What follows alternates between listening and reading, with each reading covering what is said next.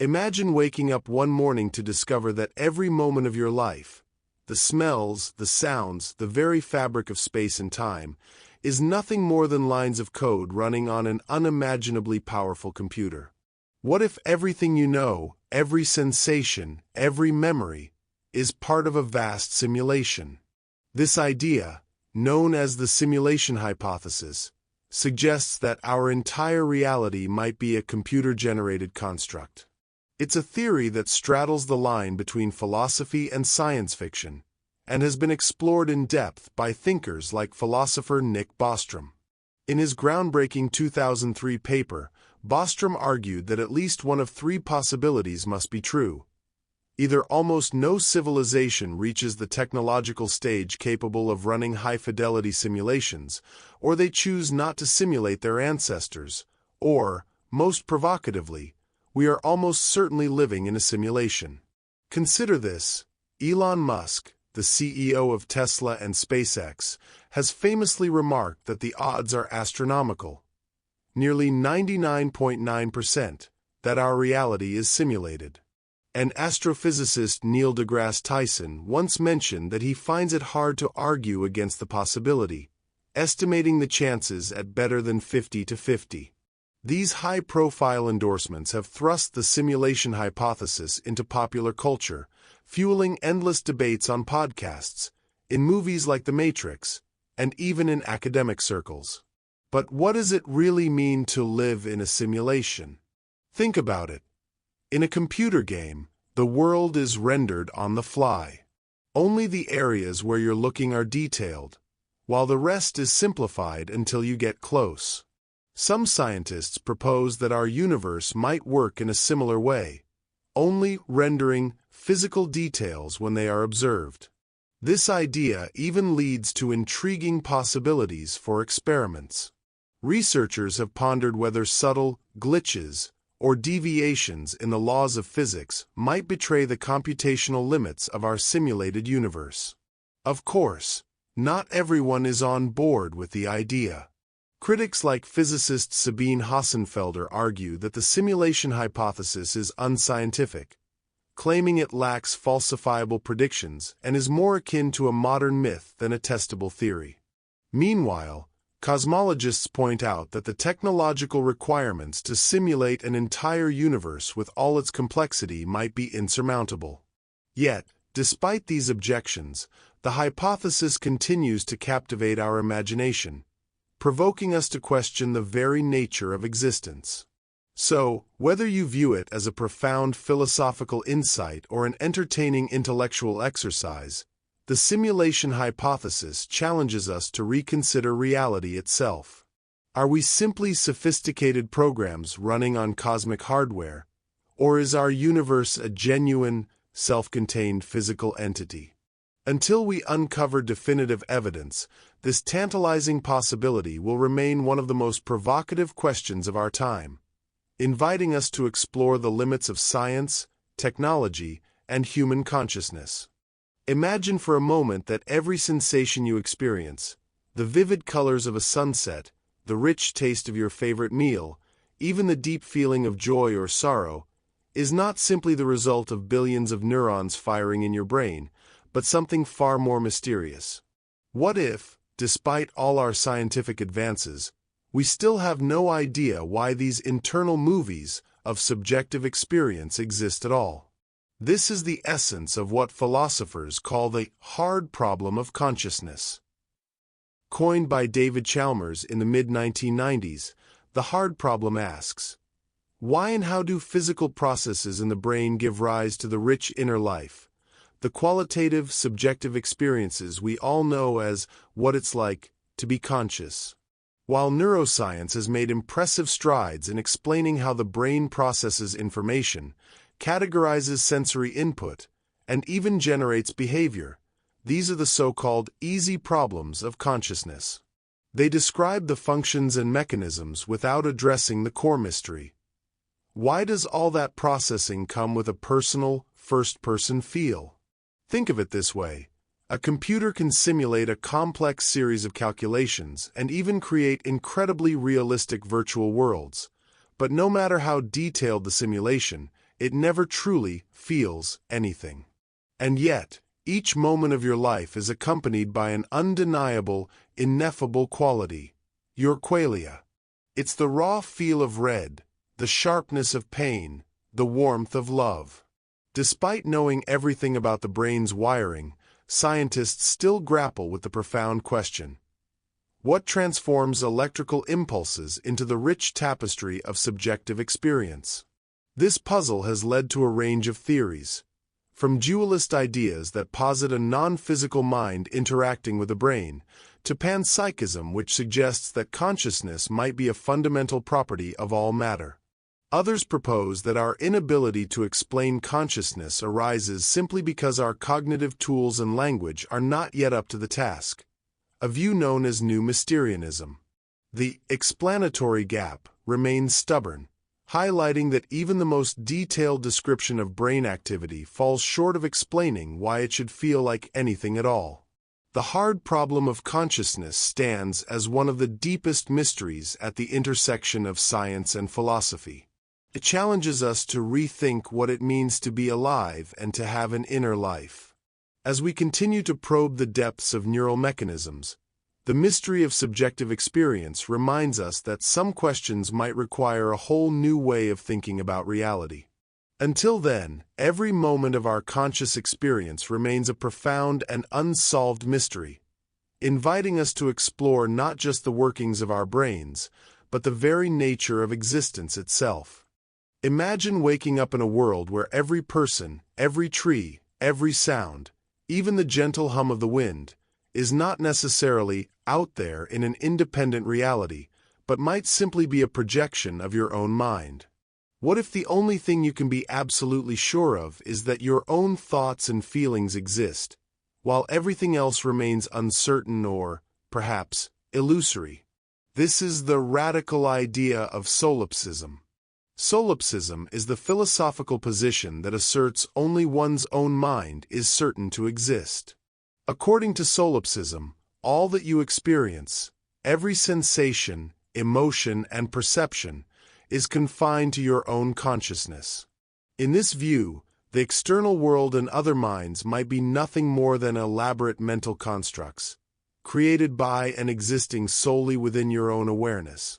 While most people assume the world around them is real and independent, solipsism forces us to confront the unsettling possibility that our reality might be entirely subjective.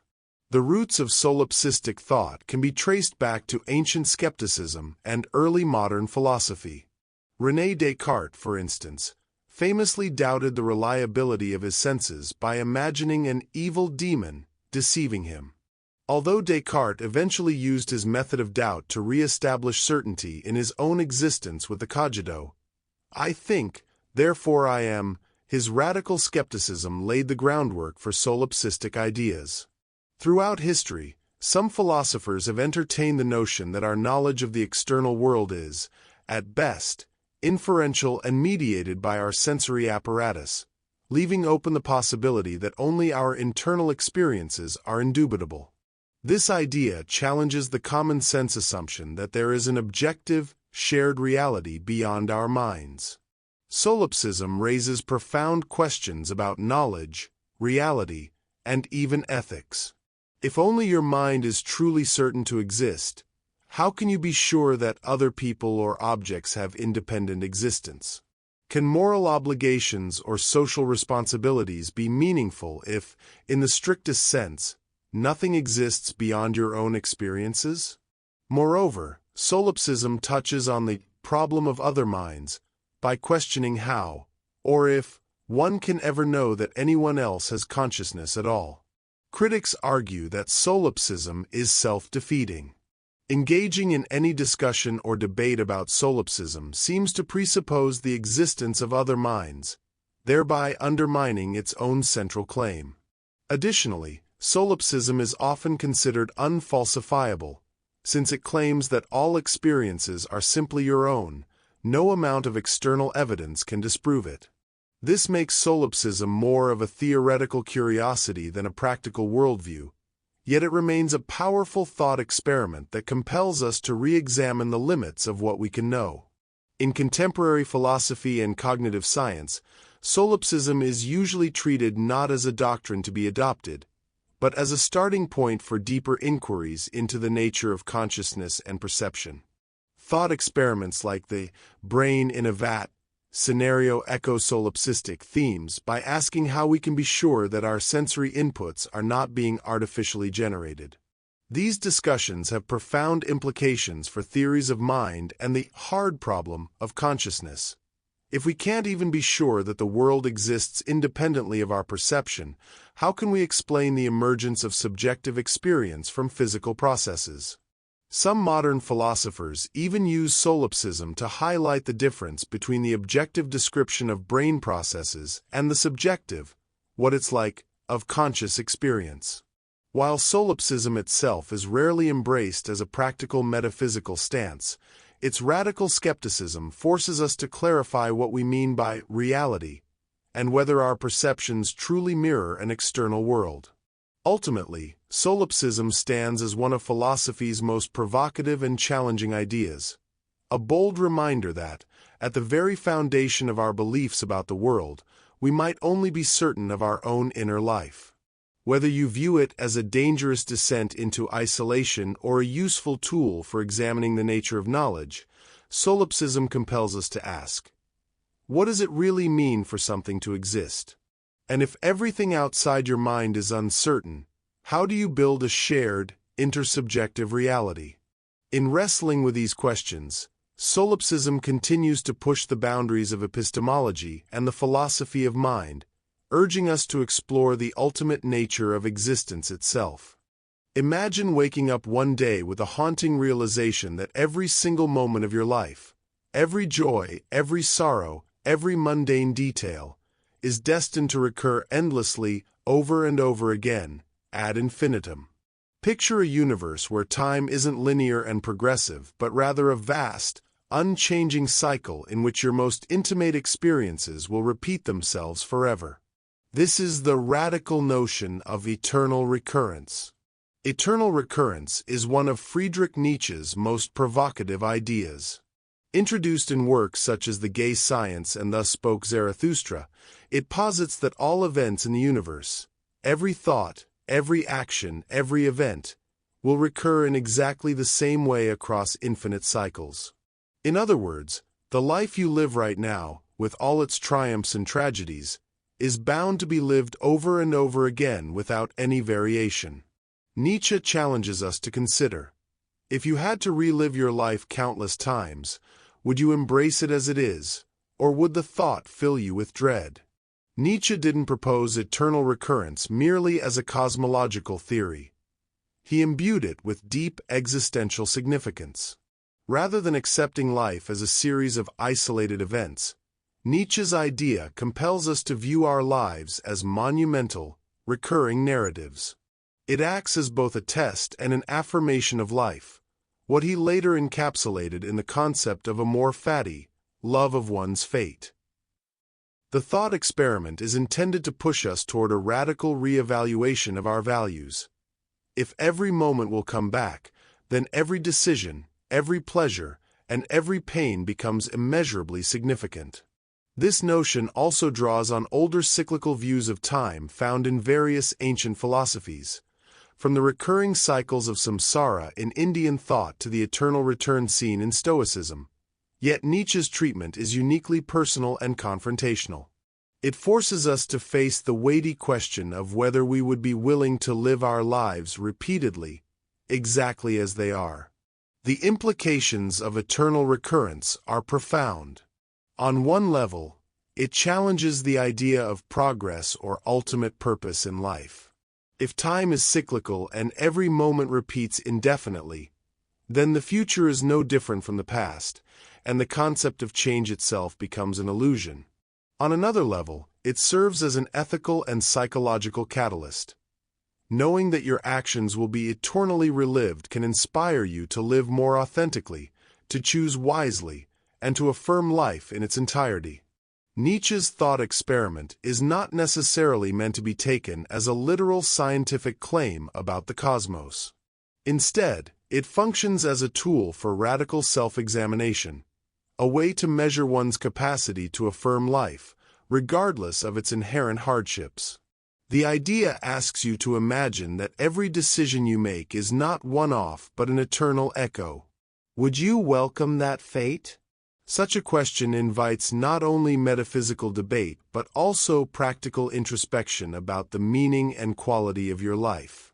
Critics of eternal recurrence often question its scientific feasibility. After all, modern physics does not currently support a model of time that repeats exactly in a cyclical pattern. However, Nietzsche's idea transcends empirical science.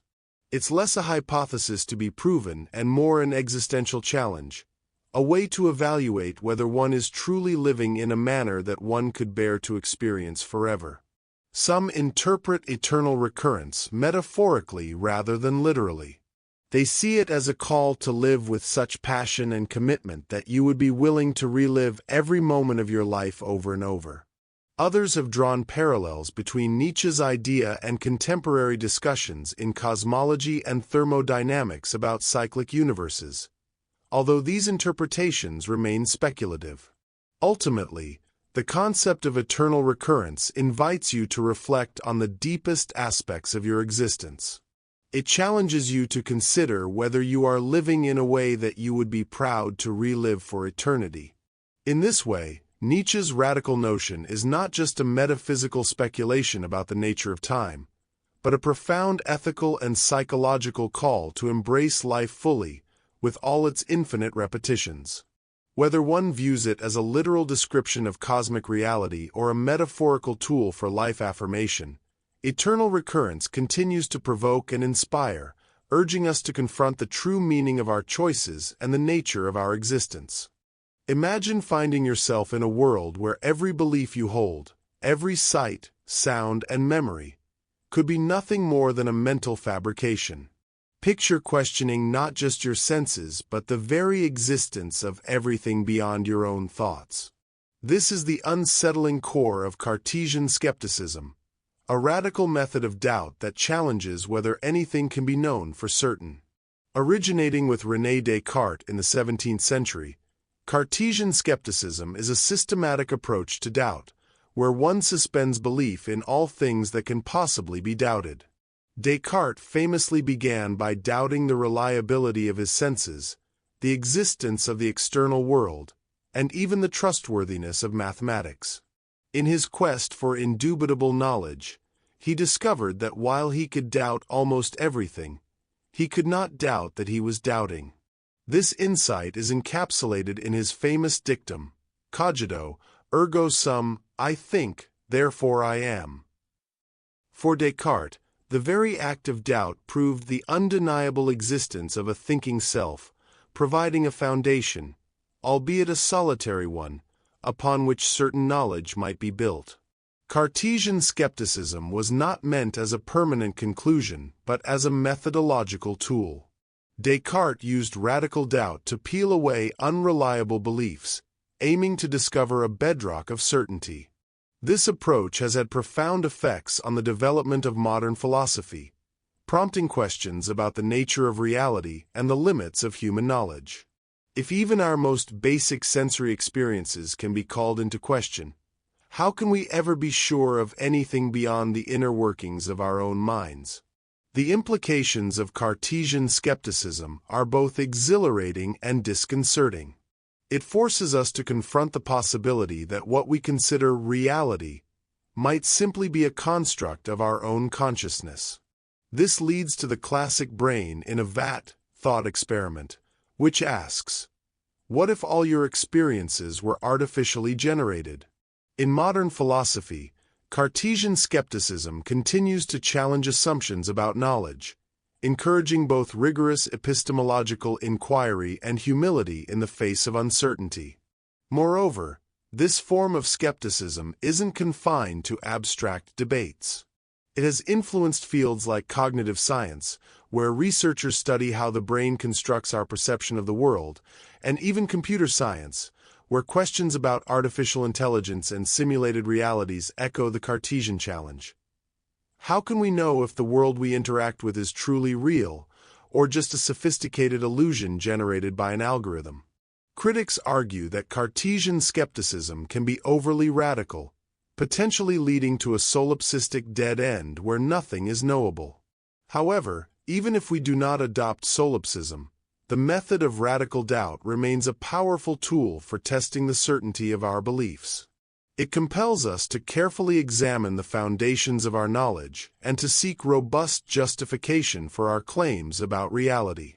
Ultimately, Cartesian skepticism remains one of philosophy's most enduring and provocative challenges.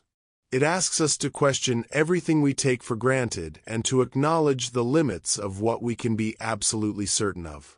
Whether you see it as a temporary methodological tool or as a profound insight into the nature of knowledge, the challenge of Cartesian skepticism invites us to explore the deep and sometimes unsettling questions about what it means to truly know something. In a world where certainty may be an illusion, embracing this radical doubt can lead to a richer, more reflective understanding of our own minds and the nature of existence. Imagine being confined in a dark cave from birth, chained in such a way that you can only see the wall directly in front of you.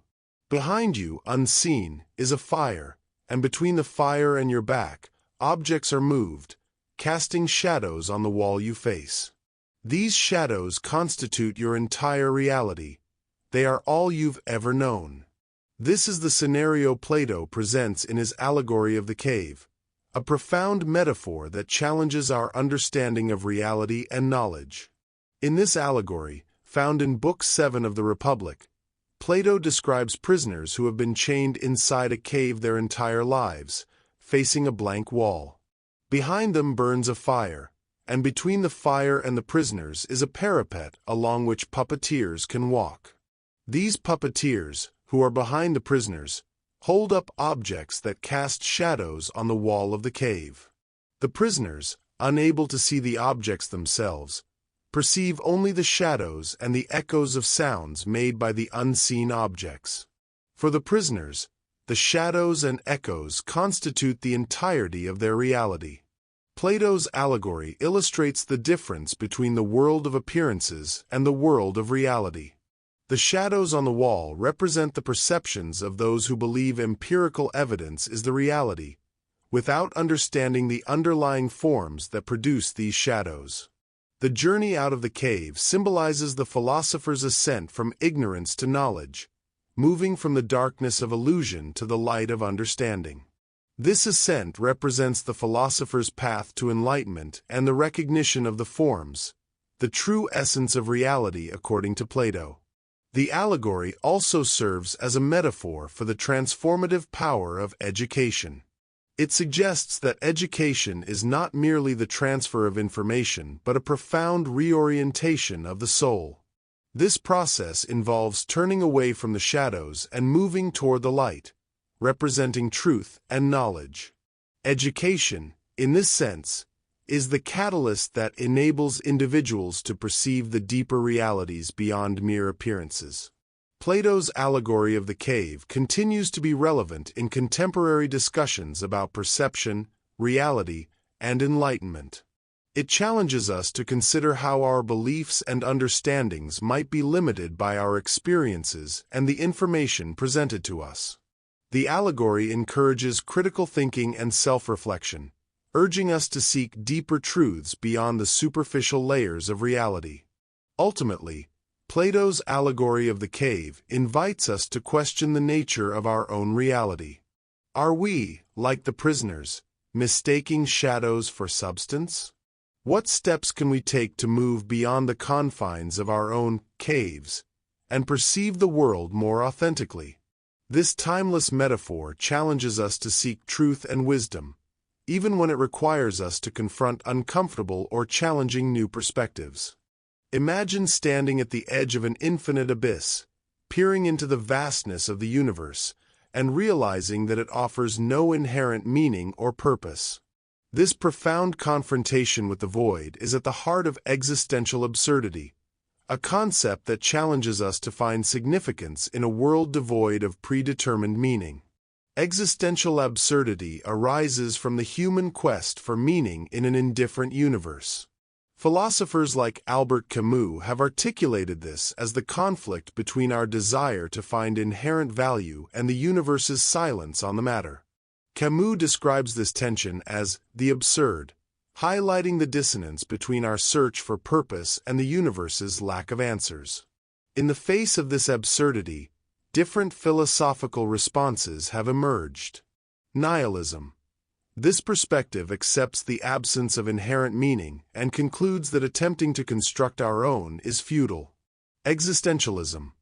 Contrarily, existentialists argue that, despite the lack of intrinsic meaning, individuals can create their own purpose through choices and actions. Absurdism. Camus philosophy suggests that while the universe is irrational and meaningless, humans should embrace this absurdity and continue to search for meaning, acknowledging the conflict without succumbing to despair. In today's world, the notion of existential absurdity resonates as individuals grapple with questions of purpose amidst societal and personal challenges. This confrontation invites us to reflect deeply on our values, aspirations, and the meanings we choose to assign to our lives. Ultimately, existential absurdity challenges us to acknowledge the universe's indifference and, in response, to craft our own meaning. This act of creation becomes a testament to human resilience and the enduring quest for significance in an otherwise indifferent cosmos. Imagine standing at a railway switch, witnessing a runaway trolley hurtling down the tracks toward 5 unsuspecting workers. You have the power to divert the trolley onto another track, where it would strike only 1 worker. This harrowing scenario encapsulates the essence of the trolley problem, a philosophical thought experiment that challenges our moral intuitions and ethical decision-making. Introduced by philosopher Philippa Foot in 1967, the trolley problem presents a moral dilemma. Should one intervene to redirect the trolley, sacrificing 1 life to save 5, or refrain from action, allowing the 5 to perish?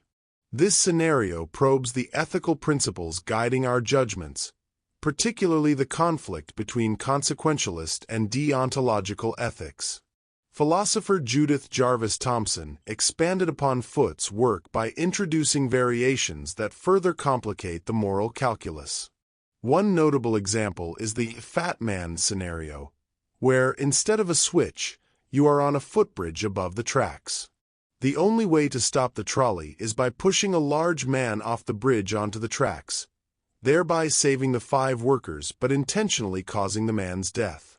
This variation intensifies the ethical quandary by questioning whether it is permissible to actively cause harm to save others. The trolley problem serves as a battleground for various ethical theories. Consequentialism. This perspective evaluates the morality of actions based on their outcomes. A consequentialist might argue that diverting the trolley to save 5 lives at the expense of 1 is the morally correct choice, as it results in the greatest net benefit. Deontological ethics. In contrast, deontologists focus on the morality of actions themselves, irrespective of outcomes. From this viewpoint, actively causing harm, e.g., pushing the man off the bridge, is inherently wrong, even if it leads to a better overall result. Virtue ethics. This approach emphasizes the character and intentions of the moral agent rather than specific actions or consequences. A virtue ethicist might consider what a virtuous person would do in such a situation, focusing on moral character and integrity. The trolley problem has faced criticism for its artificial nature and lack of real-world applicability. Some argue that such contrived scenarios oversimplify complex moral landscapes and fail to account for the nuances of human experience. Additionally, the problem's reliance on binary choices may not reflect the spectrum of options available in real-life situations. Despite these critiques, the trolley problem remains a valuable tool in exploring ethical theories and moral reasoning. It has been adapted into various formats, including interactive experiences like absurd trolley problems, which present increasingly outlandish scenarios to challenge our moral intuitions. The ethical dilemmas highlighted by the trolley problem have gained renewed significance in contemporary discussions, particularly in the development of autonomous technologies. For instance, self-driving cars may encounter situations where they must choose between actions that could harm different individuals. Programming ethical decision-making into machines raises profound questions about responsibility and morality in technology. The trolley problem endures as a provocative thought experiment, compelling us to confront the complexities of ethical decision-making. It challenges us to reflect on the principles that guide our judgments and the moral frameworks we employ when faced with life and death choices. As technology advances and societal norms evolve, the questions posed by the trolley problem remain as relevant as ever, urging us to continually examine the foundations of our moral beliefs. Imagine standing at a crossroads, contemplating which path to take. Do you choose freely, or are your actions predestined by prior events?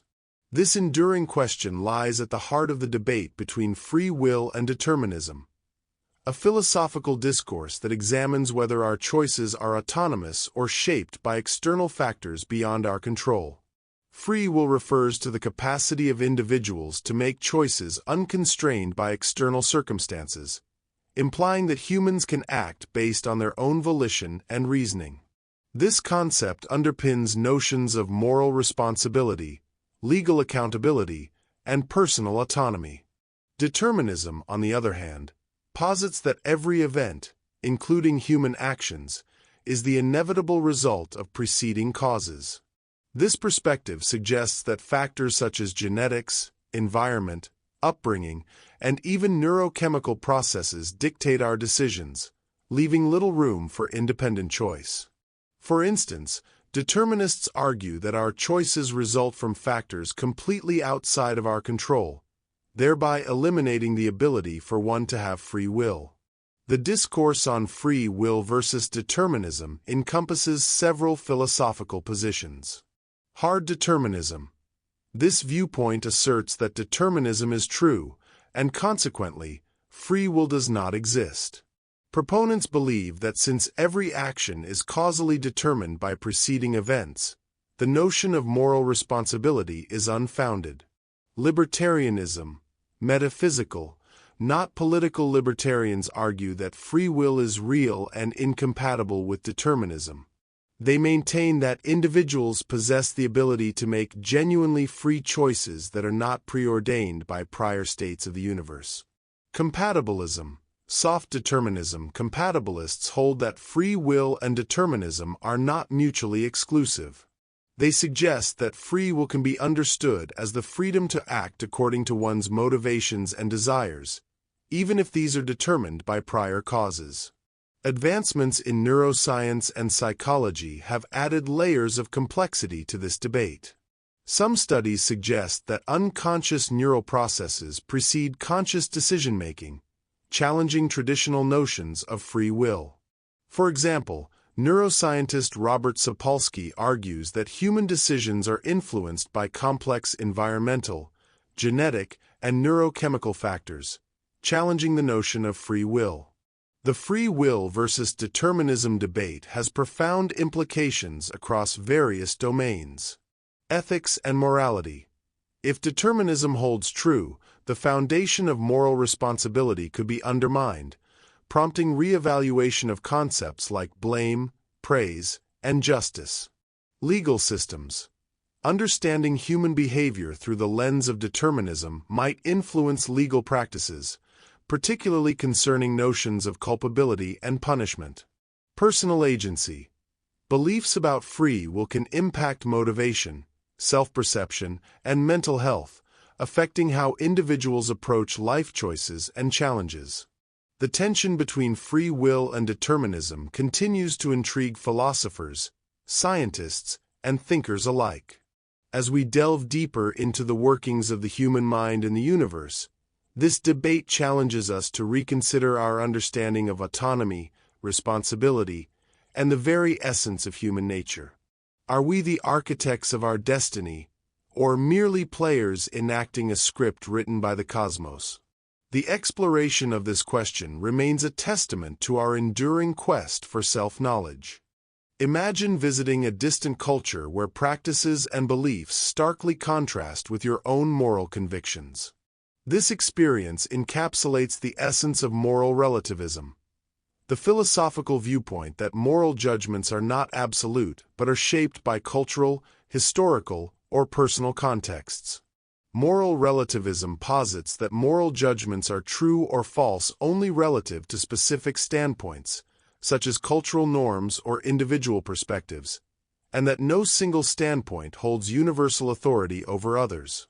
This perspective challenges the notion of objective moral truths, suggesting instead that what is considered morally right or wrong can vary across different societies and eras.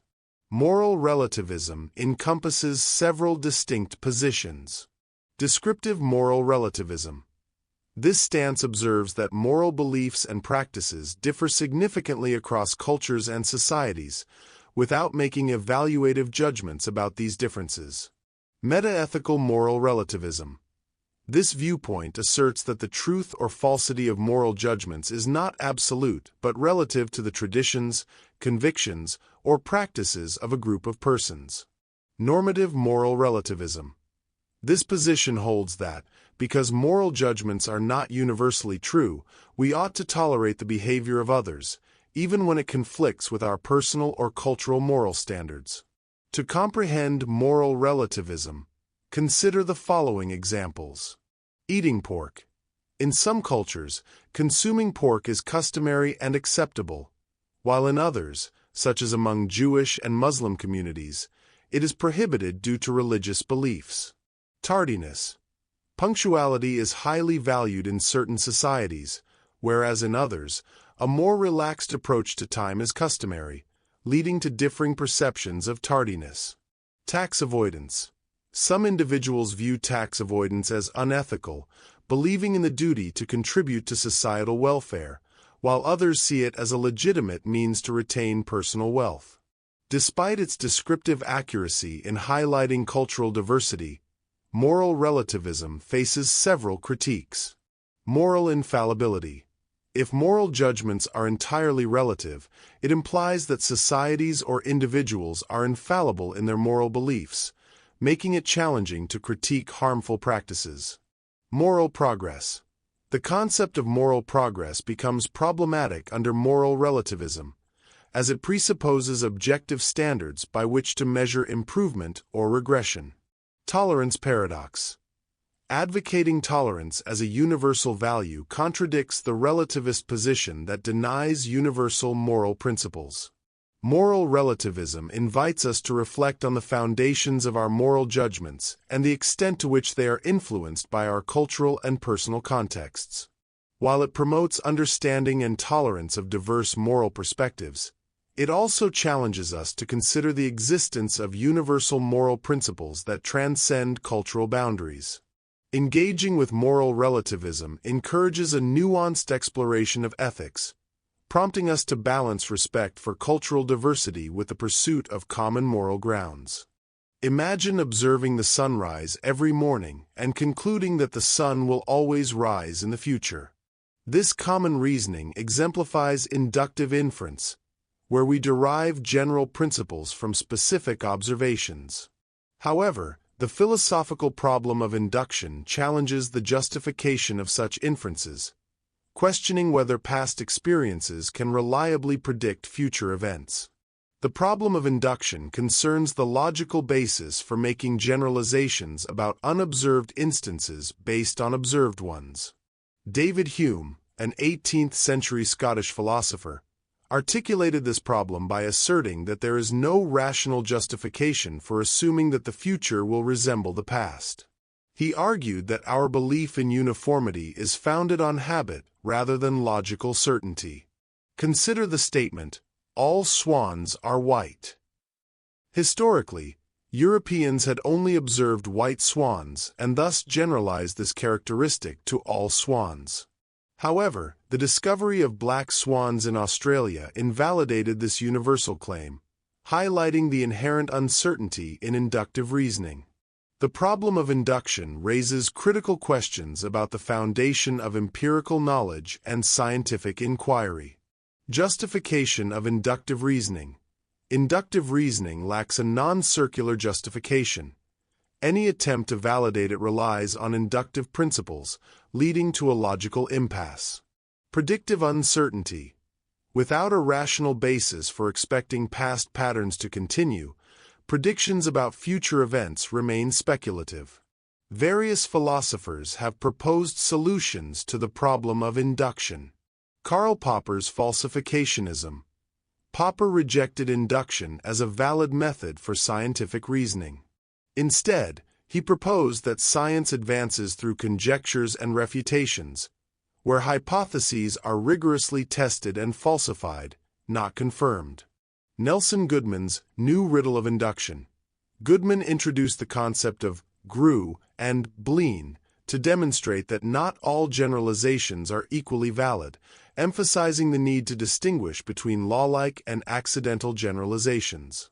The problem of induction has profound implications. Scientific methodology.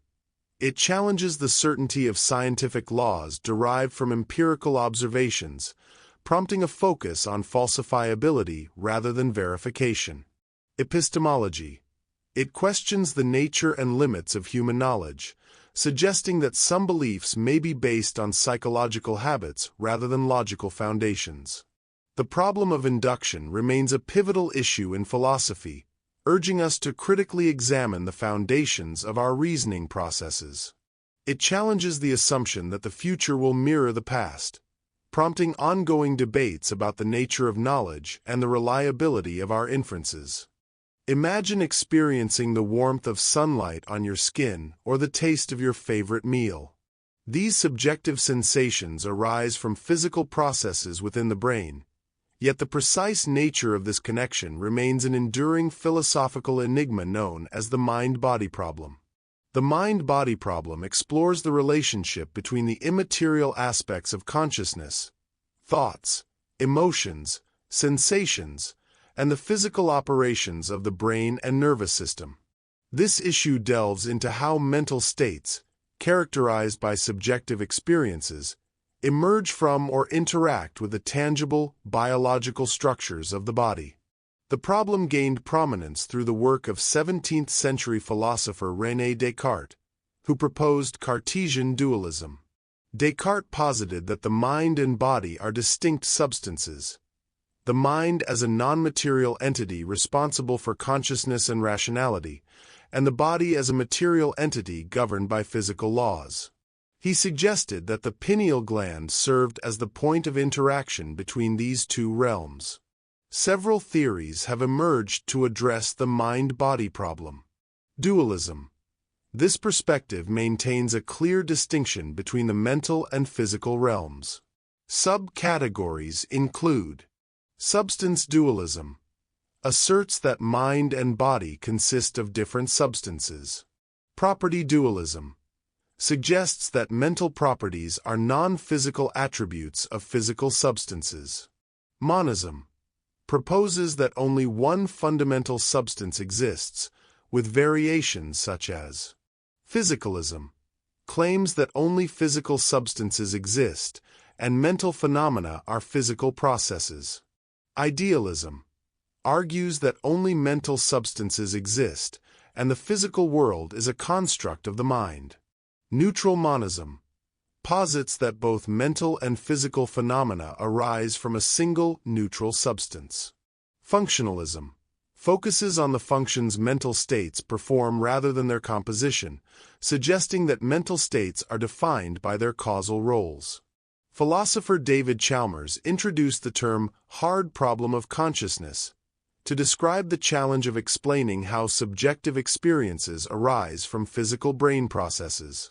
While neuroscience can elucidate the mechanisms underlying perception and behavior, it struggles to account for the qualitative aspects of consciousness, known as qualia. The mind-body problem has significant implications across various fields. Neuroscience and psychology. Understanding consciousness can inform treatments for mental health disorders and neurological conditions. Artificial intelligence. Exploring the nature of consciousness influences the development of machines with human-like awareness. Ethics and law. Insights into consciousness impact considerations of moral responsibility and personhood. The mind-body problem continues to challenge our understanding of human nature, prompting ongoing philosophical debate and scientific investigation. As we advance in unraveling the mysteries of consciousness, we edge closer to comprehending the profound connection between the physical and the experiential aspects of our existence. Imagine a world where every particle, from the tiniest electron to the vastest galaxy, possesses a form of consciousness. This intriguing notion lies at the heart of panpsychism, a philosophical perspective proposing that consciousness is a fundamental and ubiquitous feature of all matter. Panpsychism posits that mind or a mind-like aspect is a fundamental and ubiquitous feature of reality. This perspective suggests that consciousness is not exclusive to complex organisms, but is an inherent characteristic of all matter. The roots of panpsychism trace back to ancient philosophical traditions. Thinkers such as Thales, Plato, and Spinoza have been associated with ideas resonating with panpsychism. In the 19th century, it was a prevalent philosophy of mind in Western thought, but saw a decline with the rise of logical positivism in the mid-20th century. Several interpretations of panpsychism have emerged. Constitutive panpsychism. This view suggests that the consciousness of complex beings is constituted by the consciousness of their fundamental parts. Emergent panpsychism proposes that while fundamental particles possess basic forms of consciousness, complex consciousness emerges from specific arrangements of these particles. Cosmopsychism posits that the universe as a whole possesses a form of consciousness, and individual conscious entities are manifestations of this universal mind. Panpsychism offers a unique approach to the hard problem of consciousness, which questions how subjective experience arises from physical processes. By attributing consciousness to all matter, panpsychism circumvents the need to explain its emergence from non-conscious entities. Despite its intriguing propositions, panpsychism faces several challenges. Empirical testability. Critics argue that panpsychism lacks empirical falsifiability, making it difficult to test or validate through scientific methods. Combination problem.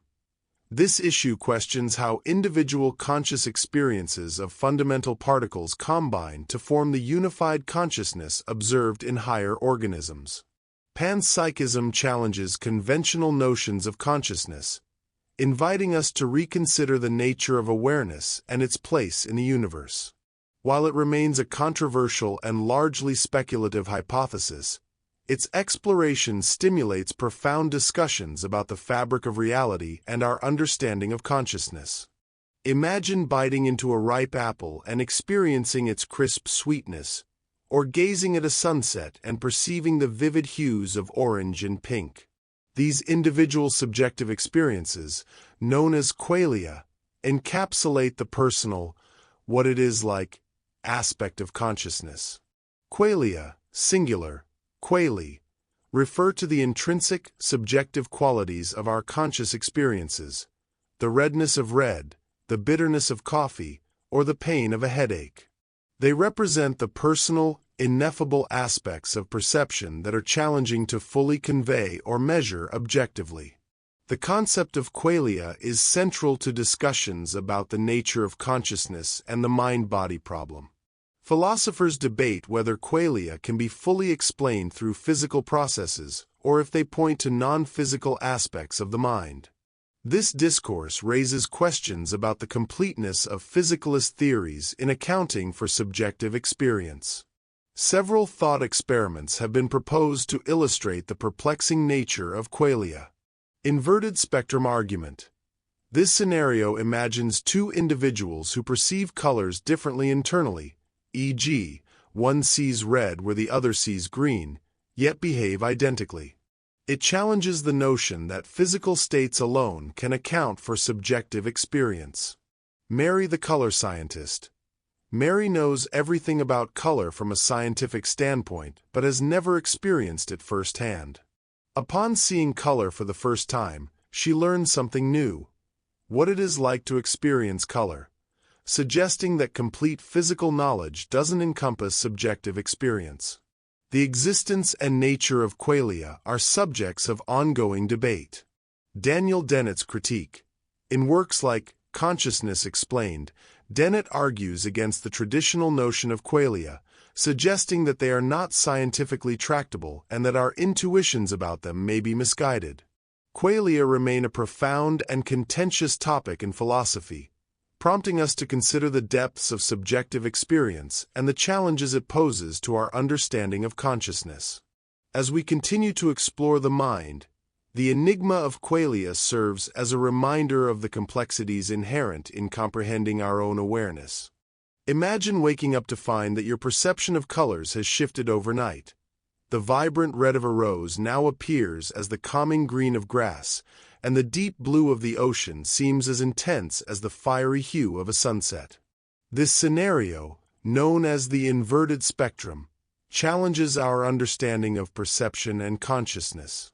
The inverted spectrum is a thought experiment in the philosophy of mind that explores the possibility of two individuals sharing the same color vocabulary and exhibiting identical behavioral responses to colors, yet experiencing the hues differently on a subjective level.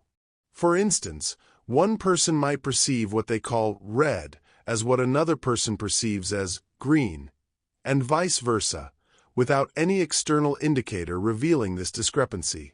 The concept dates back to John Locke, who introduced the idea to illustrate the potential differences in individual subjective experiences. Locke suggested that if two people consistently associated different internal experiences with the same external color stimuli, there would be no way to detect this variation, as their behaviors and descriptions would align perfectly. The inverted spectrum challenges several philosophical positions. Behaviorism.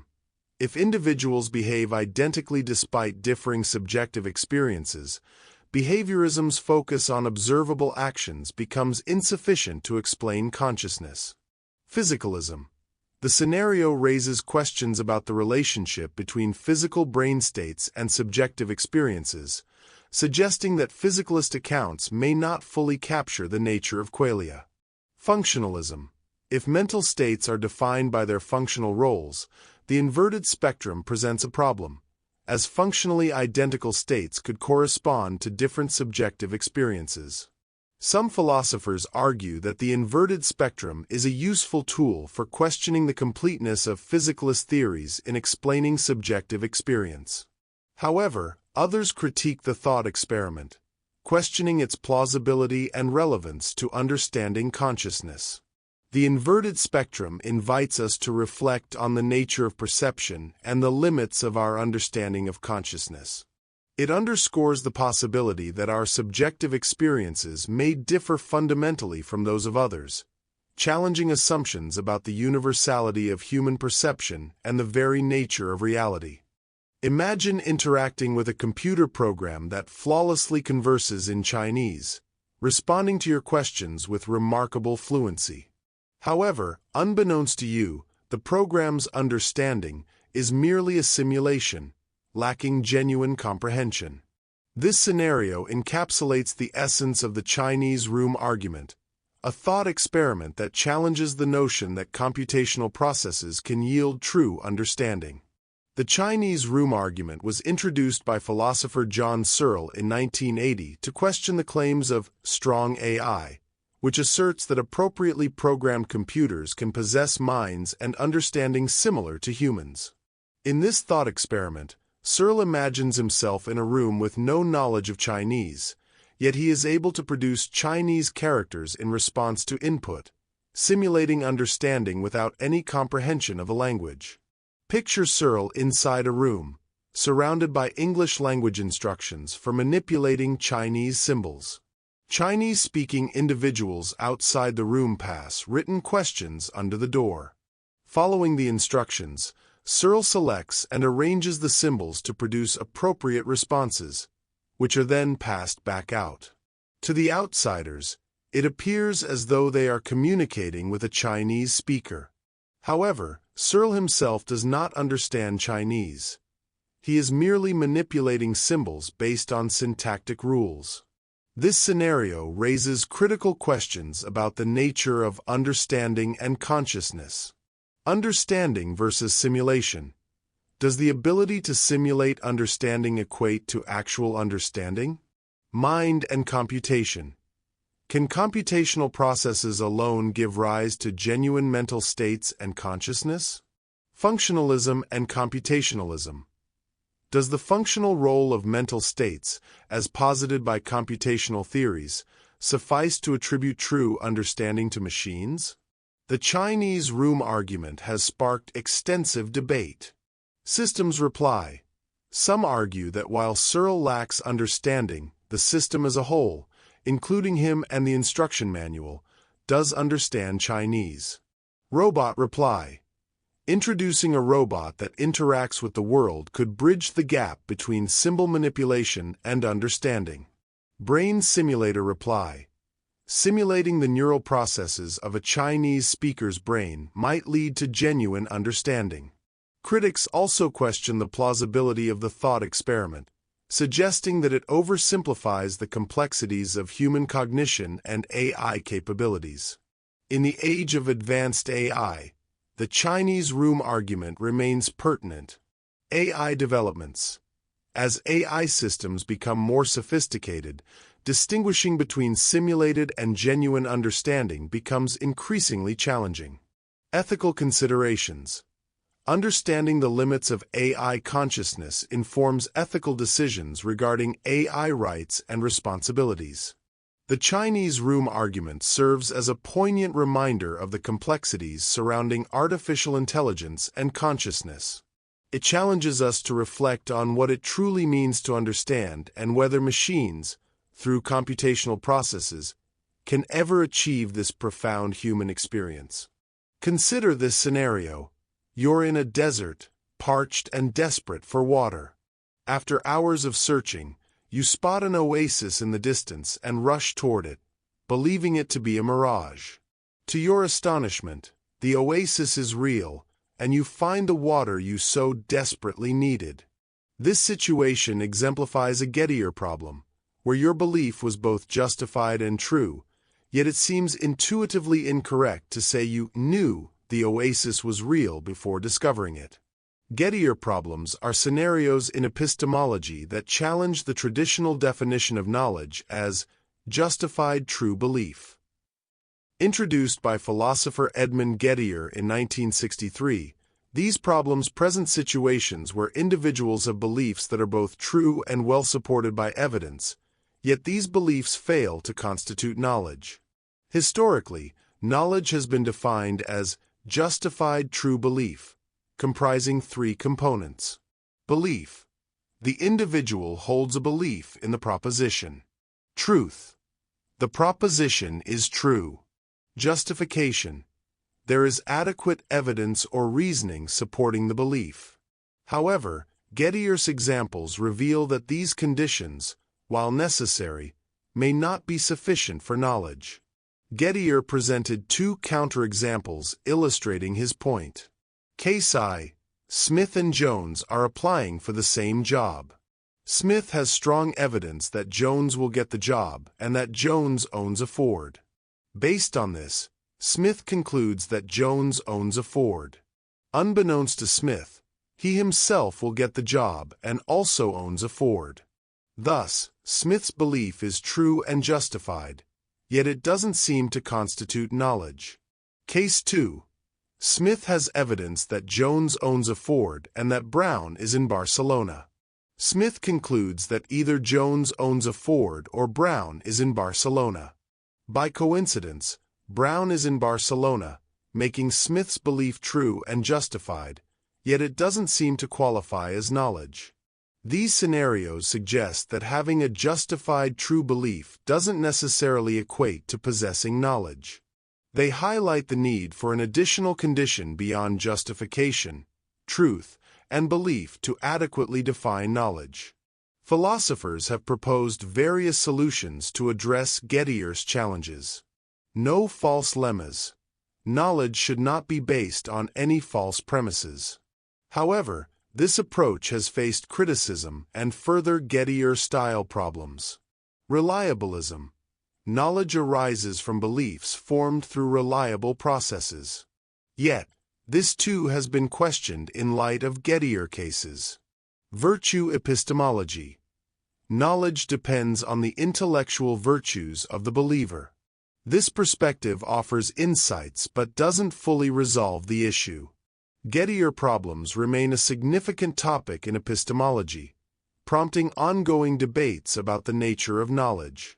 They challenge our intuitions and encourage more nuanced definitions that account for the complexities of belief, truth, and justification. The exploration of Gettier problems underscores the intricate nature of knowledge and belief.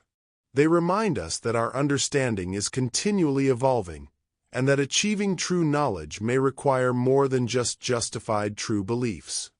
Have you ever questioned the reality of the world around you? Could it be that everything you perceive is merely a figment of your imagination, a dream, or an elaborate illusion? This line of thinking delves into radical skepticism about the external world, a philosophical stance that challenges our confidence in the existence of anything beyond our own minds. Radical skepticism about the external world posits that we cannot attain true knowledge about the physical reality outside our minds. This perspective questions the certainty of our perceptions and the existence of an objective world independent of our consciousness. The roots of external world skepticism trace back to ancient philosophy. Pyrrho of Elis, a Greek philosopher from the 4th century BCE, is often regarded as the founder of skepticism. He asserted that knowledge is impossible, and even if we believe we know something, we cannot be certain of its truth. In the modern era, René Descartes introduced methodological skepticism, famously dubbing it cogito, ergo sum, I think, therefore I am, as a foundational truth amidst widespread doubt. Radical skepticism challenges the traditional notion of knowledge as justified true belief. Philosophers like Edmund Gettier have presented scenarios where individuals hold beliefs that are justified and true yet fail to constitute knowledge, further complicating the debate. Several arguments bolster the case for radical skepticism. Dream argument. The indistinguishability between waking experiences and dreams raises doubts about the reliability of our sensory perceptions. Evil demon hypothesis. Proposed by Descartes, this scenario suggests the possibility of a malicious entity deceiving us, manipulating our perceptions to create a false reality. Brain in a vat scenario. This modern twist on Cartesian skepticism imagines that our brains are suspended in vats, connected to supercomputers generating simulated experiences, rendering our perceptions entirely fabricated. Philosophers have developed various counterarguments to address skepticism. Common sense realism. Advocates like Thomas Reid argue that our everyday experiences provide a solid foundation for knowledge, and skepticism undermines practical living. Phenomenal conservatism. This principle asserts that, in the absence of defeaters, we are justified in believing that the world is as it seems to us, challenging the skeptic's demand for absolute certainty. Contextualism. This approach suggests that the standards for knowledge claims vary depending on the context, making skeptical challenges less impactful in everyday situations. In today's digital age, radical skepticism gains new dimensions. Advancements in virtual reality and artificial intelligence blur the lines between genuine experiences and simulated ones, prompting renewed discussions about the nature of reality and our capacity to know it. Radical skepticism about the external world invites us to scrutinize the very essence of our knowledge and perceptions. While it poses significant challenges, it also stimulates deeper inquiry into the nature of existence, consciousness, and the limits of human understanding, ensuring its enduring presence in philosophical discourse.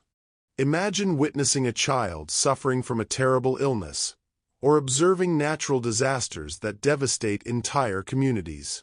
Such events often lead us to question, how can an all-powerful, all-knowing, and perfectly good God allow such evil and suffering to exist? This profound dilemma is known as the problem of evil. The problem of evil is a philosophical and theological challenge that seeks to reconcile the existence of evil and suffering in the world with the concept of a deity who is omnipotent, all-powerful, omniscient, all-knowing, and omnibenevolent, all-good. The core of the problem lies in the apparent contradiction between these divine attributes and the observable presence of evil. The logical problem of evil posits that the existence of evil is logically incompatible with the existence of such a deity. If God is all-powerful, he should be able to eliminate evil. If he is all-knowing, he would be aware of all evil. And if he is all-good, he would desire to eradicate evil. Yet, evil exists, suggesting a contradiction. The evidential problem of evil does not claim a logical contradiction, but argues that the quantity and intensity of evil in the world make it improbable that such a deity exists. This form of the problem highlights the overwhelming evidence of evil as a challenge to theistic belief. Throughout history, various responses have been proposed to address the problem of evil. Theodicies. These are justifications that attempt to explain why a benevolent and omnipotent God might permit evil. For example, the free will defense suggests that evil results from human free will, which is necessary for genuine love and moral goodness. Soul-making theodicy. Proposed by philosopher John Hick, this view suggests that experiencing and overcoming evil and suffering are essential for spiritual and moral development, leading to the formation of virtuous souls. Skeptical theism. This approach argues that human beings, with their limited understanding, cannot comprehend God's reasons for allowing evil, positing that God's greater plan may be beyond human grasp. The problem of evil remains a central topic in philosophical and theological discussions, especially in light of modern events such as natural disasters, pandemics, and human atrocities. These occurrences continue to challenge believers and non-believers alike to grapple with questions of faith, morality, and the nature of divinity. The existence of evil and suffering in the world presents a profound challenge to traditional conceptions of God. While various responses offer different perspectives, the problem of evil continues to inspire deep reflection and debate, encouraging individuals to explore the complexities of faith, morality, and the human condition. Have you ever felt that relentless drive to find meaning in life, only to be met with the universe's indifferent silence? This internal struggle forms the crux of absurdism, a philosophy championed by Albert Camus, which highlights the conflict between our quest for purpose and the universe's lack of inherent meaning. Absurdism posits that humans naturally seek meaning and clarity in a world that offers none. This clash between our desires and the universe's indifference leads to the absurd. Camus delved into this concept, suggesting that acknowledging life's absurdity doesn't lead to despair but can foster a more authentic existence. Camus argued that recognizing the absurdity of our existence is liberating. Instead of succumbing to nihilism or seeking false comforts, we can embrace the absurd and live fully in the present, creating our own meaning through experience and rebellion against the absurd. In The Myth of Sisyphus, Camus portrays Sisyphus as the quintessential absurd hero. Condemned to eternally roll a boulder uphill only for it to roll back down each time, Sisyphus embodies the human condition. Yet, Camus suggests we must imagine him happy, finding purpose in the struggle itself. Faced with the absurd, Camus identified three possible responses: suicide, rejecting life due to its lack of meaning; leap of faith, turning to religion or belief in an afterlife to impose meaning; revolt, embracing the absurd and creating personal meaning through rebellion and experience. Camus advocated for the third option, encouraging us to live authentically despite, or because of, the absurdity. In today's fast-paced world, absurdism resonates as many grapple with existential questions amid technological advancements and societal changes. Camus' philosophy offers a lens to navigate modern life's inherent uncertainties. Absurdism challenges us to confront the meaningless cosmos and still find joy in the journey. By acknowledging the absurd, we can liberate ourselves from false hopes and embrace a life rich with personal meaning and authenticity. In a world where values and beliefs often clash, have you ever wondered if any of them truly hold meaning? Nihilism challenges the very foundation of our convictions, suggesting that life lacks inherent purpose and that our moral and religious principles are unfounded. Nihilism is a philosophical viewpoint that denies the existence of objective meaning, value, or truth in life. It asserts that traditional beliefs, especially moral and religious, are baseless, leading to the conclusion that existence is senseless and without purpose. Existential nihilism. This form suggests that life lacks intrinsic meaning or value, leading individuals to question the purpose of existence itself. Moral nihilism. Also known as moral skepticism, it denies the existence of objective moral truths, implying that moral judgments are subjective and without universal foundation. Epistemological nihilism. This perspective challenges the possibility of knowledge, asserting that true knowledge is unattainable and that beliefs and perceptions are unreliable. The term nihilism gained prominence through Russian author Ivan Turgenev's novel, Fathers and Sons, where the character Bazarov embodies this philosophy. Friedrich Nietzsche later explored nihilism's implications, particularly the crisis of nihilism, which involves the erosion of traditional values and the ensuing void of meaning. Confronted with nihilism's implications, several philosophical responses have emerged. Existentialism. Philosophers like Jean-Paul Sartre and Albert Camus acknowledged life's lack of inherent meaning but proposed that individuals could create their own purpose through choices and actions. Absurdism. Albert Camus introduced this concept, highlighting the conflict between our search for meaning and the universe's indifference, suggesting that embracing this absurdity can lead to a liberating perspective on life. In today's society, nihilism influences various cultural and intellectual discussions. It challenges established norms and prompts individuals to seek personal meaning in a seemingly indifferent world. However, it's crucial to distinguish between nihilism's philosophical stance and its misinterpretations, which can sometimes be associated with destructive or reactionary ideologies. Nihilism invites us to question the very essence of our beliefs and the meaning we ascribe to life. While it presents a daunting perspective, it also opens the door to personal exploration and the freedom to define our own values in an uncertain world. In a world saturated with external influences and societal expectations, the quest for existential authenticity calls upon individuals to align their actions with their true selves, embracing personal values and desires amidst pervasive pressures. Defining existential authenticity. Existential authenticity refers to the degree to which one's actions are congruent with their innermost feelings, desires, and convictions, despite external pressures to conform.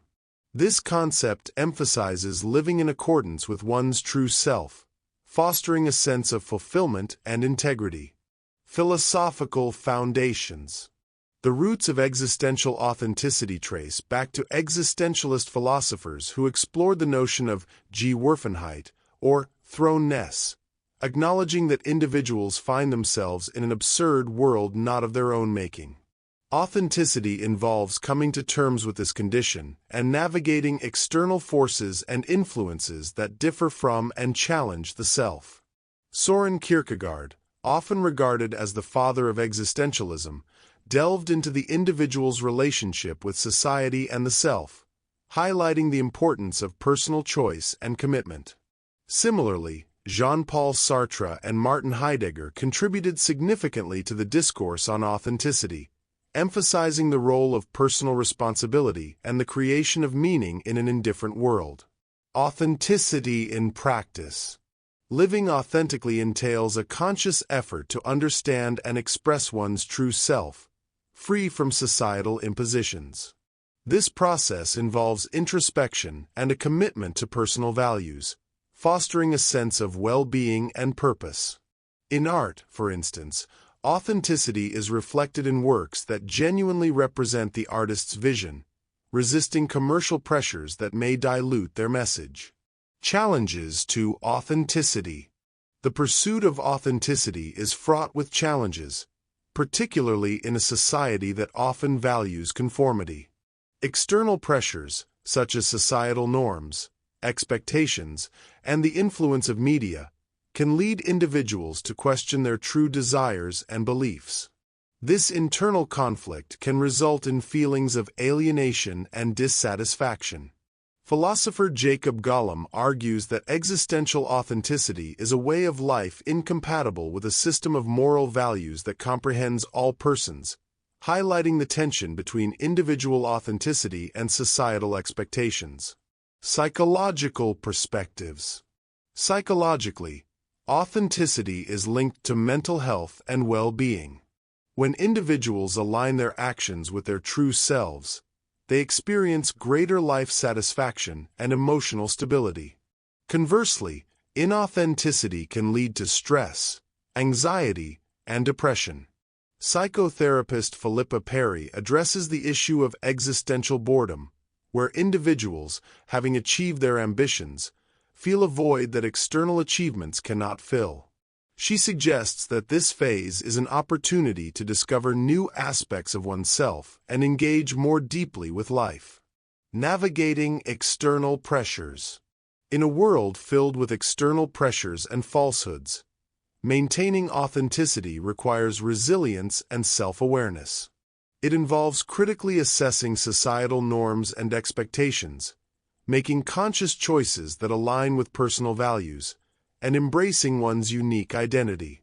This journey is ongoing, requiring continuous reflection and adaptation. Contemporary relevance. In today's digital age, the concept of authenticity has gained prominence, especially in discussions about social media and online personas. The curated nature of online content often presents a distorted reality, challenging individuals to reconcile their online identities with their true selves. Philosopher Shannon Vieira warns against the tendency to perceive AI as a rational, objective mind, cautioning that this view can lead to a dangerous surrender of human agency and responsibility.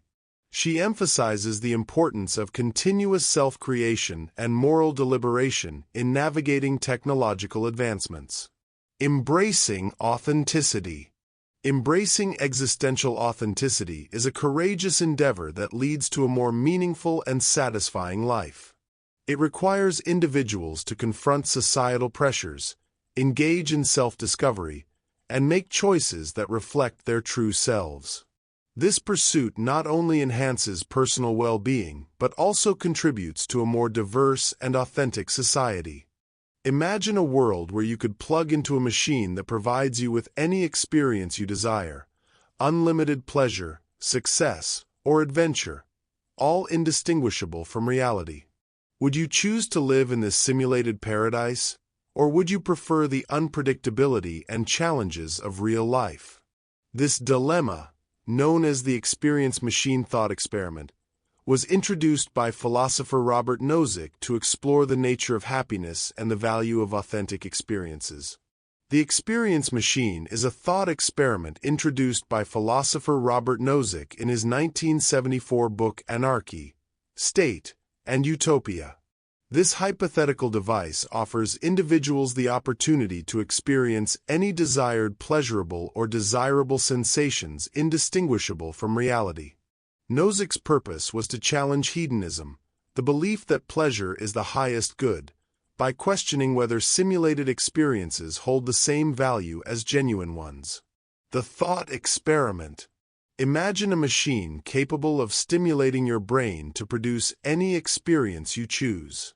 Once connected, you'd undergo these experiences without awareness of their artificial nature, living out your ideal life in a simulated environment. Nozick posits that if pleasure were our sole pursuit, we would have no reason to reject such an option. However, he suggests that many would hesitate, indicating that other factors contribute to the value we place on experiences beyond mere pleasure. Arguments against the experience machine. Nozick presents several reasons why individuals might opt out of the experience machine. Desire to engage in authentic activities. People often seek to perform certain actions for their own sake, not just to experience them. The machine offers only the illusion of action without genuine accomplishment. Aspiration to become a certain kind of person. Authentic personal development involves real challenges and growth. The machine's simulated experiences wouldn't contribute to true self-improvement. Value of actual contact with reality. There's intrinsic worth in interacting with the real world and others, even with its imperfections. The machine confines users to a fabricated existence, lacking genuine connection. These considerations suggest that our well-being encompasses more than just pleasurable experiences.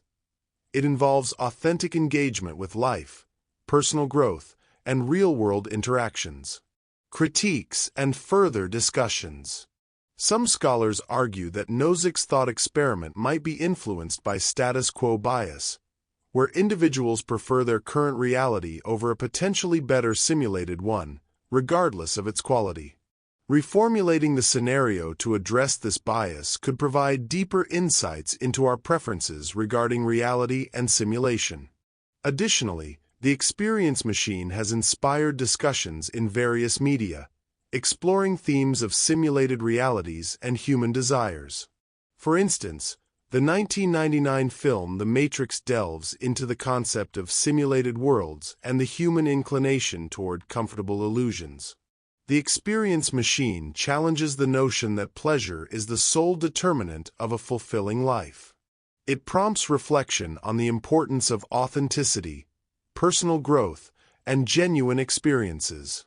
By considering this thought experiment, we gain insight into the multifaceted nature of human well-being and the values that truly enrich our lives. Have you ever questioned the authenticity of your experiences, wondering if the world around you is genuine or merely a sophisticated simulation? This intriguing notion is at the heart of the simulation argument, a philosophical proposition introduced by Swedish philosopher Nick Bostrom in 2003. Bostrom's argument suggests that one of the following statements is highly probable. Technological limitation. Human civilization is unlikely to reach a level of technological maturity capable of creating highly detailed simulations of reality. Lack of interest. Advanced civilizations that could run such simulations are not interested in doing so, possibly due to ethical considerations or resource allocation. Simulation hypothesis. We are almost certainly living in a computer simulation created by an advanced civilization. Bostrom's trilemma posits that if the first two propositions are false, the third becomes highly plausible. Given the rapid advancement of computing power and virtual reality technologies, it's conceivable that future civilizations might run simulations indistinguishable from reality. If they did, the number of simulated conscious beings could vastly outnumber biological ones, making it statistically likely that we are among the simulated. Implications of the simulation argument. Accepting the possibility that we live in a simulation leads to several profound questions. Nature of consciousness. What does it mean for our consciousness if it's artificially generated? Ethical considerations. Should the creators of such simulations be held to moral standards? Reality perception. How would our understanding of existence change if we knew our reality was simulated? These questions challenge our fundamental beliefs about existence, consciousness, and the nature of reality itself. Critiques and further discussions. Some scholars argue that Bostrom's argument might be influenced by status quo bias, where individuals prefer their current reality over a potentially better simulated one, regardless of its quality. Reformulating the scenario to address this bias could provide deeper insights into our preferences regarding reality and simulation. Additionally, the simulation argument has inspired discussions in various media, exploring themes of simulated realities and human desires. For instance, the 1999 film The Matrix delves into the concept of simulated worlds and the human inclination toward comfortable illusions. The simulation argument invites us to reconsider our assumptions about reality, consciousness, and technological progress. While definitive proof remains elusive, the discussion encourages a deeper examination of the nature of our existence and the possibilities that future technologies may hold. In today's media-saturated culture, distinguishing between the real and its representations has become increasingly challenging. This phenomenon, where the boundaries between reality and fabricated images blur, is encapsulated in the concept of hyperreality. Coined by French philosopher Jean Baudrillard, hyperreality refers to a condition where the real and its representation are indistinguishable. Origins and development of hyperreality. Baudrillard introduced the concept of hyperreality in his 1981 work Simulacra and Simulation. He argued that in postmodern societies, simulations, copies without originals, have become so pervasive that they create a reality of their own, overshadowing and replacing the authentic. For Baudrillard, hyperreality is not merely a blending of reality and representation, but a state where the distinction between the two no longer exists. Characteristics of hyperreality. Hyperreality manifests through several key characteristics. Simulation of reality. The creation of lifelike replicas or simulations that people accept as real, such as theme parks or virtual worlds. Media influence. The portrayal of events and lifestyles in media that shape public perception, often leading to a skewed understanding of reality. Celebrity culture. The construction of celebrity personas through media, blending their real-life actions with their media representations, creating a hyperreal image. Examples of hyperreality. Theme parks. Destinations like Disneyland present an idealized version of reality, offering visitors a curated experience that feels more enchanting than the everyday world. Reality television. Shows that depict scripted scenarios as genuine interactions blur the lines between actual events and entertainment, leading audiences to perceive them as authentic. Social media platforms.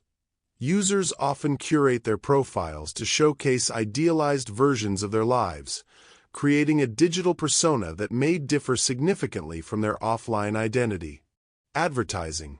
Commercials present products within aspirational lifestyles, suggesting that purchasing the product will lead to a more fulfilling life, thus creating a hyperreal association between the product and happiness. Implications of hyperreality. The prevalence of hyperreality has profound implications. Perception of reality. Continuous exposure to hyperreal images can alter individuals' perceptions, making it difficult to distinguish between authentic experiences and simulated ones. Cultural impact. Hyperreality influences cultural norms and values, as media representations shape societal expectations and desires. Psychological effects. The consumption of hyperreal content can lead to dissatisfaction with one's own life, as individuals compare themselves to the idealized images presented in media. Critiques and discussions. While Baudrillard's theory offers a compelling lens to examine contemporary society, it has faced criticism for its perceived nihilism and determinism. Critics argue that it overlooks the agency of individuals in interpreting and interacting with media. Furthermore, the rise of digital technologies and user-generated content challenges the notion that representations are solely controlled by dominant cultural forces. Hyperreality provides a framework to understand how media and cultural productions shape our perception of the world. By recognizing the characteristics and implications of hyperreality, individuals can develop a more critical perspective on the content they consume, fostering a deeper awareness of how reality is constructed and represented in modern society. Have you ever wondered if time, as we perceive it, is merely an illusion? Could it be that past, present, and future are not distinct phases, but are instead equally real or perhaps even illusory constructs of our consciousness? This concept challenges our fundamental understanding of reality and has intrigued philosophers, scientists, and thinkers for centuries. Philosophical perspectives on time. The notion that time might be an illusion has deep philosophical roots.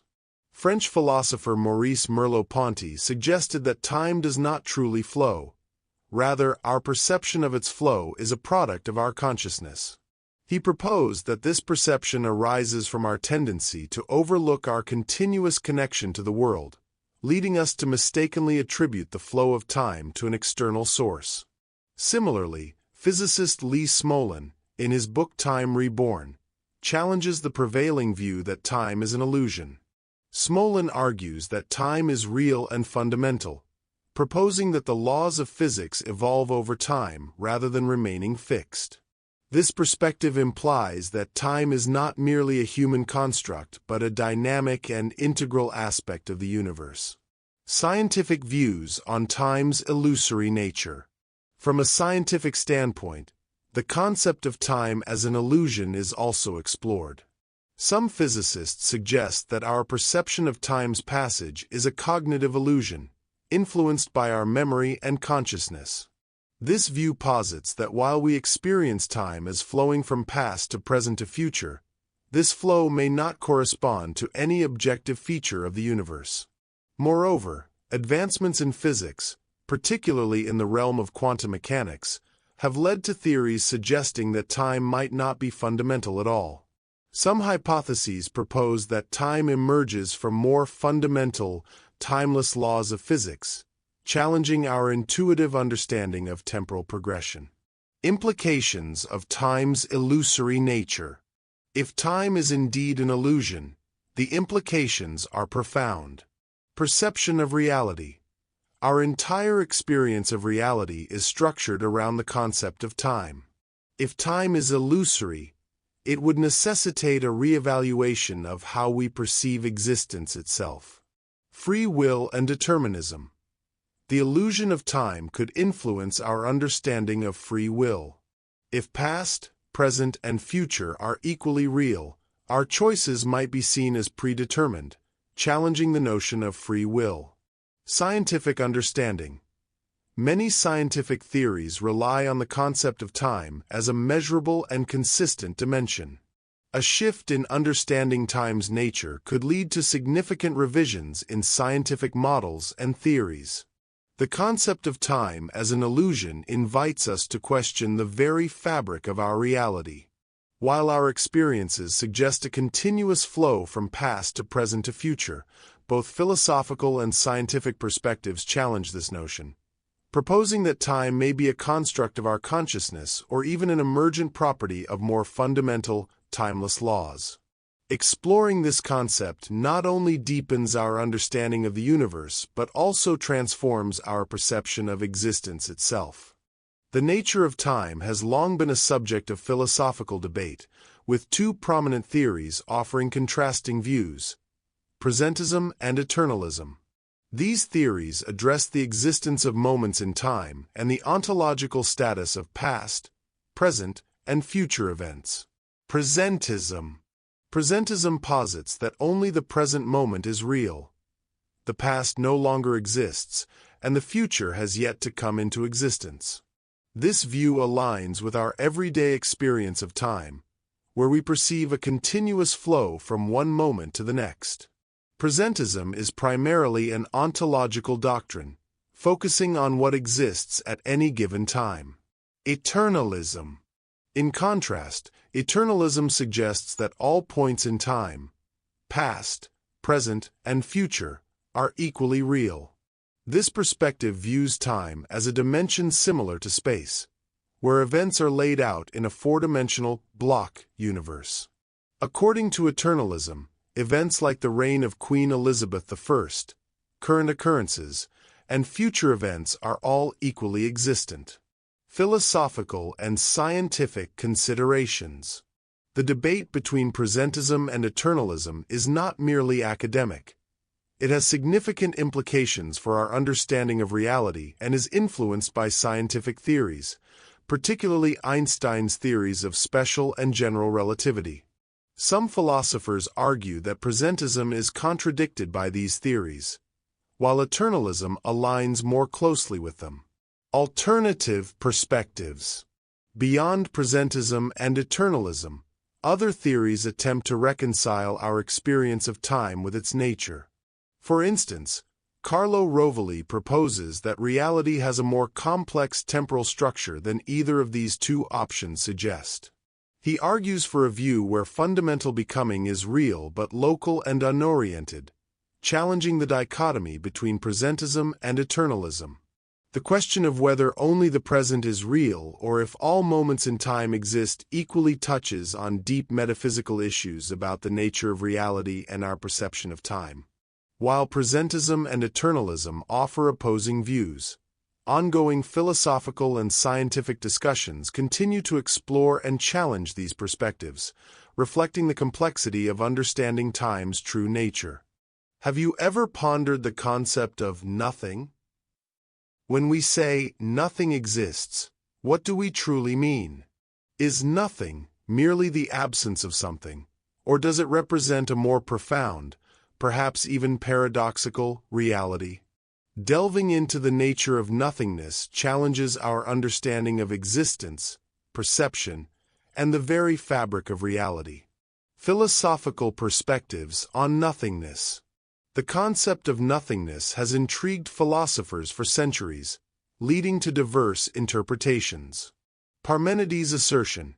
The ancient Greek philosopher Parmenides argued that nothingness is a logical impossibility. He posited that to speak of nothing is to speak of something, thereby rendering nothing a contradiction in terms. Heidegger's existential nothingness. Martin Heidegger, a 20th-century existentialist, explored nothingness as an intrinsic aspect of human existence.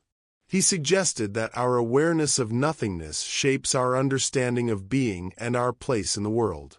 Buddhist emptiness.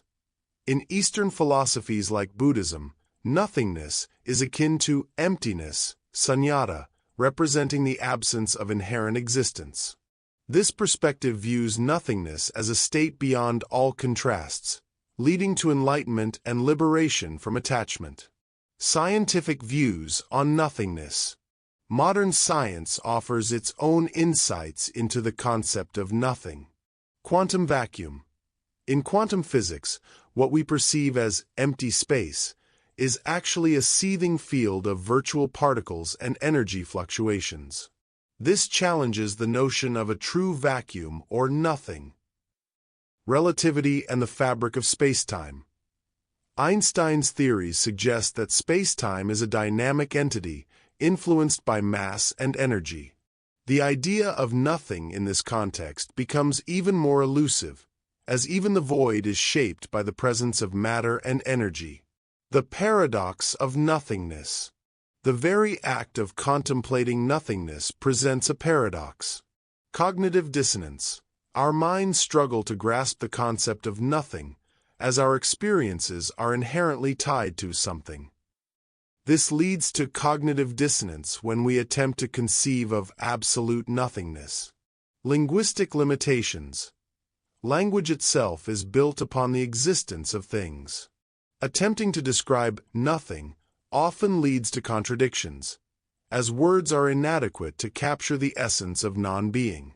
Implications for existence. Understanding nothingness has profound implications. Existential reflection. Contemplating nothingness can lead to a deeper appreciation of existence, prompting questions about purpose, meaning, and the nature of reality. Scientific inquiry. Exploring the concept of nothing challenges scientists to rethink models of the universe, especially regarding the origins of the cosmos and the nature of dark matter and energy. The nature of nothingness remains one of the most profound and perplexing concepts in both philosophy and science. Whether viewed as a logical impossibility, an existential condition, or a scientific enigma, nothing continues to challenge our understanding and inspire inquiry across disciplines. Perhaps, in exploring the depths of nothingness, we come closer to understanding the very essence of being and the universe itself. Have you ever wondered if the truths we hold dear are merely constructs shaped by our cultural and linguistic environments? Postmodern skepticism invites us to question the very foundations of knowledge, truth, and meaning, challenging the Enlightenment's emphasis on reason and universal truths. Origins and philosophical underpinnings. Postmodern skepticism emerged as a reaction against the Enlightenment's ideals, which were rooted in the belief in rationality, progress, and objective truth. Thinkers associated with postmodernism emphasize relativism, suggesting that truths are not universal but are instead shaped by cultural and linguistic contexts. This movement questions the basic assumptions of Western philosophy, particularly those developed during the modern period. Postmodernism is characterized by a general suspicion toward modernity's grand narratives and ideologies, including the Enlightenment's emphasis on reason and scientific explanation. Key themes of postmodern skepticism: relativism and the denial of objective truth. Postmodernists argue that truths are relative and constructed through language and social interactions. This perspective challenges the Enlightenment's pursuit of universal truths and suggests that knowledge is always situated within specific cultural and historical contexts. Deconstruction of stable meaning. Deconstruction is a method of critical analysis that questions assumptions about certainty, identity, and truth. It reveals how texts and cultural artifacts contain inherent contradictions, suggesting that meaning is not fixed but is always in flux. This approach destabilizes traditional interpretations and encourages a more nuanced understanding of meaning. Critique of meta-narratives. Postmodernists challenge grand narratives or meta-narratives that claim to explain large-scale social and historical developments. They argue that these narratives often marginalize alternative perspectives and serve the interests of dominant groups.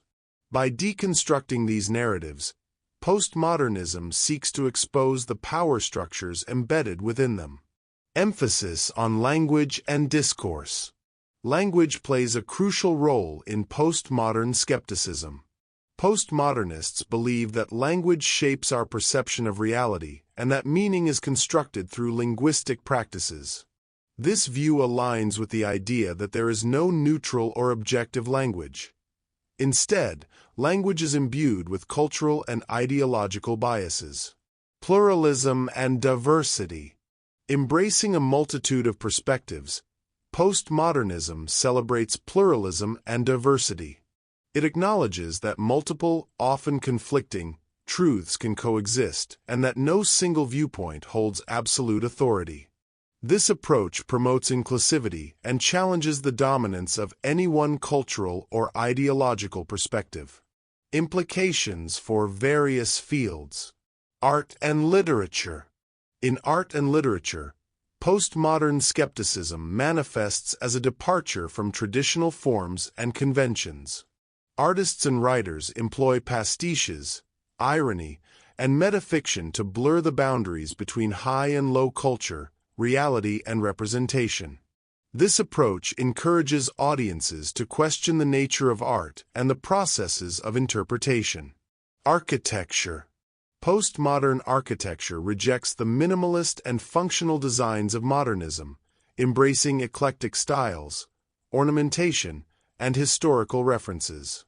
This architectural approach reflects the postmodern belief in the relativity of taste and the importance of context in shaping meaning. Social sciences and humanities. In disciplines like sociology, anthropology, and cultural studies. Postmodernism challenges traditional methodologies and theories. It encourages researchers to consider how power, language, and cultural narratives influence the construction of knowledge. This perspective leads to more reflexive and critical approaches to studying human behavior and societies. Media and popular culture. Postmodern skepticism is evident in media and popular culture through the use of parody, pastiche, and self-referential content. This reflects a consciousness of the constructed nature of media and invites audiences to engage critically with the content. Critiques and controversies. While postmodern skepticism has been influential, it has also faced significant criticism. Relativism and nihilism. Critics argue that the relativistic stance of postmodernism leads to nihilism, where no beliefs or values can be deemed better or worse than others. This perspective raises concerns about the possibility of making moral judgments and establishing ethical standards. Self-refutation. Some philosophers point out that postmodernism's claim that all truths are relative is self-refuting. If the statement, "all truths are relative," is itself a truth, it contradicts the notion that all truths are relative, leading to logical inconsistencies. Practical implications. In fields like science and law, the denial of objective truth poses challenges. Scientific inquiry relies on the assumption of objective reality and reproducible results, while legal systems depend on the establishment of facts. The postmodern critique raises questions about the feasibility of these systems without a shared understanding of truth. Postmodern skepticism has profoundly influenced contemporary thought by challenging the notions of objective truth and stable meaning. By deconstructing grand narratives and emphasizing the role of language and power in shaping knowledge, it has opened up new ways of thinking about culture, society, and reality. However, it also faces significant critiques that question its implications for ethics, logic, and practical applications. Engaging with postmodern skepticism requires a careful balancing act, acknowledging the insights it offers while remaining mindful of its potential shortcomings. Have you ever wondered how deeply analyzing a text can reveal hidden contradictions and challenge our understanding of meaning? Deconstruction offers a lens to peel back layers of language and uncover the complexities within. Origins and philosophical foundations. Developed by French philosopher Jacques Derrida in the 1960s, deconstruction is a method of critical analysis that questions the fundamental conceptual distinctions, or oppositions, in Western philosophy. Derrida's approach involves a meticulous examination of language and logic within philosophical and literary texts, aiming to expose inherent contradictions and the instability of meaning. Key principles of deconstruction. Challenging binary oppositions. Deconstruction posits that many texts are structured around binary oppositions, pairs like presence/absence, speech/writing, and male/female. By analyzing these oppositions, deconstruction reveals how one term often dominates the other, uncovering biases and power dynamics embedded within the text. Highlighting the fluidity of meaning. According to deconstruction, meaning is not fixed or stable. Instead, it is fluid and contingent upon context, language, and interpretation. This perspective challenges traditional notions of absolute meaning, emphasizing that texts can yield multiple interpretations, each influenced by the reader's perspective and cultural background. Identifying internal contradictions. Deconstruction involves a close reading of texts to identify internal contradictions and inconsistencies.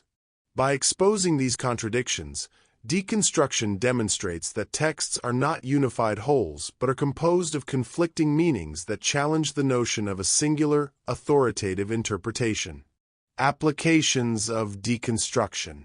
Literary criticism.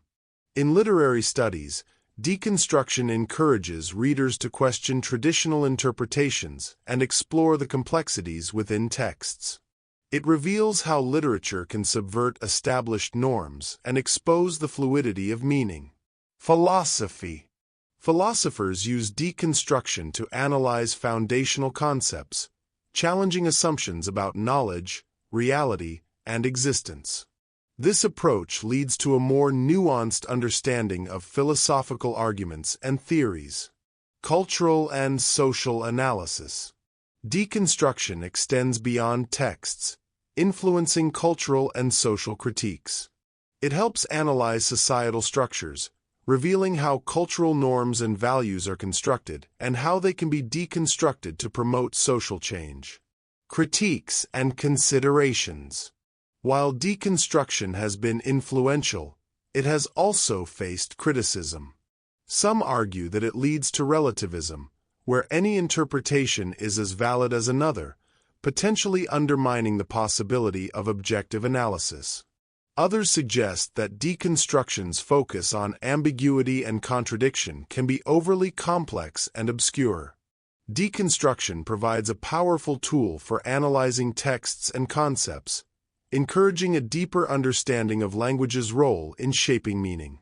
By uncovering hidden contradictions and challenging binary oppositions, it opens up new avenues for interpretation and critical thought, reminding us that meaning is not fixed but is continually constructed and deconstructed through language and context. Social constructivism, unveiling the social fabric of reality. Ever pondered how much of what we perceive as reality is actually a tapestry woven from societal norms and linguistic threads? Social constructivism offers a compelling lens through which we can examine how our understanding of the world is shaped by social interactions and cultural contexts. Foundations of social constructivism. Originating from the work of Russian psychologist Lev Vygotsky, social constructivism emphasizes the collaborative nature of learning and the profound impact of social interactions on cognitive development. Vygotsky posited that our thoughts, feelings, language, and behaviors are deeply embedded in social contexts, suggesting that learning is inherently a social process. Learning as a social endeavor. Social constructivism asserts that learning is fundamentally a social activity. Through interactions with others, be it teachers, peers, or family members, we construct our understanding of the world. This perspective challenges the notion of the solitary learner, highlighting instead the importance of community and dialogue in the learning process. The role of cultural tools.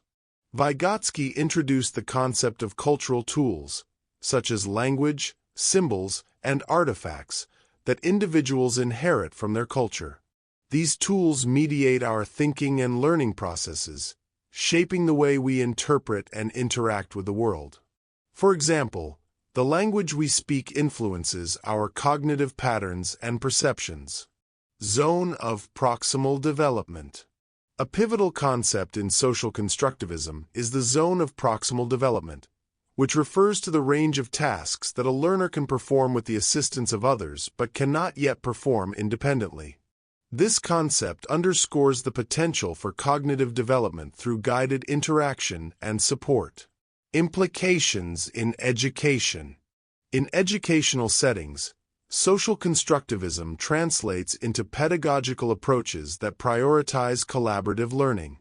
Strategies such as group discussions, peer teaching, role-playing, and think-pair-share exercises are employed to foster active engagement and knowledge construction. These methods encourage students to articulate their thoughts, challenge each other's ideas, and co-create understanding. Real-world examples. Language acquisition. Children learn to speak not in isolation but through interactions with caregivers and community members, absorbing linguistic nuances and cultural expressions that shape their worldview. Cultural practices. Rituals, traditions, and societal norms are passed down through generations via social interactions, influencing how individuals perceive and engage with their environment. Critiques and considerations. While social constructivism offers valuable insights, it has faced critiques. Overemphasis on social factors. Some argue that it downplays individual cognitive processes and innate biological factors influencing learning.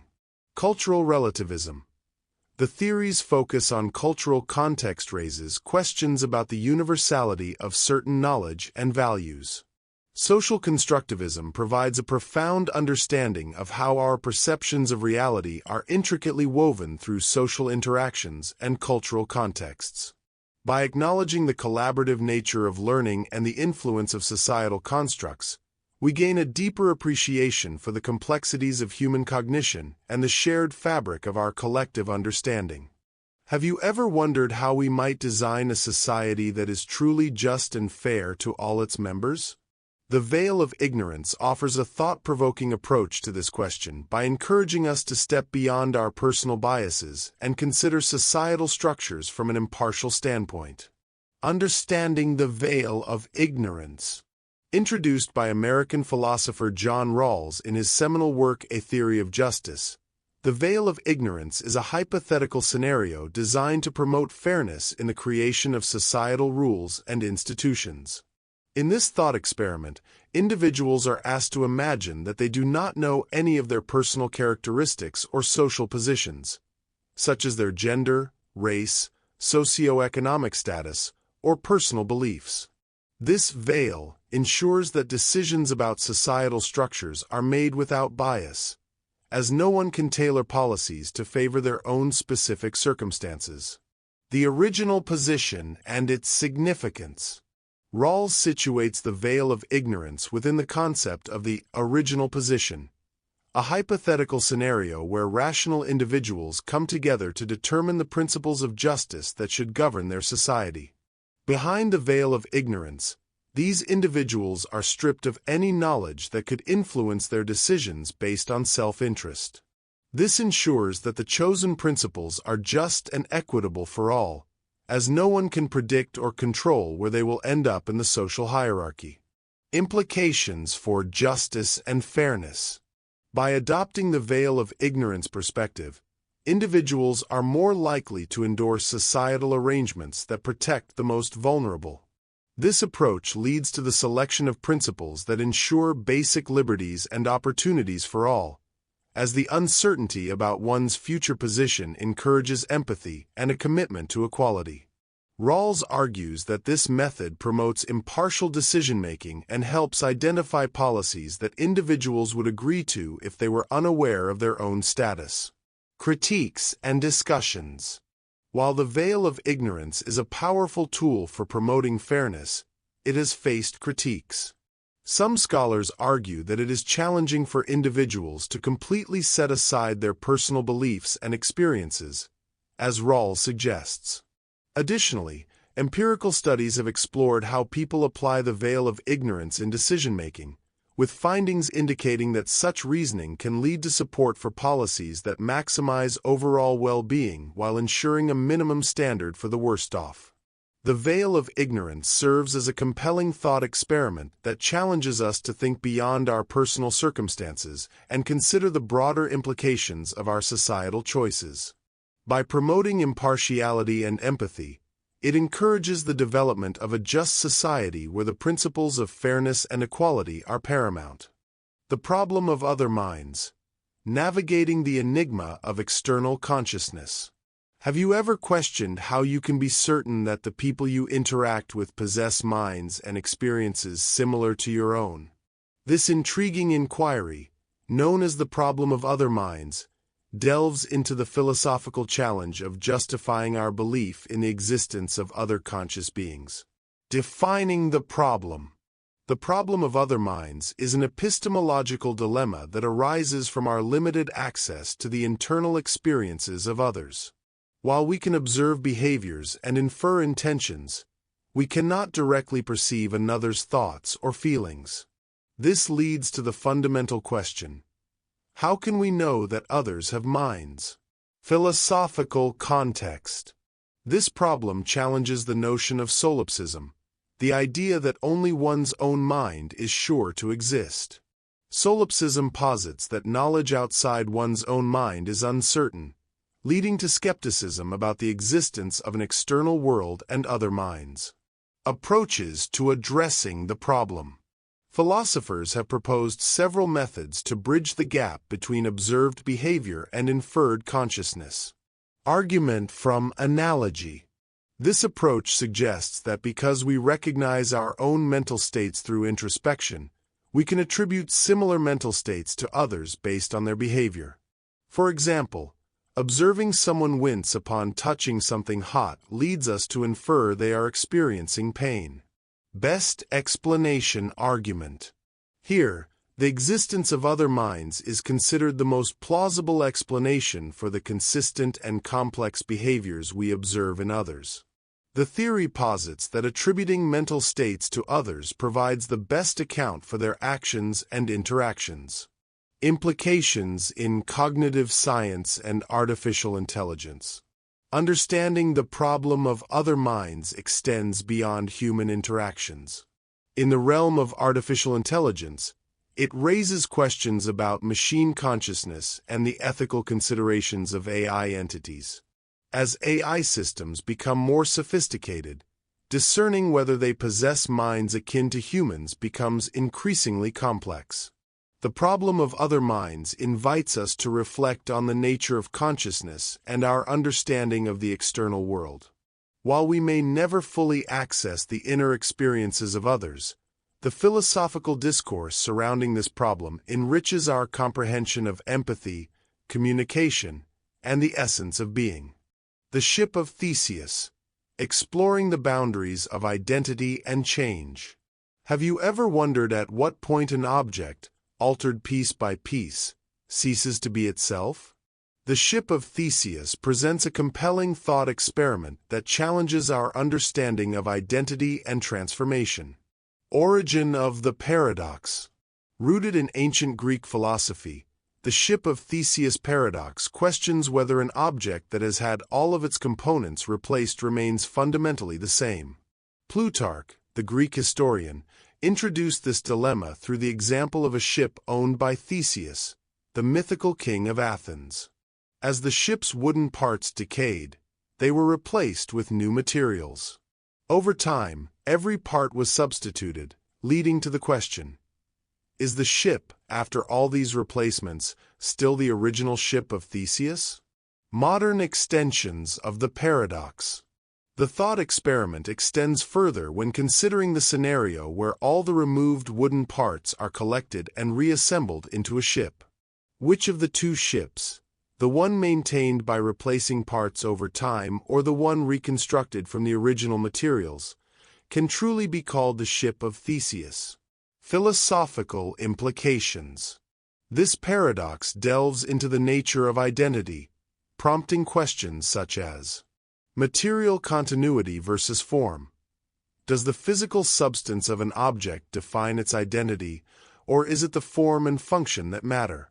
Temporal persistence. At what point, if any, does the accumulation of changes result in the emergence of a new identity? Personal identity. This dilemma mirrors debates about human identity, especially regarding how we perceive ourselves amidst physical and psychological changes over time. Real-world applications. The Ship of Theseus paradox isn't just a theoretical exercise. It has practical implications in various fields. Legal contexts. Determining the ownership and authenticity of art and antiques, where restoration and preservation efforts may alter the original work. Medical ethics. Addressing concerns related to organ transplants and prosthetics, where replacing body parts challenges traditional notions of personal identity. Technology and AI. In the realm of artificial intelligence, as machines undergo upgrades and replacements, questions arise about their continuity and identity. The Ship of Theseus paradox serves as a profound lens through which we can examine the complexities of identity, change, and continuity. It encourages us to reflect on what truly defines an object's essence and how transformations, both gradual and radical, influence our perceptions of sameness and difference. Personal identity over time. Navigating the continuum of self amidst change. Have you ever pondered how you remain fundamentally you, despite the relentless march of physical aging and the ebb and flow of mental states? This enduring question lies at the heart of the philosophical inquiry into personal identity over time. The paradox of change and continuity. Consider the Ship of Theseus, a thought experiment that challenges our understanding of identity. If every plank of a ship is replaced over time, is it still the same ship? Similarly, as our bodies and minds undergo continuous transformation, what ensures our persistence as the same individuals? Philosophical perspectives on personal identity. Philosophers have long grappled with the nature of personal identity, proposing various theories to explain our sense of self amidst change. Bodily continuity. This perspective posits that our identity is anchored in the physical continuity of our bodies. Despite cellular turnover and aging, the sustained existence of our physical form purportedly maintains our personal identity. However, this view faces challenges, especially when considering scenarios like organ transplants or the gradual replacement of body parts, which complicate the notion of a fixed physical identity. Psychological continuity. Proposed by philosopher John Locke, this theory suggests that personal identity is rooted in the continuity of consciousness. If an individual at one time is psychologically connected to an individual at another time, through memories, personality traits, and consciousness, then they are the same person. This approach emphasizes the role of memory and psychological attributes in maintaining personal identity over time. Bundle theory. This view argues that the self is nothing more than a collection or bundle of experiences, perceptions, and memories. There is no underlying self that persists. Instead, personal identity is a convenient label for a series of interconnected experiences. This perspective challenges the notion of a stable, unchanging identity, highlighting the fluid and dynamic nature of human experience. Narrative identity. This approach suggests that individuals construct their identities by integrating their life experiences into a coherent narrative.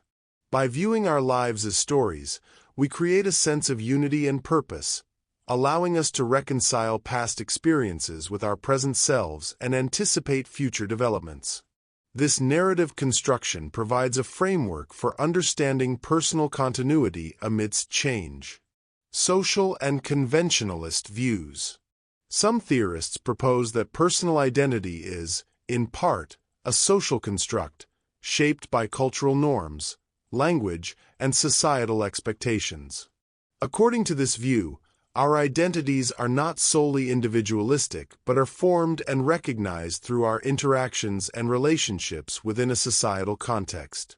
This perspective emphasizes the role of external validation and social recognition in the formation of personal identity.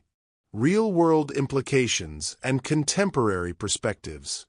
Understanding personal identity has profound implications in various fields. Medical ethics. Advancements in medical technology, such as organ transplants and neural interfaces, challenge traditional notions of identity, prompting ethical considerations about personhood and autonomy. Psychological health. Disorders affecting memory and personality, such as amnesia or dissociative identity disorder, provide insights into the fragility and complexity of personal identity, influencing therapeutic approaches. Legal and social recognition.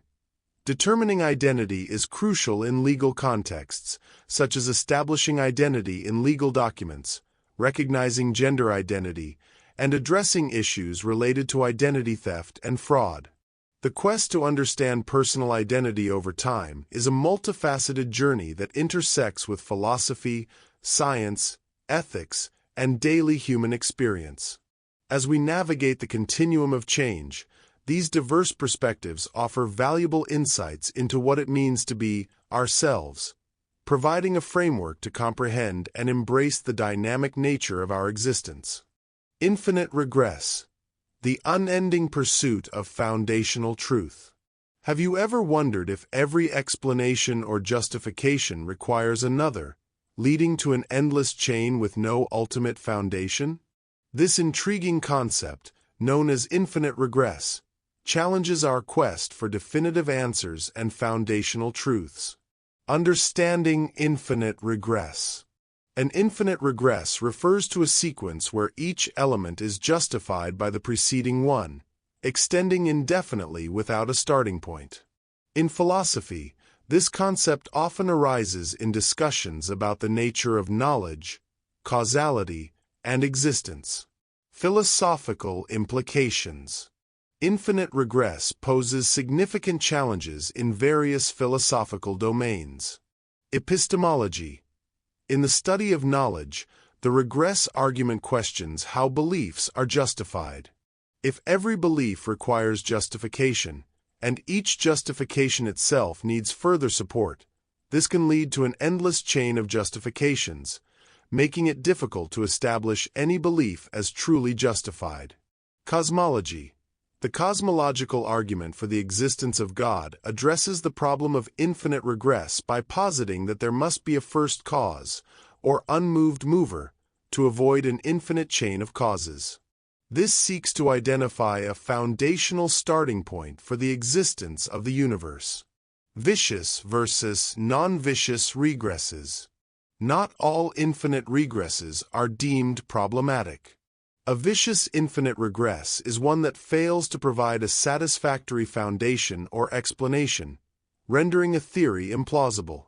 Conversely, a non-vicious or virtuous regress is one that does not lead to absurdity or contradiction, and may be acceptable within certain philosophical frameworks. Real-world examples. Justification of beliefs.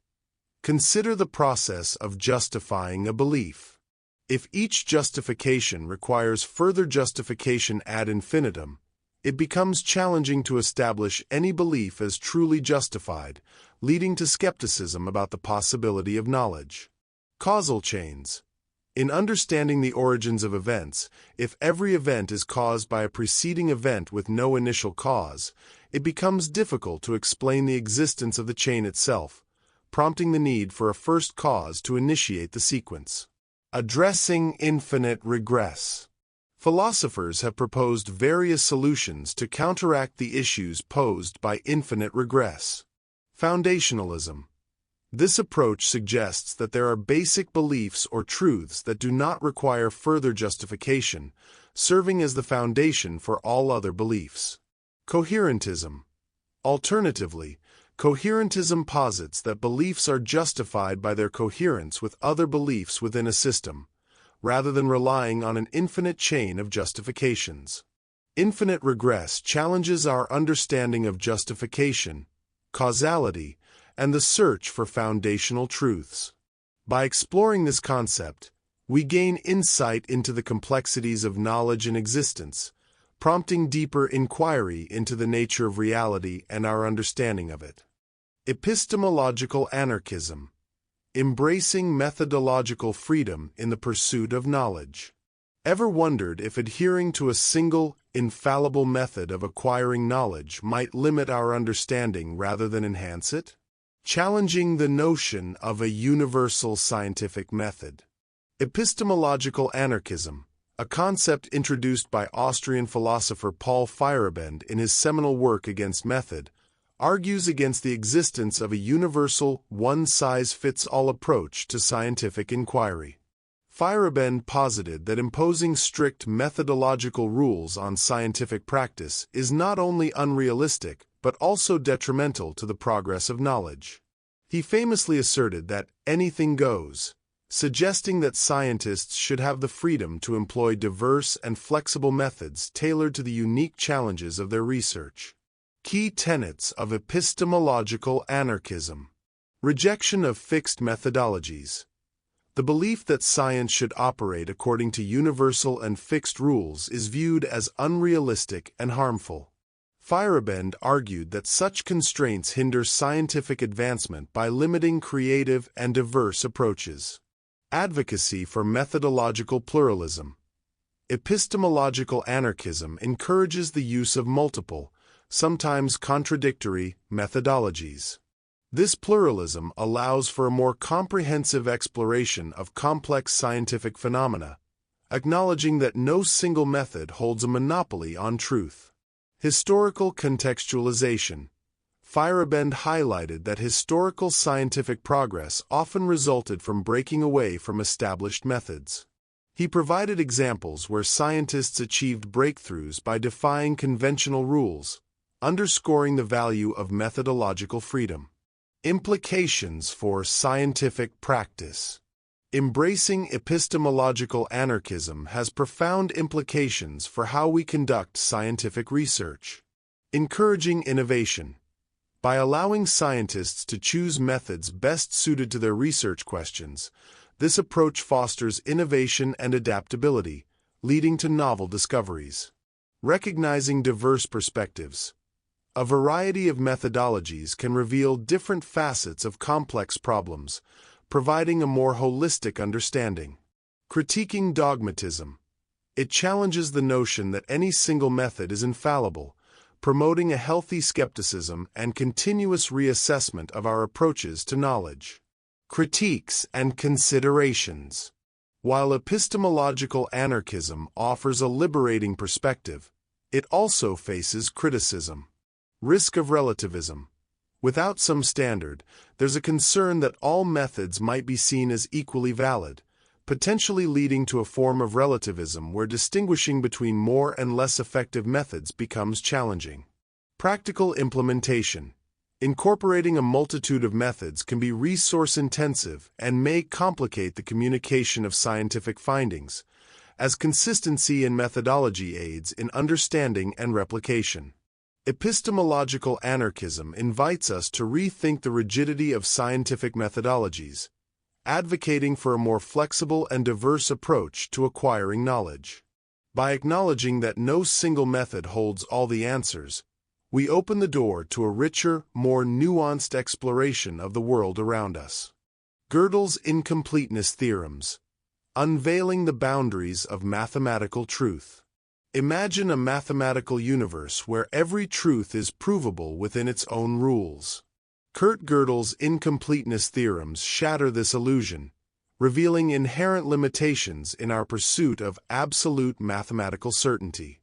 The essence of Gödel's revelations. In 1931, Kurt Gödel introduced two groundbreaking theorems that transformed our understanding of formal mathematical systems. First, incompleteness theorem. In any consistent formal system capable of expressing elementary arithmetic, there exist true statements about natural numbers that cannot be proven within the system. This implies that no set of axioms can encompass all mathematical truths. Second, incompleteness theorem. Such a system cannot demonstrate its own consistency. Attempting to prove the system's reliability using its own axioms leads to contradictions, highlighting a foundational paradox in formal logic.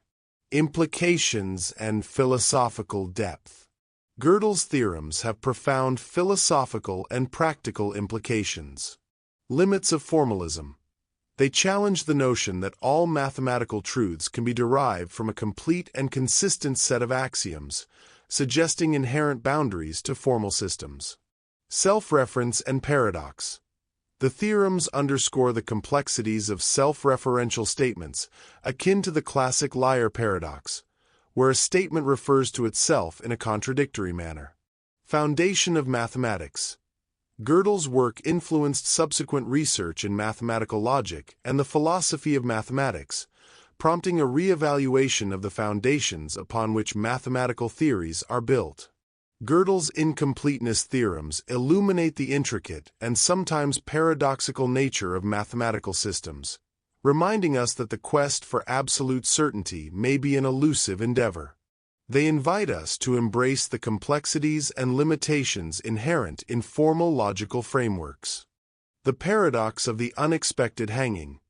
navigating the maze of prediction and surprise. Imagine being told that you'll face a certain fate within a week, yet the exact day remains a mystery, and it will come as a complete surprise to you. This scenario, both unsettling and intellectually stimulating, forms the core of the paradox of the unexpected hanging, a puzzle that challenges our understanding of prediction, knowledge, and expectation. Setting the stage. The premise of the paradox. Consider a judge's pronouncement to a condemned prisoner. You will be hanged at noon on one weekday in the coming week. However, the execution will be a surprise to you. You will not know the day of the hanging until the executioner arrives at your cell at noon that day. At first glance, this seems straightforward. Yet, the notion that the prisoner can be surprised by the hanging, despite this explicit condition, leads to a profound logical conundrum. Unraveling the logic. The prisoner's reasoning. The prisoner, attempting to deduce the day of his execution, embarks on the following line of reasoning. Elimination process. He starts by considering Friday. If he's still alive on Thursday, he would know that the hanging must occur on Friday, as it's the only remaining day. But this contradicts the judge's statement that he won't know the day in advance.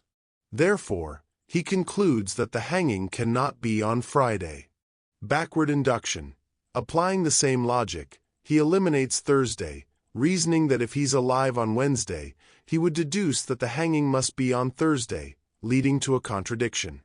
This process continues, eliminating Wednesday, Tuesday, and finally Monday. By this chain of reasoning, the prisoner concludes that the hanging cannot occur on any day of the week, rendering the execution an impossibility. However, when the executioner arrives unexpectedly on Wednesday, the prisoner is indeed surprised, highlighting the flaw in his reasoning. Philosophical and logical implications. The paradox delves into several intriguing areas. Expectation versus knowledge. It distinguishes between what one expects to happen based on reasoning and what one knows to be true. The prisoner's expectations led him astray, despite having all the information. Self-referential paradoxes. Similar to the liar paradox, where a statement refers to itself in a contradictory manner, the unexpected hanging paradox involves self-referential reasoning that leads to an unexpected outcome. Limits of logical deduction. It showcases the limitations of purely logical reasoning when it comes to predicting future events, especially when those predictions are based on the assumption of perfect knowledge. Broader applications and variations. This paradox isn't confined to judicial scenarios. It's often used to illustrate concepts in epistemology and decision theory, such as surprise exams. The idea that students will have a surprise test at an unpredictable time, leading them to paradoxically attempt to predict and thereby nullify the surprise. Self-defeating predictions. Situations where attempting to predict or avoid an outcome leads to its realization, akin to the self-fulfilling prophecy concept. The paradox of the unexpected hanging serves as a compelling reminder of the complexities inherent in human reasoning and expectation. It challenges us to reconsider the reliability of our logical deductions when they are based on assumptions about knowledge and predictability. Ultimately, it underscores the notion that some aspects of our experience, particularly those involving future events, may forever elude complete understanding and anticipation. The Banach-Tarski Paradox, a mind-bending journey into the infinite. Imagine possessing a sphere that, through a series of precise mathematical operations, you can transform into two identical copies of the original. This seemingly impossible feat is not a magic trick but a result of the Banach-Tarski Paradox, a theorem in set-theoretic geometry that challenges our intuitive understanding of volume and space. Understanding the paradox. Theoretical foundations. Formulated by mathematicians Stefan Banach and Alfred Tarski in 1924, the paradox asserts that, given a solid ball in three-dimensional space, it is possible to decompose it into a finite number of disjoint subsets. These subsets can then be reassembled, using only rotations and translations, without any stretching or bending, to yield two identical copies of the original ball. At first glance, this seems to defy the fundamental principle of volume conservation. However, the pieces involved are not conventional solids but rather non-measurable sets, collections of points that do not have a well-defined volume in the traditional sense. This distinction is crucial, as it allows for the counterintuitive outcome demonstrated by the paradox. The role of the axiom of choice. Central to the proof of the Banach-Tarski Paradox is the axiom of choice, a principle in set theory that enables the selection of elements from an infinite collection of sets in a specific manner. This axiom allows for the construction of the non-measurable sets used in the paradox. However, it's important to note that the axiom of choice is independent of the standard Zermelo-Fraenkel set theory, ZF. Adding it results in Zermelo-Fraenkel set theory with the axiom of choice, ZFC. The acceptance of this axiom is essential for the validity of the Banach-Tarski Paradox. Implications and philosophical considerations. While the Banach-Tarski Paradox is mathematically sound, it has profound implications that challenge our intuitive understanding of geometry and volume. Non-intuitive results. The paradox demonstrates that our intuitive notions of volume and space do not always align with mathematical reality, especially when dealing with infinite sets and abstract constructions. Practical limitations. The constructions involved are purely theoretical and cannot be physically realized. They rely on the manipulation of abstract mathematical objects that do not have physical counterparts. Philosophical questions. The paradox raises questions about the nature of infinity, the concept of mathematical existence versus physical existence, and the foundations of mathematical reasoning. Russell's paradox. Unraveling the foundations of set theory. Imagine a world where every collection of objects is considered a set, including the collection of all sets that do not contain themselves.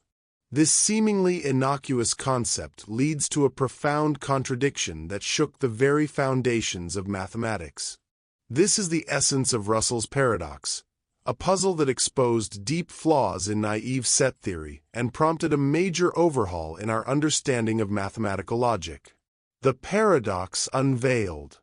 In the early 20th century, mathematicians operated under the assumption that any well-defined condition could be used to form a set. However, Bertrand Russell's 1901 discovery challenged this notion. Consider the set R, defined as the set of all sets that are not members of themselves. Now, the paradox emerges when we ask, is R a member of itself?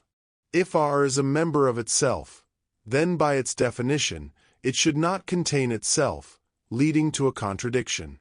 If R is not a member of itself, then according to its definition, it must contain itself, again resulting in a paradox.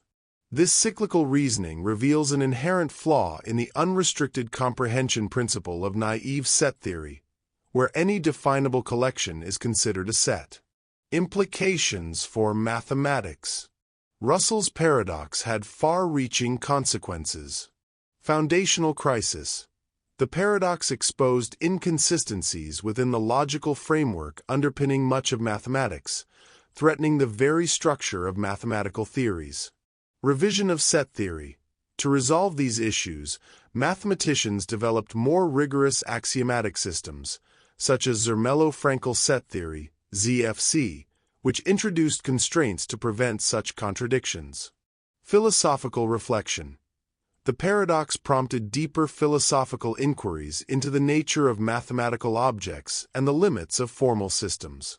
Russell's paradox serves as a compelling reminder of the complexities inherent in formalizing mathematical concepts. It highlights the necessity for careful scrutiny of foundational principles and the ongoing evolution of mathematical logic to accommodate new insights and resolve emerging contradictions. The problem of universals. Do abstract properties exist beyond particular objects? Have you ever wondered how we can recognize that different objects share common characteristics, like redness in apples and roses, or circularity in various coins? This ability suggests that certain properties, known as universals, transcend individual instances. But do these properties exist independently, or are they merely names we assign based on observed similarities? This question lies at the heart of the problem of universals, a long-standing debate in metaphysics that challenges our understanding of reality and our capacity to categorize it. Understanding universals. Universals are qualities or relations that multiple entities can have in common. For example, the color red is a universal because it can be found in many different objects. Similarly, the concept of humanity encompasses all individual humans. The problem of universals explores whether these properties exist independently of the objects that exhibit them, or if they are simply convenient labels for observed similarities. Philosophical perspectives. Throughout history, philosophers have proposed various theories to address this problem. Realism. Realists assert that universals are real entities that exist independently of particular objects. For example, Platonic realism posits that universals exist in a non-physical realm of forms, while Aristotelian realism suggests that universals exist within the objects themselves. Nominalism. Nominalists deny the independent existence of universals, arguing that only individual objects are real. They believe that universals are merely names we assign based on observed similarities among objects. Conceptualism. Conceptualists offer a middle ground, proposing that universals exist, but only as concepts in the mind. According to this view, while universals are not independent entities, they are real insofar as they exist as mental constructs that help us categorize and understand the world. Implications of the debate. The resolution of the problem of universals has significant implications for various fields. Metaphysics. It influences our understanding of the nature of reality and the existence of abstract entities. Epistemology. It affects how we acquire knowledge and categorize information. Language and semantics. It informs how we use language to describe and communicate about the world. The problem of universals continues to be a central issue in philosophy, prompting ongoing discussions about the nature of reality, the existence of abstract properties, and our ability to comprehend and categorize the world around us. Engaging with this problem encourages deeper reflection on how we perceive and relate to the universe. Platonism versus nominalism. The battle over the existence of abstract entities. Imagine a world where numbers, properties, and concepts like justice or beauty exist independently, forming an abstract realm beyond our physical reality. This is the essence of Platonism, a view that posits the existence of abstract objects beyond mere linguistic labels. In contrast, nominalism challenges this notion, arguing that such entities are nothing more than names we assign based on observed similarities. This enduring debate delves into the very nature of reality and our understanding of the world around us. Platonism. The reality of abstract objects. Platonism asserts that abstract objects, such as numbers, sets, and properties, exist independently of human thought and language. These entities are considered timeless, unchanging, and discoverable rather than invented. For example, the number 3 is seen as an abstract object that exists independently of any physical representation or human conception. Platonists argue that the consistency and universality of mathematical truths point to the existence of a realm of abstract entities. Nominalism. The denial of abstract entities. In contrast, nominalism denies the independent existence of abstract objects. Nominalists argue that entities such as numbers or properties do not exist beyond the names or labels we assign to them. They suggest that these labels are convenient ways to describe patterns and similarities among particular things but do not correspond to independent, abstract entities.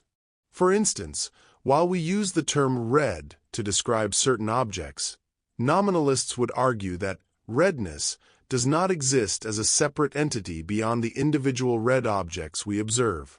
The philosophical divide, implications, and ongoing debate.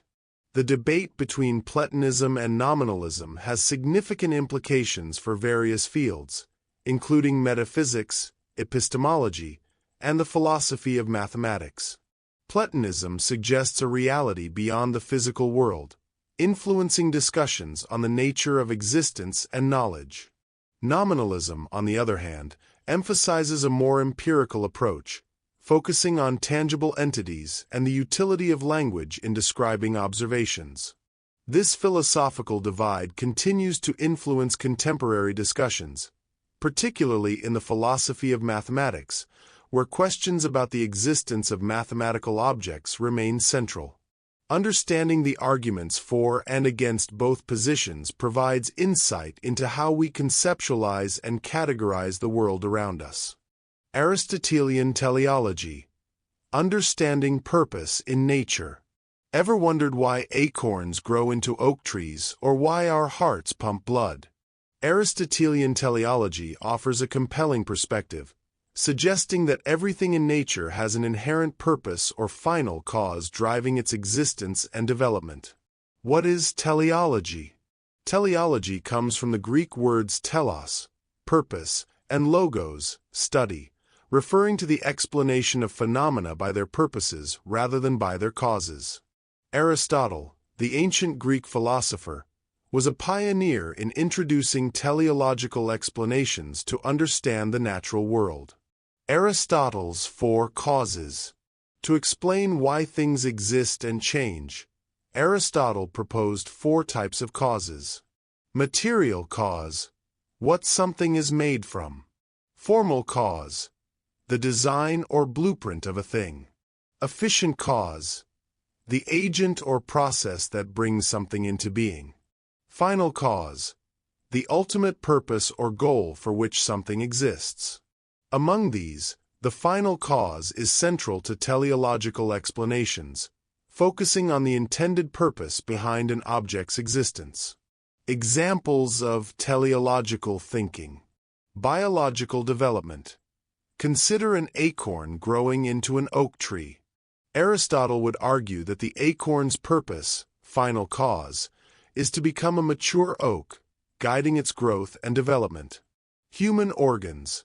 Our hearts pump blood, serving the purpose of sustaining life. Understanding this purpose helps us appreciate the heart's structure and function. Impact on philosophy and science. Aristotelian teleology has significantly influenced various fields. Ethics. It shapes our understanding of human purpose and the concept of achieving one's potential. Biology. It encourages the study of organisms by considering their functions and purposes within ecosystems. Physics and cosmology. It prompts exploration into the purposeful order of the universe. Modern perspectives.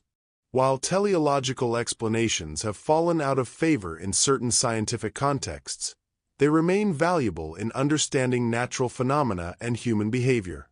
They offer insights into the why behind existence and change, complementing empirical observations with deeper meaning. Aristotelian teleology invites us to view the world through a lens of purpose and intentionality, encouraging a deeper appreciation for the natural order and our place within it. The Golden Mean, Aristotle's Guide to Virtue and Balance. Have you ever wondered how to navigate the complexities of human behavior and find a path to moral excellence? Aristotle's concept of the Golden Mean offers profound insights, suggesting that virtue lies between the extremes of excess and deficiency. Understanding the Golden Mean. The Golden Mean, also known as the doctrine of the mean, is a central tenet in Aristotle's ethical philosophy. It posits that moral virtues are found at a moderate point between two vices, one of excess and one of deficiency. For instance, courage is a virtue, lying between the extremes of recklessness, excess, and cowardice, deficiency. Aristotle's four causes. To understand why things exist and change, Aristotle introduced four types of causes. Material cause, the substance from which something is made. Formal cause, the design or blueprint of a thing. Efficient cause, the agent or process that brings something into being. Final cause, the ultimate purpose or goal for which something exists. Among these, the final cause is central to teleological explanations, focusing on the intended purpose behind an object's existence. Applying the golden mean in daily life. Aristotle's framework encourages individuals to strive for balance in their actions and emotions. By identifying the extremes of excess and deficiency in various aspects of life, one can aim for the virtuous mean. This approach not only fosters personal growth, but also contributes to a harmonious society. Aristotle's concept of the golden mean serves as a timeless guide to achieving moral virtue through moderation. By embracing this balance, individuals can lead more fulfilling and ethically sound lives. Stoicism, cultivating rationality and emotional resilience for a fulfilling life. In a world often dominated by unpredictable events and emotional turmoil, the ancient philosophy of Stoicism offers a beacon of stability and wisdom. Originating in Greece over 2 millennia ago, Stoicism provides timeless guidance on achieving a fulfilling life through rationality and emotional resilience. What is Stoicism? Stoicism is a school of philosophy that emerged in Athens around 300 BCE, founded by Zeno of Citium. It teaches that virtue, derived from living in harmony with nature and reason, is the highest good and sufficient for happiness. Stoics believe that while we cannot control external events, we can control our reactions and attitudes toward them. Core principles of Stoicism. Virtue as the sole good. Stoics assert that virtues such as wisdom, courage, justice, and temperance are the only true goods. External factors like wealth, health, and pleasure are considered neither good nor bad in themselves, but are opportunities for virtue to manifest. Control and acceptance. Central to Stoic thought is the distinction between things within our control, our thoughts, emotions, and actions, and things beyond our control, such as other people's behavior and natural events. Focusing on our responses and accepting what we cannot change leads to tranquility. Emotional resilience. Stoicism emphasizes the development of emotional strength to face life's challenges without being overwhelmed. By aligning our desires with reality and practicing self-discipline, we cultivate inner peace. Modern relevance. In contemporary times, Stoicism has experienced a resurgence, influencing various fields, including psychology, leadership, and personal development. Practices such as cognitive behavioral therapy, CBT, draw heavily from Stoic principles, helping individuals reframe negative thoughts and build resilience. Prominent figures like Ryan Holiday have popularized Stoic teachings in modern culture, demonstrating its applicability in achieving personal and professional success. Stoicism offers enduring wisdom on navigating the complexities of human existence. By embracing its principles, individuals can cultivate rationality and emotional resilience, leading to a more fulfilling and contented life. Epicureanism, seeking pleasure and avoiding pain for a fulfilled life. In a world filled with distractions and desires, how can we achieve true happiness? Epicureanism, an ancient philosophy founded by Epicurus, offers a path to fulfillment by emphasizing the pursuit of pleasure and the avoidance of pain through moderation and wisdom. What is Epicureanism? Epicureanism is a hedonistic philosophy that teaches that pleasure is the greatest good, but advocates for achieving it through moderation to avoid the suffering that comes from overindulgence. Epicurus, the founder, believed that by controlling our desires and focusing on simple pleasures, we could attain a tranquil and contented life. Key principles of Epicureanism. Classification of desires. Epicureans categorized desires into three types: natural and necessary, basic needs like food and shelter essential for happiness and survival; natural but not necessary, desires like gourmet food that enhance life but aren't essential; vain and empty, desires for wealth or fame that are limitless and often lead to dissatisfaction. By focusing on fulfilling only natural and necessary desires, individuals can achieve a state free from physical discomfort, aponia, and mental distress, ataraxia. Pleasure and pain. Epicureanism distinguishes between two types of pleasures: kinetic pleasures, active pleasures like eating or engaging in enjoyable activities; katastematic pleasures, passive pleasures like the absence of pain or fear, representing a state of contentment. Epicurus emphasized katastematic pleasures, viewing them as more sustainable and fulfilling. Friendship and community. Epicurus placed great importance on friendship, considering it essential for a satisfying life. He believed that friendships provide emotional support and contribute significantly to happiness. Attitude towards death. Epicureanism teaches that death is not to be feared, as it is merely the cessation of consciousness. Epicurus famously stated, "Death is nothing to us, for that which is dissolved is without sensation, and that which lacks sensation is nothing to us." Modern relevance. In today's fast-paced world, Epicureanism offers valuable insights into achieving happiness through simplicity and mindfulness.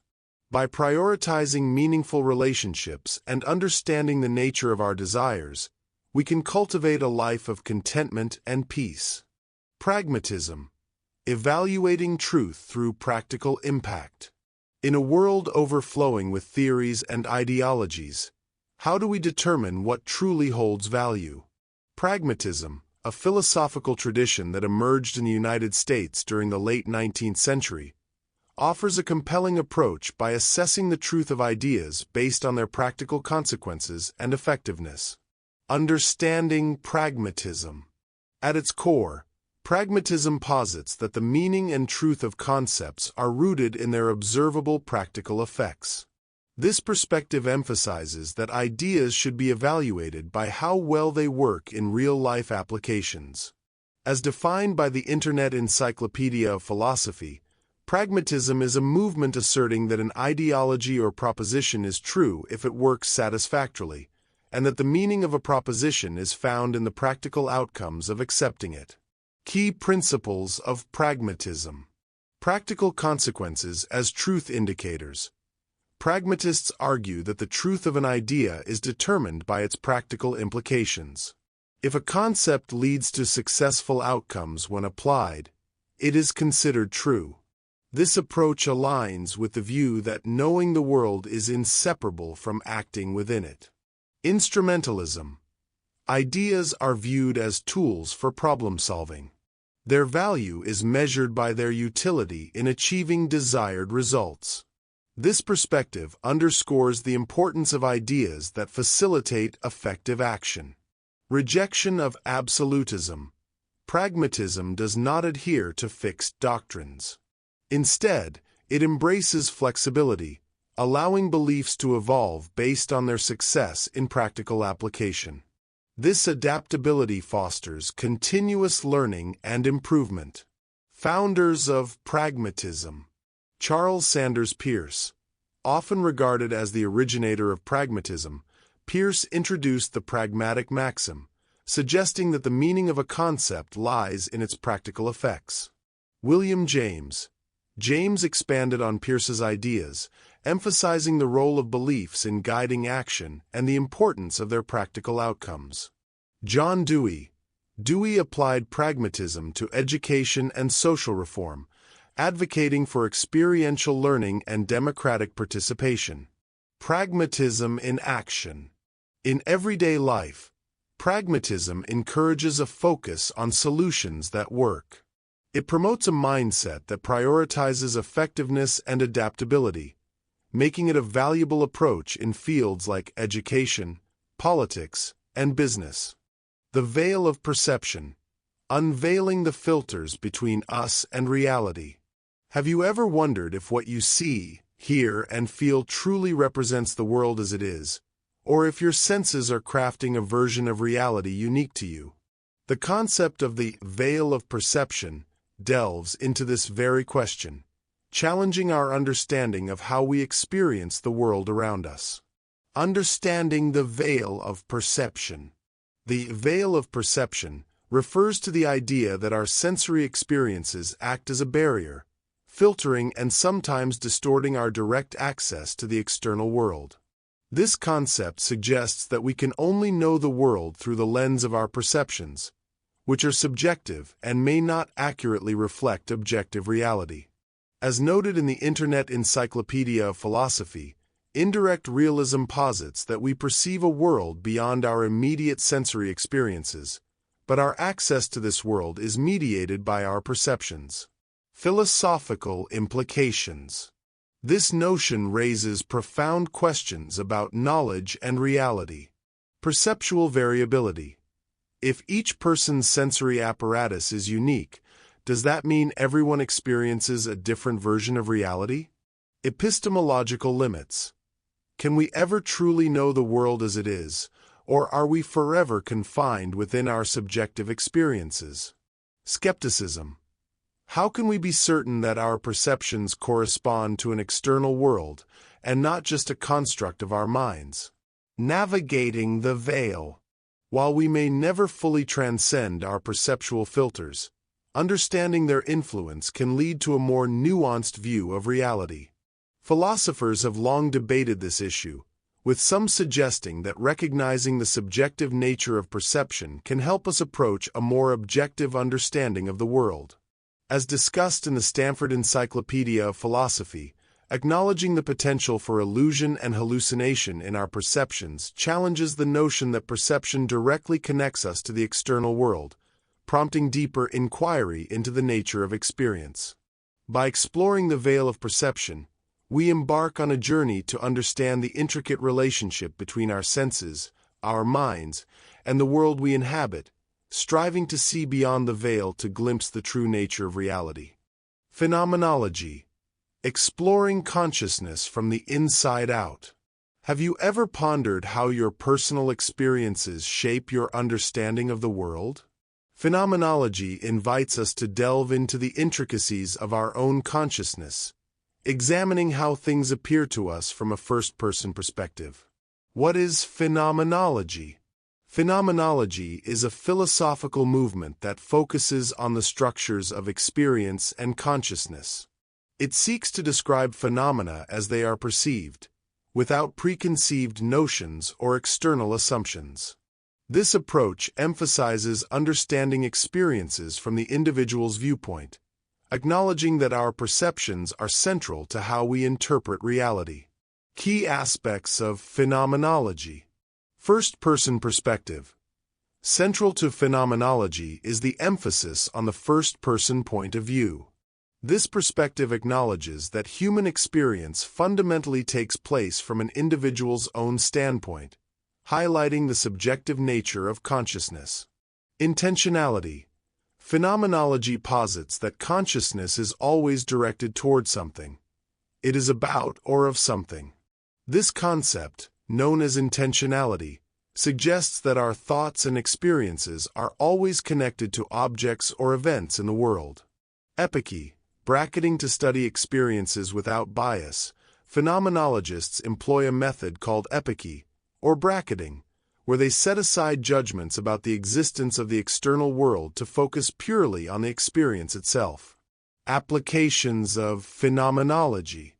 Beyond philosophy, phenomenology has influenced various fields. Psychology.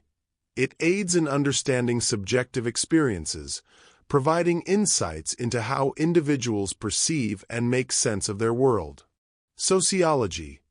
Phenomenological approaches help explore how societal structures are experienced and interpreted by individuals.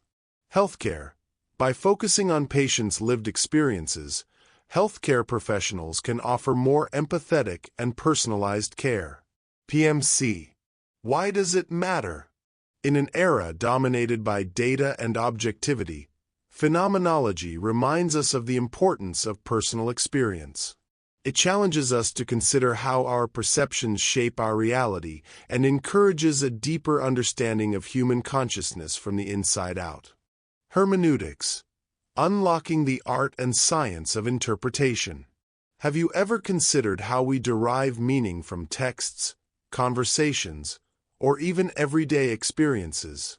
The process isn't as straightforward as it seems. Hermeneutics, the discipline dedicated to the theory and methodology of interpretation, delves into this intricate dance between understanding and meaning. Origins and evolution. The term hermeneutics originates from the Greek word hermeneuein, meaning to interpret, and is associated with Hermes, the mythological messenger who bridged the divine and human realms. Historically, hermeneutics began as the study of interpreting sacred texts, notably within biblical contexts. Over time, its scope expanded to encompass various forms of communication, including literature, law, and philosophy. Core principles. Contextual understanding. Hermeneutics emphasizes that meaning is deeply rooted in context. To truly grasp a text or expression, one must consider its historical, cultural, and situational backdrop. The hermeneutic circle. This concept illustrates the iterative process of understanding, where one's interpretation of individual parts informs the whole, and vice versa. For example, comprehending a single sentence requires insight into the entire text, while understanding the text relies on interpreting each sentence. Preconceptions and bias. Recognizing that interpreters bring their own biases and preconceptions to the table is crucial. Hermeneutics advocates for awareness of these influences to approach a more objective understanding. Applications across disciplines. Theology. Beyond biblical exegesis, hermeneutics aids in interpreting religious doctrines and practices, fostering deeper spiritual insights. Law. Legal hermeneutics involves interpreting statutes and legal documents, ensuring that laws are applied consistently and justly. Literature. Literary critics employ hermeneutic methods to uncover deeper meanings in texts, analyzing symbolism, themes, and authorial intent. Social sciences. Researchers utilize hermeneutics to interpret human behavior, cultural norms, and societal structures, acknowledging that these elements are laden with meaning. Modern relevance. In today's complex world, hermeneutics remains vital. It equips individuals with tools to navigate diverse perspectives, fostering empathy and effective communication. For instance, in the realm of digital media, understanding the intent behind messages, discerning biases, and interpreting content critically are essential skills. Challenges and criticisms. Despite its significance, hermeneutics faces challenges. Critics argue about the subjectivity inherent in interpretation and the potential for misrepresentation. Additionally, the dynamic nature of language and evolving cultural contexts can complicate consistent interpretation. Hermeneutics, as both an art and science, offers profound insights into the mechanics of understanding. By embracing its principles, we can engage more deeply with texts, cultures, and each other, fostering a world where meaning is continually explored and appreciated. Structuralism. Decoding the hidden frameworks of human culture. Ever wondered how diverse cultural practices, languages, and social norms are interconnected by underlying patterns? Structuralism offers a lens to uncover these concealed structures, revealing the intricate systems that shape human experiences. Understanding Structuralism.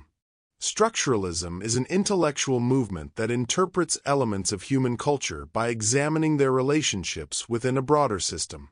It seeks to uncover the structural patterns that underlie all human activities, thoughts, perceptions, and emotions. Key figures and concepts. Ferdinand de Saussure, a pioneering linguist, Saussure introduced the idea that language is a system of signs, each defined by its relation to others, laying the groundwork for structuralist thought. Claude Lévi-Strauss, an anthropologist who applied structuralist principles to cultural phenomena, Lévi-Strauss analyzed myths, kinship, and customs to reveal universal patterns in human societies. Applications of structuralism. Anthropology. By examining cultural elements like myths and rituals, structuralism identifies universal cognitive structures shared across societies. Literary criticism. Structuralist critics analyze narratives to uncover underlying structures, such as binary oppositions and recurring motifs, enhancing our understanding of texts. Psychology. Structuralism investigates the structures of the human mind, focusing on how mental processes are organized and interrelated. Critiques and evolution. While structuralism has been influential, it faced critiques for its perceived rigidity and neglect of historical context. This led to the emergence of post-structuralism, which challenges the idea of fixed structures, emphasizing the fluidity and complexity of human culture. Structuralism provides a framework for analyzing cultural phenomena by identifying underlying structures that organize meaning within various systems. By examining the relationships between elements within these systems, structuralism offers insights into the universal patterns that shape human thought and behavior. Post-structuralism. Embracing the fluidity of meaning. Imagine a world where meanings aren't fixed but shift like sand dunes in the wind.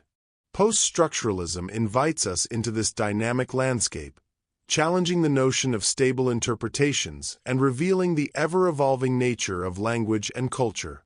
Understanding post-structuralism. Emerging as a reaction to structuralism, post-structuralism posits that meaning is not anchored by underlying structures but is instead fluid, contingent, and constructed through language and social interactions. This perspective emphasizes that texts and cultural artifacts do not possess a single, fixed interpretation. Rather, they are open to multiple, shifting meanings influenced by context and the interplay of various interpretations. Key concepts. Instability of meaning. Post-structuralism asserts that language is inherently unstable, making fixed meanings elusive. This instability allows for diverse interpretations, as meanings are continually reshaped by context and usage. Deconstruction. Introduced by Jacques Derrida, deconstruction is a method of critical analysis that challenges traditional assumptions about certainty, identity, and truth. It reveals internal contradictions within texts, demonstrating that meanings are not as stable or coherent as they might appear. Power and knowledge dynamics. Thinkers like Michel Foucault explored how power relations shape knowledge and meaning. Post-structuralism examines how societal structures and power dynamics influence and construct what is accepted as truth or knowledge. Applications across disciplines. Literary criticism. Post-structuralism encourages readers to question authorial intent and consider multiple interpretations of a text, acknowledging that meaning is not fixed but varies with each reading. Media studies. In media analysis, post-structuralism challenges fixed meanings and binary oppositions, emphasizing the fluid, dynamic nature of language and meaning. It encourages examining how texts are open to multiple interpretations and how power and ideology shape media representations and audience understanding. Philosophy. Post-structuralism critiques established philosophical ideas, questioning the existence of absolute truths and highlighting the contingent nature of knowledge and reality. Post-structuralism invites us to embrace the complexity and fluidity of meaning, encouraging a critical examination of how interpretations are constructed and how they evolve. By acknowledging the unstable nature of language and the influence of power dynamics, post-structuralism opens the door to a more nuanced and dynamic understanding of texts, culture, and society. The sublime, encountering awe through overwhelming beauty and terror. Have you ever stood before a towering mountain range or witnessed a violent storm, feeling a mix of awe, fear, and admiration? This profound emotional response is known as the sublime, an aesthetic experience where overwhelming beauty or terror leads to a sense of awe. Understanding the sublime. The sublime is an aesthetic experience characterized by feelings of awe, often elicited by encounters with vast, powerful, or terrifying aspects of nature or art. It transcends ordinary beauty, invoking emotions that can be both exhilarating and unsettling. Philosopher Edmund Burke described the sublime as arising from objects that inspire terror, obscurity, and vastness, moving the imagination to awe and a degree of horror. Philosophical perspectives. Immanuel Kant. Kant distinguished the sublime from the beautiful, viewing it as an aesthetic experience that challenges our faculties, leading to a realization of the limits of our understanding and the power of reason. Edmund Burke. Burke associated the sublime with feelings of awe and terror, suggesting that experiences of vastness, infinity, and magnificence evoke a sense of the sublime. The sublime in art. Artists have long sought to capture the sublime, portraying scenes that evoke awe and contemplation. Caspar David Friedrich, for instance, depicted vast landscapes that invite viewers to reflect on nature's grandeur and their place within it. Financial times. Contemporary artists like Dorothea Rockburn continue this exploration, using mathematical concepts to delve into the sublime's abstract dimensions. Psychological dimensions. Experiences of the sublime are closely linked to the emotion of awe, which can lead to personal growth and a sense of connection to something greater than oneself. This complex relationship between awe and the sublime suggests that such experiences can be both humbling and elevating.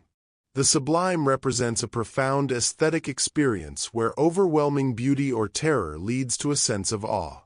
It challenges our perceptions, evokes deep emotions, and has been a central theme in art and philosophy, inviting us to explore the boundaries of human experience. The uncanny, when the familiar becomes uncomfortably strange. Have you ever encountered something familiar yet eerily strange, sending a chill down your spine? This unsettling feeling is known as the uncanny, where the ordinary becomes disturbingly unfamiliar, blurring the lines between the known and the unknown. Defining the uncanny. The term uncanny describes something mysterious or strange, often in a way that is slightly frightening. It refers to an experience that is beyond the ordinary or normal, suggesting a sense of the supernatural. Freud's perspective. In his 1919 essay, The Uncanny, Sigmund Freud delved into this phenomenon, suggesting that the uncanny arises from something familiar that has been repressed and then returns in an unsettling form. He associated the uncanny with the revelation of what is private and concealed, both from others and from oneself. Examples of the uncanny. Situations that can evoke an uncanny feeling include inanimate objects appearing to come to life, experiencing a doppelganger or encountering one's double, involuntary repetitions or déjà vu, encounters with representations of death, such as ghosts or spirits. These instances disturb our sense of reality by presenting the familiar in an unfamiliar or eerie context.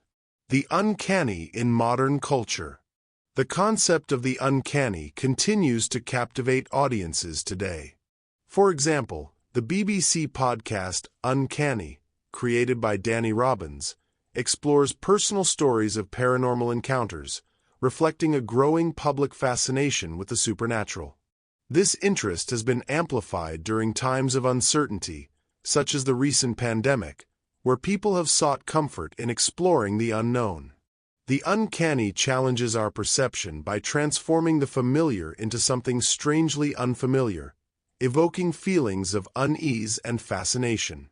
It serves as a reminder of the thin veil between the known and the unknown, urging us to confront the mysteries that lie beneath the surface of everyday life. Transhumanism. Embracing the future of human evolution. Imagine a world where humans transcend their biological limitations, merging seamlessly with advanced technologies to enhance physical and cognitive abilities. This is the vision of transhumanism, a movement that seeks to radically transform human nature through technological innovation. Defining transhumanism. Transhumanism is a philosophical and scientific movement advocating for the use of current and emerging technologies, such as genetic engineering, artificial intelligence, AI, and nanotechnology, to augment human capabilities and improve the human condition. The goal is to enhance longevity, cognition, and overall well-being, potentially leading to a new phase in human evolution. Historical context. The term transhumanism was popularized by biologist Julian Huxley in a 1957 essay, where he discussed the potential of humans to transcend their limitations through technological advancements. This concept has evolved over the decades, influenced by futurists and technologists who envision a post-human future where humans and machines converge. Technologies driving transhumanism. Bionic implants. Artificial devices surgically implanted to restore or enhance biological functions, such as cochlear implants for hearing or retinal implants for vision. Brain-computer interfaces, BCIs, devices that enable direct communication between the brain and external devices, allowing control of computers or prosthetics using thought alone. Companies like Synchron have developed minimally invasive BCIs, enabling patients with paralysis to control electronic devices using brain signals. Genetic engineering. Techniques like CRISPR-Cas9 allow for precise editing of genes, offering the potential to eliminate genetic disorders and enhance human traits. Artificial intelligence.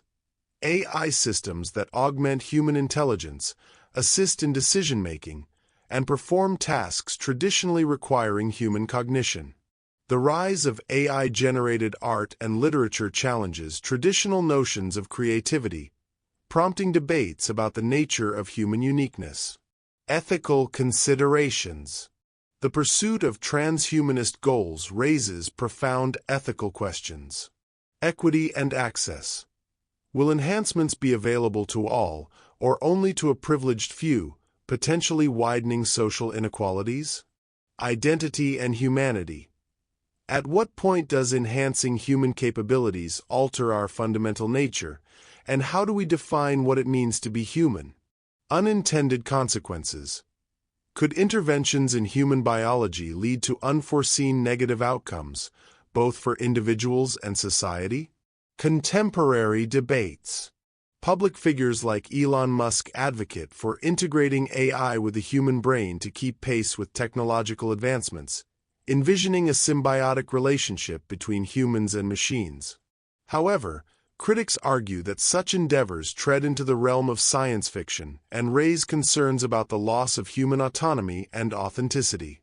Transhumanism represents a bold vision for the future, where technology and humanity intertwine to overcome biological limitations. As we stand on the brink of this new era, it is crucial to engage in thoughtful discourse, considering both the immense possibilities and the ethical challenges that accompany the quest to transcend our natural state. Techno-Optimism. Embracing technology as a catalyst for positive transformation. Imagine a world where technological advancements not only simplify our daily tasks but also address complex global challenges such as climate change, disease eradication, and poverty. This vision lies at the heart of techno-optimism, a belief in technology's potential to drive positive, transformative change. Defining Techno-Optimism. Techno-optimism is the conviction that technological innovation serves as a fundamental force for good, enhancing human capabilities and contributing to societal progress. Proponents assert that technology plays a pivotal role in ensuring that beneficial outcomes prevail over adverse ones, thereby improving the overall quality of life. Historical context and manifestations. Throughout history, technological advancements have been instrumental in shaping civilizations, from the invention of the wheel to the digital revolution. In contemporary times, techno-optimism manifests in various forms. Healthcare innovations. The development of vaccines, medical imaging, and telemedicine has significantly improved global health outcomes. Environmental technologies. Renewable energy sources, such as solar and wind power, offer sustainable alternatives to fossil fuels, addressing environmental concerns. Information accessibility. The Internet and mobile technologies have democratized access to information, education, and communication tools worldwide. Advocacy and thought leadership. Prominent figures in the technology sector have articulated visions aligned with techno-optimism. For instance, venture capitalist Marc Andreessen's Techno-Optimist Manifesto emphasizes the role of technological change in expanding human potential and generating meaningful work, countering fears that automation might render human labor obsolete. Critiques and counterarguments. Despite its positive outlook, techno-optimism faces several criticisms. Over-reliance on technology. Critics argue that an unwavering faith in technological solutions may lead to complacency, neglecting the need for policy reforms and behavioral changes. For example, solely depending on carbon capture technologies without reducing emissions may not effectively address climate change. Equity concerns. There is a risk that technological advancements could exacerbate social inequalities if access to innovations is limited to privileged groups. Unintended consequences. Technologies can have unforeseen negative impacts, such as environmental degradation or ethical dilemmas arising from artificial intelligence. Balanced perspective. Responsible techno-optimism. A nuanced approach advocates for responsible techno-optimism, which acknowledges technology's potential benefits while remaining vigilant about its limitations and ethical implications. This perspective emphasizes the importance of integrating technological solutions with comprehensive policies and societal efforts to ensure equitable and sustainable progress. Techno-optimism envisions a future where technology acts as a catalyst for positive change, addressing some of humanity's most pressing challenges. While embracing this optimism, it is crucial to critically assess and guide technological developments to align with ethical standards and societal well-being, ensuring that the benefits of innovation are universally accessible and contribute to the greater good. The singularity. When machines surpass human intelligence and transform society. Imagine a moment when artificial intelligence, AI, evolves beyond human comprehension, initiating an era of rapid, unforeseeable change. This concept, known as the technological singularity, envisions a point where AI not only matches but surpasses human intelligence, fundamentally altering the fabric of civilization. Defining the technological singularity. The technological singularity refers to a hypothetical future event where technological growth becomes uncontrollable and irreversible, resulting in unpredictable changes to human civilization. This scenario often involves AI systems achieving superintelligence, enabling them to improve themselves autonomously and exponentially. Predictions and timelines.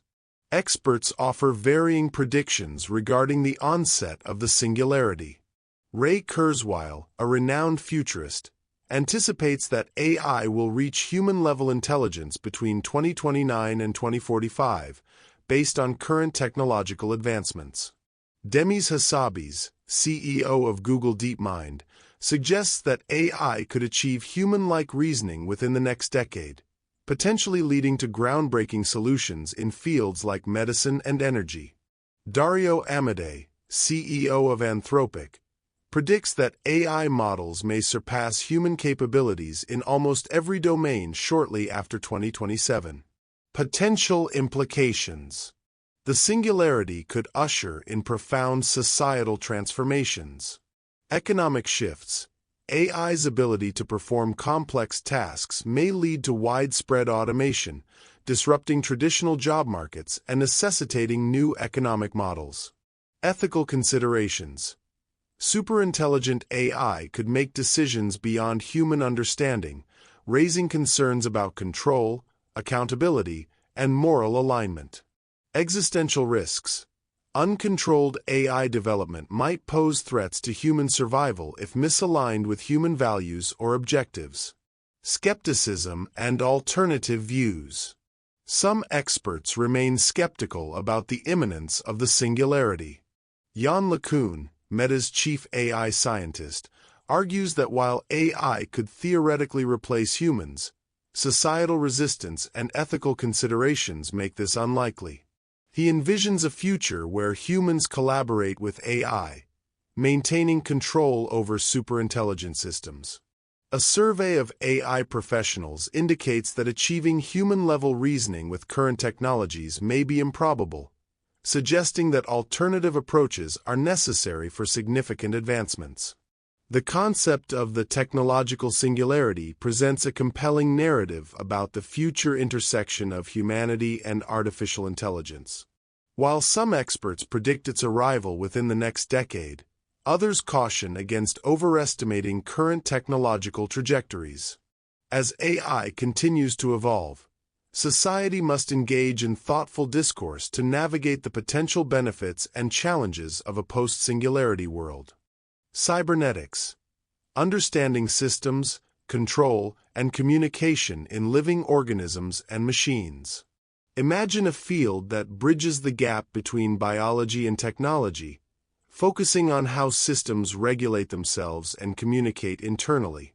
Cybernetics is that interdisciplinary domain dedicated to the study of systems, control mechanisms, and communication processes in both living organisms and machines. Defining cybernetics. Cybernetics is the scientific study of communication and control theory, concerned especially with the comparative study of automatic control systems, such as the nervous system and brain, as well as mechanical-electrical communication systems. The term cybernetics originates from the Greek word kybernetes, meaning steersman or governor, reflecting its focus on systems that steer or regulate themselves. Key concepts in cybernetics. Feedback loops. Central to cybernetics is the concept of feedback, where systems self-regulate by responding to changes in their environment. Negative feedback loops maintain stability by counteracting deviations, while positive feedback loops can lead to exponential growth or change. System modeling. Cybernetics involves creating mathematical and conceptual models to understand and predict the behavior of complex systems, whether biological, mechanical, or social. Interdisciplinary approach. This field intersects with various disciplines, including engineering, biology, computer science, and sociology, providing a unified framework to study diverse systems. Applications of cybernetics. Cybernetics has wide-ranging applications across multiple domains. Biology and medicine.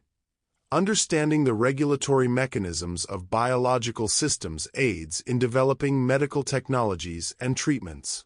Engineering. Designing control systems for machinery and robotics relies heavily on cybernetic principles. Social sciences. Analyzing social systems and organizational structures benefits from cybernetic models of communication and control. Artificial intelligence. Developing intelligent systems that learn and adapt involves cybernetic concepts of feedback and self-regulation. Cybernetics offers a comprehensive lens through which to examine the dynamics of control and communication across various systems. By understanding how entities, be they biological organisms or machines, process information and regulate their actions, we can innovate and improve technologies that harmonize with natural processes, paving the way for advancements that enhance both human life and technological development. The self as narrative. Crafting our identity through storytelling. Have you ever wondered how your life experiences intertwine to shape the person you are today? The concept of narrative identity suggests that we construct our sense of self by weaving our personal stories, integrating past events, present perceptions, and future aspirations into a coherent narrative. Understanding narrative identity. Narrative identity is the internalized and evolving story that individuals create about themselves, merging their life experiences, values, beliefs, and goals. This personal narrative not only helps us make sense of our past, but also guides our actions and interactions, providing a framework for understanding our place in the world. The structure of our life story. Think of your life as a novel, with each chapter representing different phases and experiences. A well-crafted narrative identity includes characters, the people who have influenced and accompanied you throughout your journey. Episodes, significant events and turning points that have shaped your path. Imagery and setting, the environments and contexts that have framed your experiences. Plot and themes, the overarching storylines and messages that give your life meaning and direction. This narrative often follows a traditional story arc, with a beginning, middle, and end, helping us perceive our lives as unified and purposeful.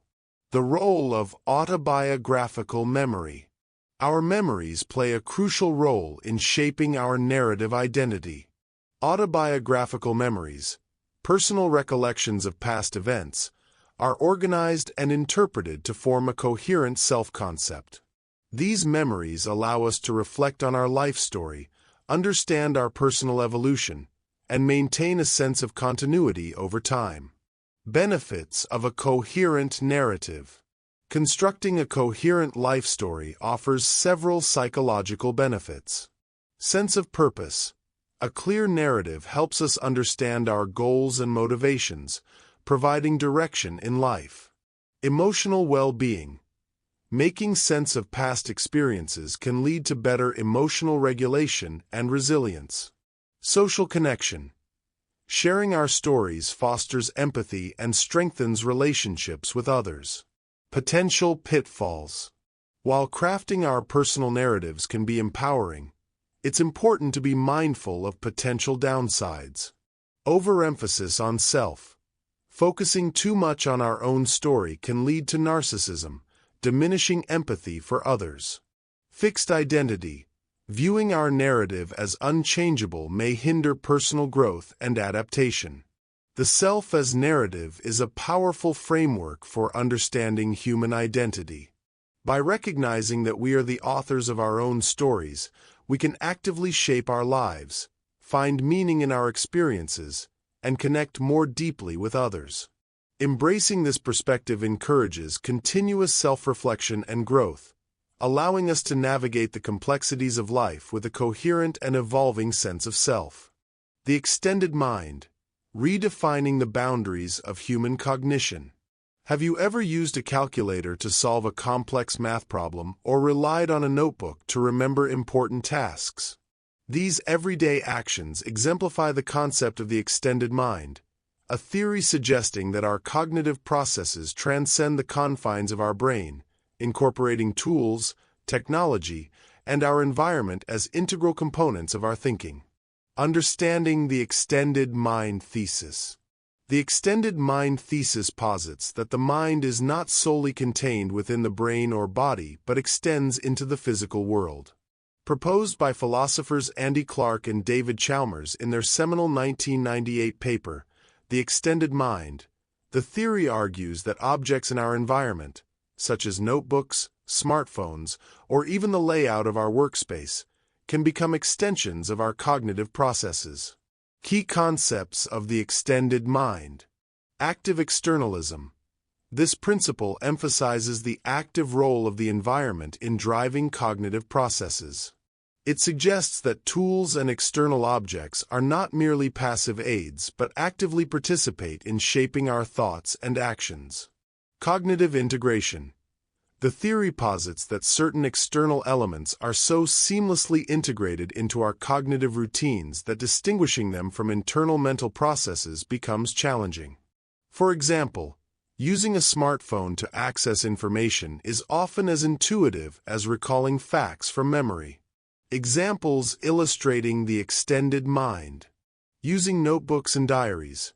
Writing down thoughts, plans, or calculations in a notebook externalizes our memory and thought processes, making them accessible and manipulable in ways that internal memory alone may not facilitate. Interacting with technology.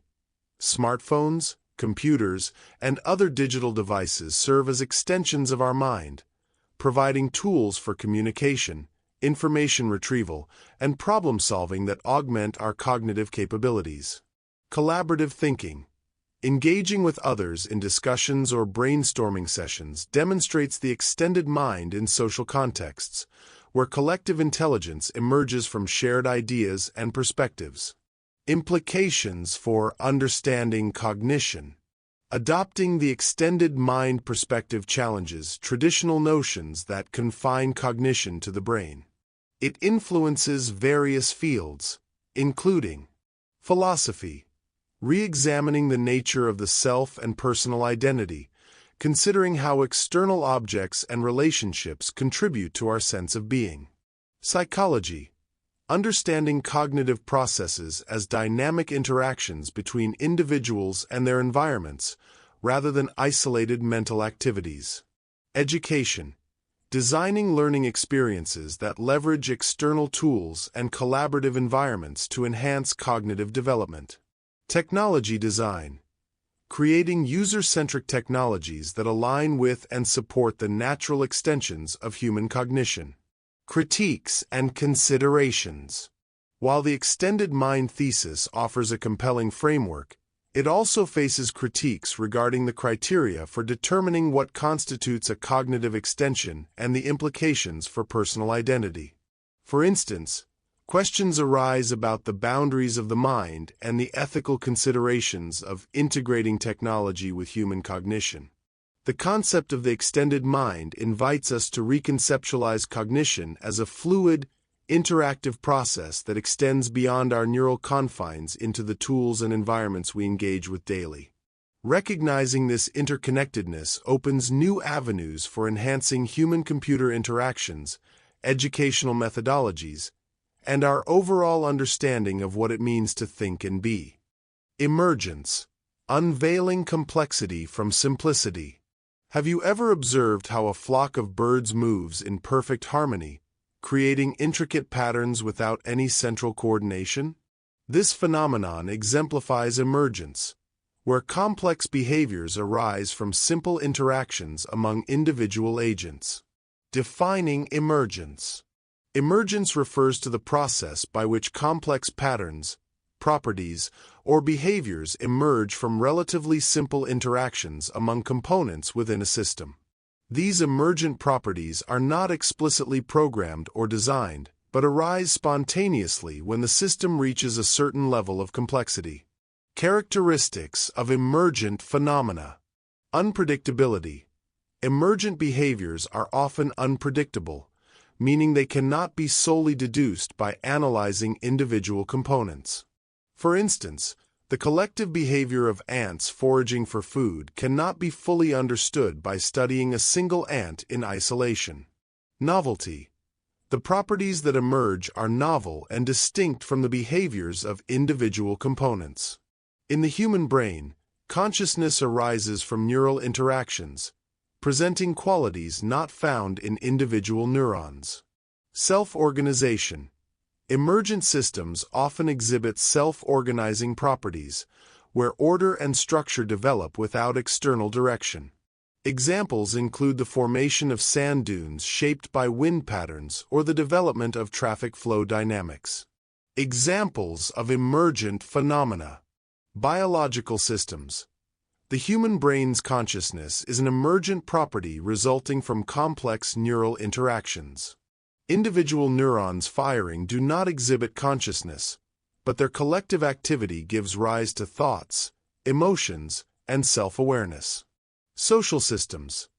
Economic markets are emergent systems where the collective actions of buyers and sellers determine prices and trends. No single entity controls the market, yet it functions through the aggregate decisions of its participants. Technological systems. The Internet is an emergent network where information routing and data flow arise from the interactions between servers, routers, and users. The global connectivity and information exchange we experience are products of these interactions. Understanding emergence in various disciplines. Philosophy. Emergentism explores how higher-order properties emerge from simpler systems, addressing questions about the nature of reality and consciousness. Science. In physics and chemistry, emergence explains how complex chemical reactions can lead to new substances with properties distinct from the reactants. Art. Artists utilize emergent principles by creating interactive installations where audience participation leads to unpredictable and unique artistic expressions. Implications of emergence. Recognizing emergent properties challenges reductionist approaches that attempt to explain systems solely by their parts. It emphasizes the importance of studying systems holistically to understand behaviors and properties that cannot be predicted by examining individual components alone.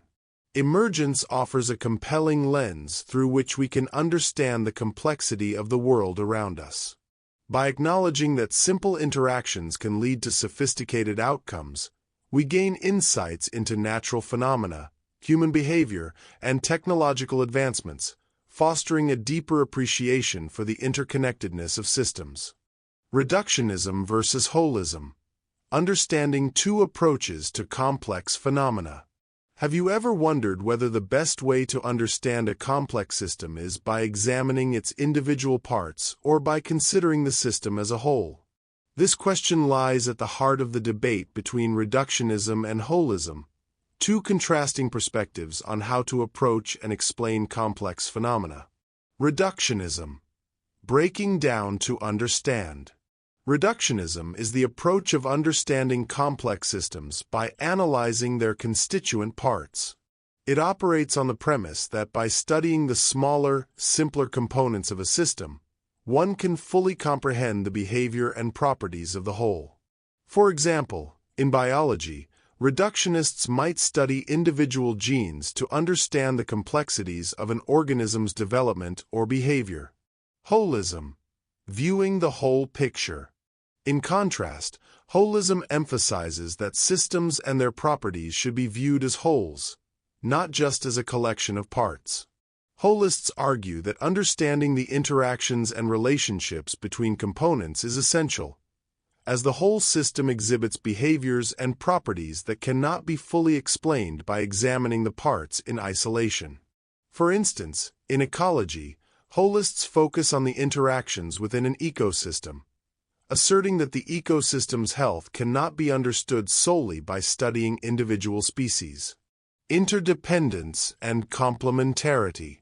It's important to recognize that reductionism and holism are not mutually exclusive, but can be interdependent and complementary. Reductionism can provide detailed insights into the components of a system, while holism offers a broader perspective on how these components interact within the larger context. Integrating both approaches can lead to a more comprehensive understanding of complex phenomena. Applications across disciplines. Science. In physics, reductionism seeks to explain fundamental particles and forces, while holism might focus on emergent properties in complex systems. Philosophy. Reductionism examines how complex ideas can be deconstructed into simpler concepts, whereas holism considers the interconnectedness of ideas within a philosophical system. Social sciences. Reductionists might analyze individual behaviors to understand societal trends, while holists study cultural, economic, and social structures that influence behavior. The debate between reductionism and holism highlights the diverse methodologies employed to understand complexity. Both approaches offer valuable insights, and their integration can provide a more nuanced and thorough comprehension of the multifaceted world around us. Chaos theory. Understanding sensitivity to initial conditions. Have you ever wondered how a seemingly insignificant event, like the flap of a butterfly's wings, could set off a chain of events leading to a tornado halfway across the world? This intriguing concept lies at the heart of chaos theory, a field that explores how small changes in initial conditions can lead to vastly different outcomes in complex systems. Defining chaos theory. Chaos theory is the study of systems governed by deterministic laws that exhibit unpredictable and seemingly random behavior due to their sensitivity to initial conditions. While these systems are deterministic, meaning their future behavior is fully determined by initial conditions without any random elements, their complexity makes long-term prediction challenging. The butterfly effect. A cornerstone of chaos theory is the butterfly effect, which illustrates how small alterations in the initial state of a system can lead to significant differences in future states. For example, the flap of a butterfly's wings in Brazil could set off a chain of events leading to a tornado in Texas. This metaphor, introduced by meteorologist Edward Lorenz, emphasizes the profound impact of minor changes in complex systems. Key characteristics of chaotic systems. Sensitivity to initial conditions. Minor differences in starting points can lead to vastly divergent outcomes, making long-term prediction difficult. Deterministic behavior. Despite their unpredictability, chaotic systems follow deterministic laws without any random elements. Nonlinearity. The relationships within chaotic systems are nonlinear, meaning that changes do not occur in a proportional or predictable manner. Applications of chaos theory. Chaos theory has applications across various disciplines, including meteorology, understanding weather patterns and forecasting, engineering, designing systems that can adapt to unpredictable conditions, economics, analyzing market dynamics and financial systems, biology, studying population dynamics and the spread of diseases. Chaos theory provides a framework for understanding the complex, interconnected, and unpredictable nature of certain systems. By recognizing the sensitivity to initial conditions, we can appreciate the challenges in predicting long-term behavior and the importance of considering both small and large factors in system analysis. Fractal geometry. Exploring infinite complexity in patterns. Have you ever noticed how a fern's leaflets resemble the entire leaf, or how coastlines appear jagged and irregular at any zoom level? These patterns exemplify fractal geometry, a field that studies complex structures displaying self-similarity across different scales. Defining fractals. A fractal is a geometric shape that exhibits intricate detail at every level of magnification. This means that zooming into any part of a fractal reveals a structure similar to the whole, a property known as self-similarity.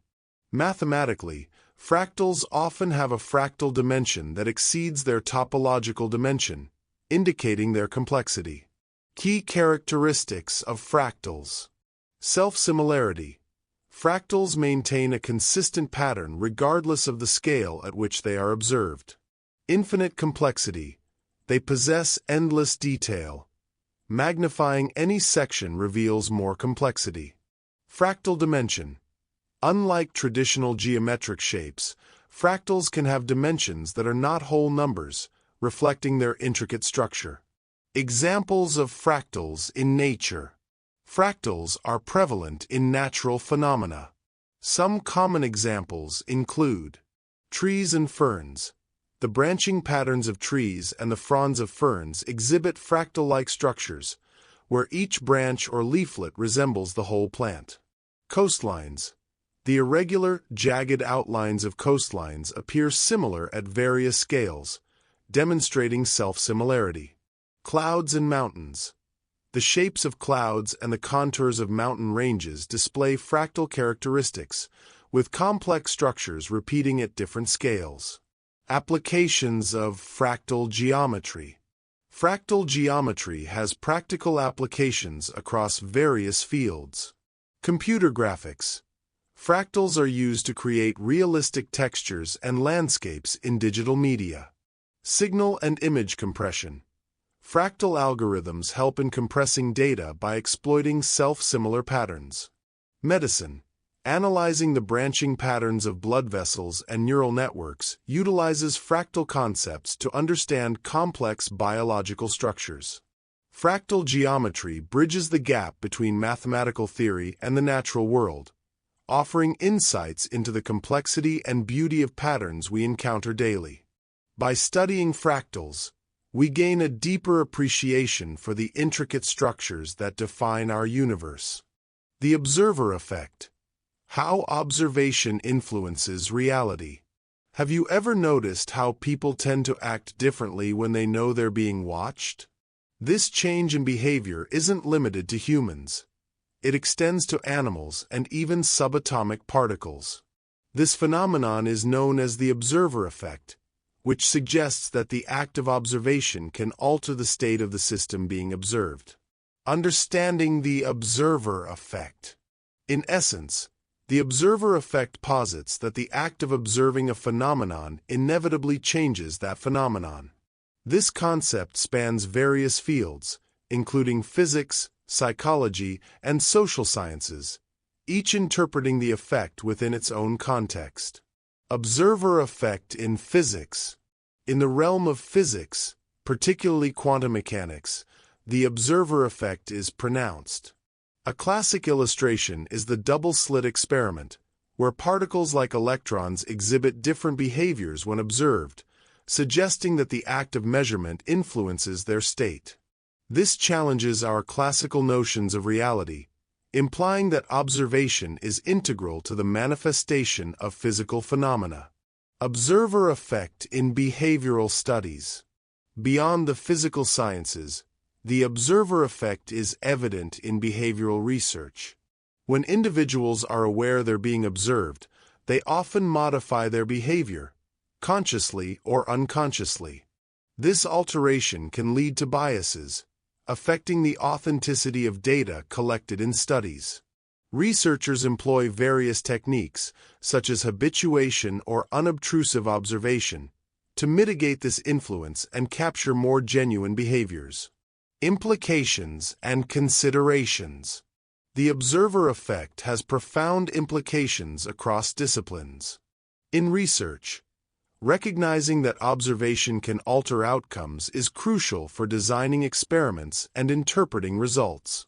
In social interactions, understanding this effect sheds light on how awareness of being observed can influence human behavior, from workplace performance to public conduct. In technology, in fields like computing, the observer effect can impact system performance, as monitoring tools might affect the systems they're designed to observe. The observer effect underscores a fundamental truth. Observation is not a passive activity, but an interactive one that can reshape the very essence of what is observed. Acknowledging this interplay challenges our perceptions of objectivity and reality, reminding us that our engagement with the world is an active, transformative process. The Double-Slit Experiment. Unveiling the mysteries of quantum reality. Imagine conducting an experiment where particles behave as both waves and particles, and your observation alters their behavior. This paradox lies at the heart of the double-slit experiment, a cornerstone of quantum physics that challenges our understanding of reality. Setting the stage. The classic experiment. In its original form, the double-slit experiment involves directing particles, such as electrons or photons, toward a barrier with two closely spaced slits. Beyond the barrier is a detection screen that captures where the particles land. When both slits are open and no attempt is made to observe the particles' paths, an interference pattern emerges on the screen, indicative of wave-like behavior. This pattern suggests that each particle passes through both slits simultaneously and interferes with itself. Introducing observation: the collapse of interference. However, when detectors are placed at the slits to determine through which slit a particle passes, the interference pattern disappears. Instead, particles behave as discrete entities, landing directly behind one of the slits. This outcome implies that the act of measurement influences the behavior of quantum particles, leading to the concept of wave-particle duality. Beyond the basics, variations and implications.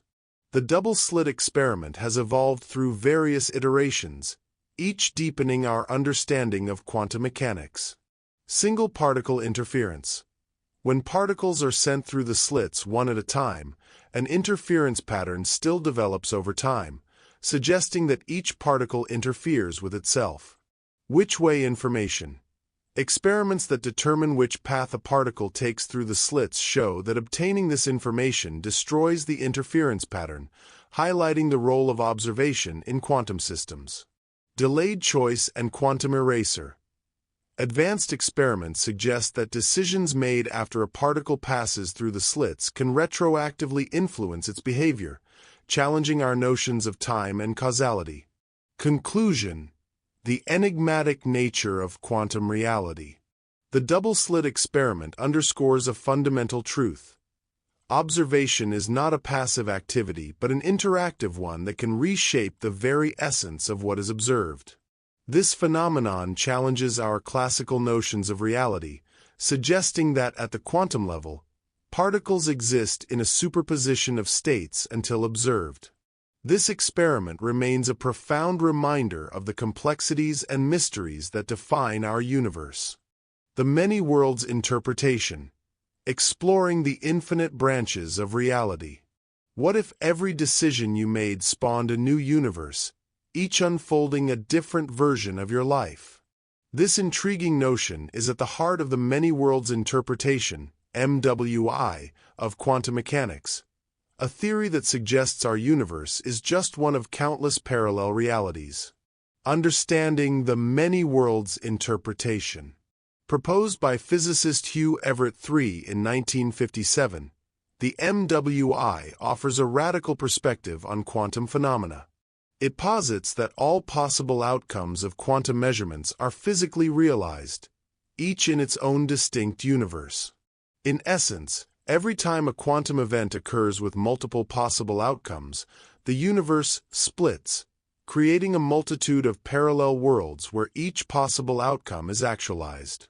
Key concepts of MWI. Universal wave function. The MWI asserts that the wave function, which in traditional quantum mechanics represents a superposition of all possible states, applies universally without collapsing. This implies that all potential outcomes of quantum events coexist in a vast multiverse. Determinism. Unlike the probabilistic nature of standard quantum mechanics, MWI introduces a deterministic framework. Since every possible outcome occurs in some universe, the evolution of the multiverse is entirely predictable, governed by the deterministic laws of quantum physics. Decoherence.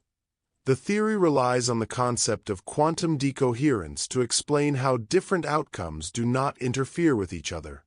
Decoherence describes how quantum systems interact with their environment, leading to the emergence of distinct, non-interacting branches of the universe. Implications of MWI. The many worlds interpretation challenges our conventional understanding of reality, offering profound implications. Multiplicity of realities. It suggests that every possible scenario plays out in some universe, leading to an unimaginably vast multiverse where all conceivable histories and futures are realized. Identity and choice. If every decision spawns a new universe, it raises questions about personal identity and the nature of choice. Are we merely one version of ourselves among countless others, each experiencing different outcomes? Scientific and philosophical debate. MWI has sparked extensive discussions in both scientific and philosophical circles, prompting debates about the nature of reality, the meaning of probability, and the interpretation of quantum mechanics itself. Critiques and considerations. While MWI offers an elegant solution to some quantum puzzles, it is not without criticism. Empirical testing. One of the main challenges is the lack of direct empirical evidence for the existence of parallel universes. The theory currently remains untestable with existing technology and methodologies. Occam's razor. Some critics argue that MWI introduces unnecessary complexity by positing an infinite number of unobservable universes, potentially violating the principle of Occam's razor, which favors simpler explanations. The many worlds interpretation offers a fascinating lens through which to view the universe, suggesting that every quantum event spawns a multitude of parallel realities.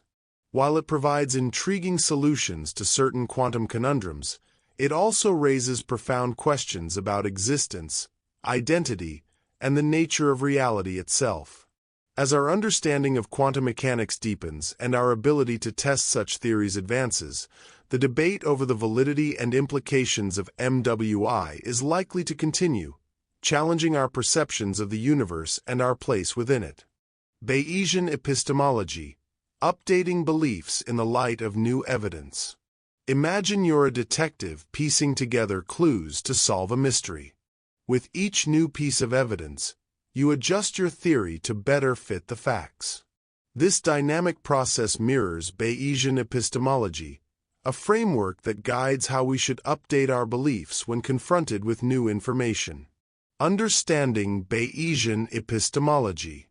At its core, Bayesian epistemology combines principles from probability theory with epistemology, the study of knowledge. It provides a structured approach to revising our degrees of belief, known as credences, in response to incoming evidence. This methodology traces back to Reverend Thomas Bayes, c. 1701–61, whose work laid the foundation for Bayesian probability. Key principles. Degrees of belief. Credences. Bayesian epistemology moves beyond simple binary beliefs, true or false, and embraces degrees of belief. These credences range from 0 to 1, representing varying levels of certainty about a proposition. For example, assigning a credence of 0.8 to the statement, "It will rain tomorrow," indicates an 80% degree of belief in its truth. Prior probability.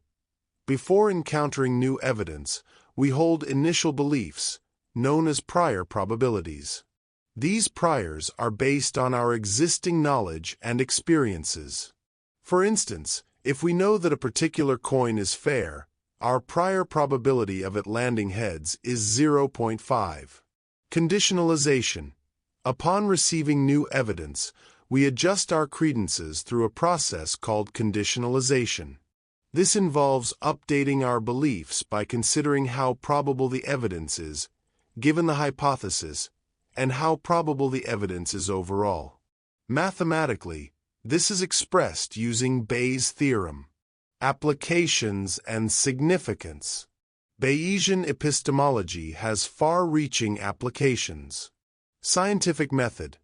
Scientists use Bayesian principles to update hypotheses as experimental data accumulates, refining theories to better align with observed phenomena.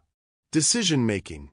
In uncertain situations, Bayesian reasoning aids in making informed choices by systematically integrating new information. Artificial intelligence. Machine learning algorithms often employ Bayesian methods to update models based on new data, enhancing predictive accuracy. Challenges and considerations. While powerful, Bayesian epistemology faces challenges. Determining prior probabilities. Selecting appropriate priors can be subjective and contentious, especially when lacking objective data. Computational complexity. Updating beliefs with complex models can be computationally intensive, requiring sophisticated algorithms. Logical omniscience. Bayesian norms assume that agents can process all logical consequences of their beliefs, a standard not always achievable in practice. Bayesian epistemology offers a robust framework for belief revision, emphasizing rationality and adaptability in the face of new evidence. By quantifying degrees of belief and providing a systematic method for updating them, it bridges the gap between probability theory and epistemology, influencing diverse fields from science to artificial intelligence. Embracing this approach fosters critical thinking and informed decision-making in an ever-evolving world. The noosphere, humanity's collective mind enveloping Earth. Imagine an invisible sphere surrounding our planet, pulsating with the thoughts, ideas, and cultural expressions of every human being. This is the essence of the noosphere, a concept that envisions Earth's outer layer as a realm of human consciousness and intellectual activity. Origins and meaning. The term noosphere combines the Greek words noos, mind, and sphera, sphere, signifying the sphere of mind. It was independently introduced by two visionaries. Vladimir Vernadsky, a Russian biogeochemist who viewed the noosphere as the third stage of Earth's development, following the geosphere, inanimate matter, and the biosphere, all living things. He proposed that human cognition has become a geological force, reshaping the planet through our collective intellectual endeavors. Pierre Teilhard de Chardin, a French Jesuit priest and philosopher who perceived the noosphere as an emergent layer formed by the interaction of human minds. He believed that as humanity's consciousness intertwines, it creates a global network of thought, evolving towards greater complexity and unity. Characteristics and significance. Collective consciousness. The noosphere represents the aggregation of human thoughts, cultures, and innovations, influencing and being influenced by the biosphere. It's a dynamic, evolving field where ideas propagate, merge, and transform, driving cultural and technological advancements. Evolutionary perspective. Both Vernadsky and Teilhard de Chardin viewed the noosphere as a natural progression in Earth's evolutionary history. They suggested that just as life emerged from non-life, human thought has emerged from biological life, adding a new dimension to our planet's development. Contemporary relevance. In today's interconnected world, the concept of the noosphere resonates profoundly. The internet and digital communication have created a global mind, where information flows instantaneously, and collective problem-solving is possible on an unprecedented scale. This digital realm mirrors the noosphere's envisioned role as the sphere of human consciousness, continually shaping and reshaping our collective reality.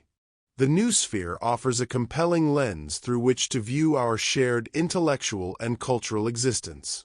It challenges us to recognize our collective responsibility in shaping the future, emphasizing the power of human thought as a transformative force in the ongoing evolution of our planet. The Gaia Hypothesis. Earth as a self-regulating organism. Imagine Earth as a living organism, where every plant, animal, and microorganism collaborates seamlessly to maintain the planet's health and stability. This concept, known as the Gaia Hypothesis, proposes that Earth's biosphere, atmosphere, oceans, and soil form a complex, self-regulating system that sustains the conditions necessary for life. Origins and development. Formulated in the early 1970s by British chemist James Lovelock and American biologist Lynn Margulis, the Gaia Hypothesis draws inspiration from Gaia, the Greek goddess symbolizing Earth.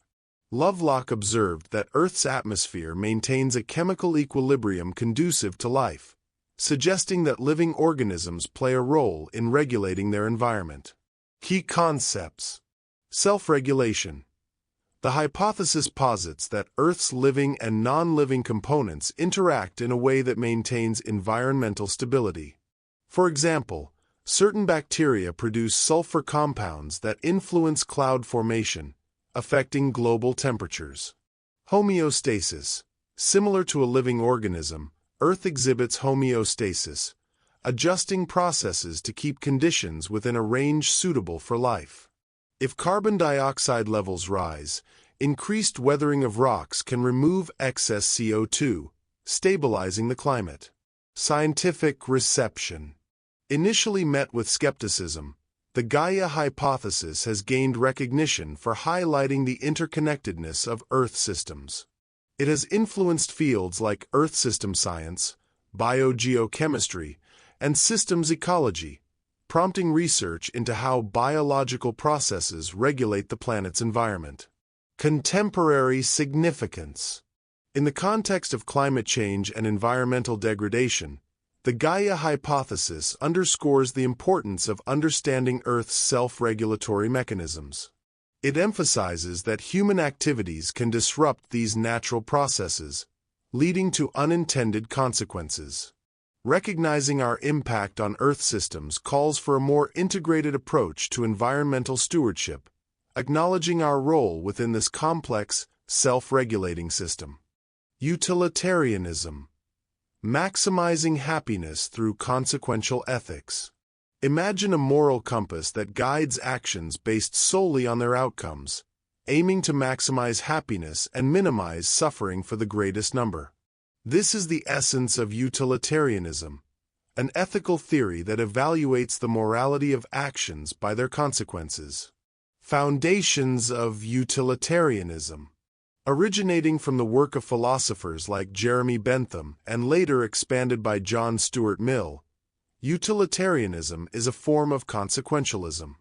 This perspective holds that the morality of actions is determined entirely by their results. Bentham introduced the concept, emphasizing that actions are right if they promote the greatest happiness for the greatest number. Mill refined this idea by distinguishing between higher and lower pleasures, suggesting that intellectual and moral pleasures are superior to physical ones. Core principles. Greatest happiness principle. Utilitarianism posits that the rightness of actions is measured by their ability to produce the most happiness or pleasure. This approach focuses on the outcomes of actions, advocating for those that result in the greatest overall good. Consequentialism. As a consequentialist theory, utilitarianism asserts that only the consequences of actions matter in moral evaluation. The intentions behind actions are secondary to the happiness or unhappiness they produce. Applications and critiques. Utilitarianism has significantly influenced ethical decision-making in various fields, including economics, politics, and healthcare. It provides a clear framework for assessing policies and actions based on their tangible benefits to society. However, critics argue that utilitarianism can justify actions that violate individual rights if those actions lead to greater overall happiness. Additionally, measuring happiness and comparing it across individuals poses practical challenges. Contemporary relevance. In today's complex world, utilitarianism offers a pragmatic approach to ethics, especially in addressing global issues like climate change, public health, and resource distribution. It encourages policymakers and individuals to consider the broader impact of their decisions, striving for outcomes that benefit the majority. Deontological ethics. Upholding duty beyond consequences. Imagine a moral framework where actions are judged not by their outcomes but by their adherence to a set of rules and duties. This perspective, known as deontological ethics, emphasizes the intrinsic morality of actions themselves, asserting that certain behaviors are ethically obligatory, irrespective of the results they produce. Foundations of deontological ethics. The term deontology originates from the Greek words deon, meaning duty, and logos, meaning study. This ethical theory posits that morality is grounded in adherence to established rules and duties. A central figure in deontological ethics is Immanuel Kant, an 18th-century German philosopher, who argued that moral actions are those performed out of duty and guided by universal moral laws. Kant believed that individuals possess the rational capacity to recognize these laws and are morally obligated to follow them, regardless of personal desires or consequences. Key principles: duty and obligation. Deontological ethics asserts that individuals have moral duties to perform certain actions, such as telling the truth or keeping promises, simply because these actions are inherently right. The motivation behind these actions should be the recognition of one's duty, not the pursuit of favorable outcomes. Universality of moral laws. According to Kantian deontology, moral laws are universal and apply to all rational beings at all times. An action is morally right if it can be consistently universalized. That is, if everyone could act in the same way without contradiction. Wikipedia. Intrinsic value of actions. In this framework, the moral worth of an action is determined by the intention behind it, not by its consequences. For example, telling the truth is considered morally right, even if it leads to unfavorable outcomes, because honesty aligns with moral duty. Applications and challenges. Deontological ethics provides clear guidelines for moral behavior, emphasizing the importance of duty and adherence to moral laws. However, critics argue that this approach can lead to rigid moral judgments that do not account for the complexities of real-life situations. For instance, telling the truth is generally considered a moral duty, but if telling the truth in a particular situation would cause unnecessary harm, deontological ethics might still deem it the right course of action, potentially conflicting with other moral considerations. Contemporary relevance. In modern ethical discussions, deontological principles influence various fields, including law, medicine, and human rights. For example, legal systems often uphold certain rights and duties, such as the obligation to provide fair trials, regardless of the consequences. Similarly, medical ethics emphasizes duties like patient confidentiality and informed consent, ensuring that healthcare providers respect patients' rights and autonomy. Deontological ethics offers a framework that prioritizes moral duties and adherence to ethical rules, providing clear guidance on right and wrong. While it emphasizes the importance of intentions and moral laws, it also faces challenges in addressing complex situations where duties may conflict. Balancing deontological principles with other ethical considerations continues to be a subject of philosophical debate and practical application. Virtue ethics. Cultivating character for a flourishing life. Imagine a moral framework where the focus shifts from merely following rules or assessing consequences to developing intrinsic character traits that define a good person.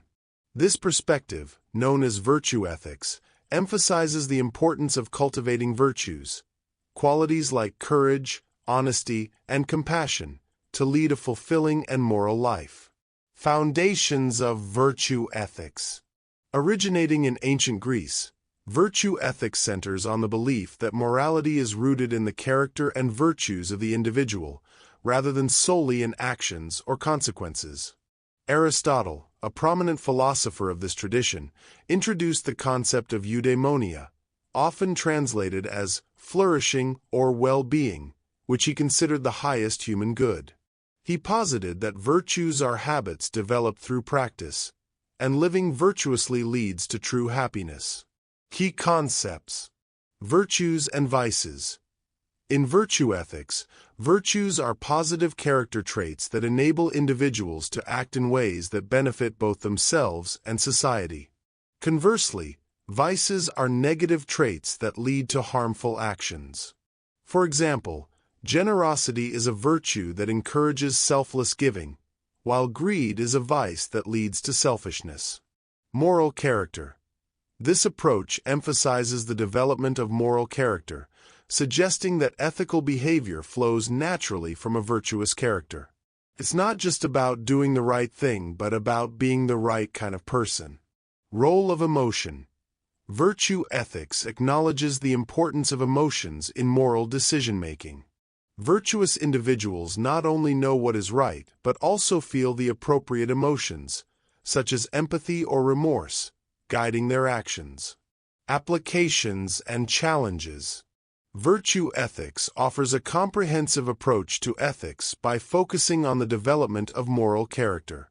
However, it faces challenges, such as defining the exact virtues and determining how to cultivate them effectively. Cultural differences can also influence perceptions of what constitutes a virtue, leading to debates about universal virtues versus culturally specific ones. Contemporary relevance. In modern contexts, virtue ethics has seen a resurgence, particularly in areas like leadership development and professional ethics.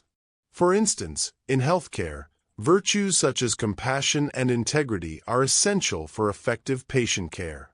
Leaders are encouraged to embody virtues to inspire and guide their teams ethically. Virtue ethics provides a rich and nuanced framework for understanding morality, focusing on the cultivation of virtuous character traits as the foundation for ethical behavior. By striving to embody virtues, individuals can lead lives that are not only morally sound but also personally fulfilling. Imagine a world where every individual is an isolated island. No rules, no order, just raw survival. Now, picture these islands slowly drifting together, forging invisible bridges of trust and cooperation. What if I told you that the very foundation of our modern society is built on an unspoken agreement among us all? The idea that societies exist because we, as individuals, implicitly agree to surrender a fraction of our freedom for collective security and mutual benefit. This concept isn't written on any daily reminder, yet it underpins everything from our laws to our social norms. The notion of the social contract emerged during the Age of Enlightenment through the revolutionary ideas of philosophers like Thomas Hobbes, John Locke, and Jean-Jacques Rousseau. Thomas Hobbes painted a grim picture of life without order, famously describing existence in a state of nature as solitary, poor, nasty, brutish, and short. To escape this chaos, people agreed, implicitly, to obey a powerful authority in exchange for safety and order. John Locke shifted the focus toward individual rights, arguing that government's primary role is to protect life, liberty, and property. In Locke's vision, the social contract is an agreement among equals, ensuring that each person's natural rights are guarded. Jean-Jacques Rousseau offered a more collective vision. He believed that true freedom isn't about unbridled individualism but arises from joining together to form a general will where every voice matters. Rousseau's idea suggests that by pooling our power, we become both the authors and the subjects of the laws that bind us. These groundbreaking ideas aren't just academic, they're woven into the very fabric of modern life. Consider that the principles of the social contract echo in foundational documents like the U.S. Constitution and the Mayflower Compact. Every time you obey a traffic law or pay your taxes, you're participating in an age-old agreement designed to make society work. Today, the social contract remains a silent force. We rarely sign a document saying, "I agree to follow these rules for our mutual benefit," yet every law, every civic duty, is rooted in that ancient bargain. It's a powerful reminder that while our freedoms might be curtailed in some ways, we gain the security and order needed to flourish as a community.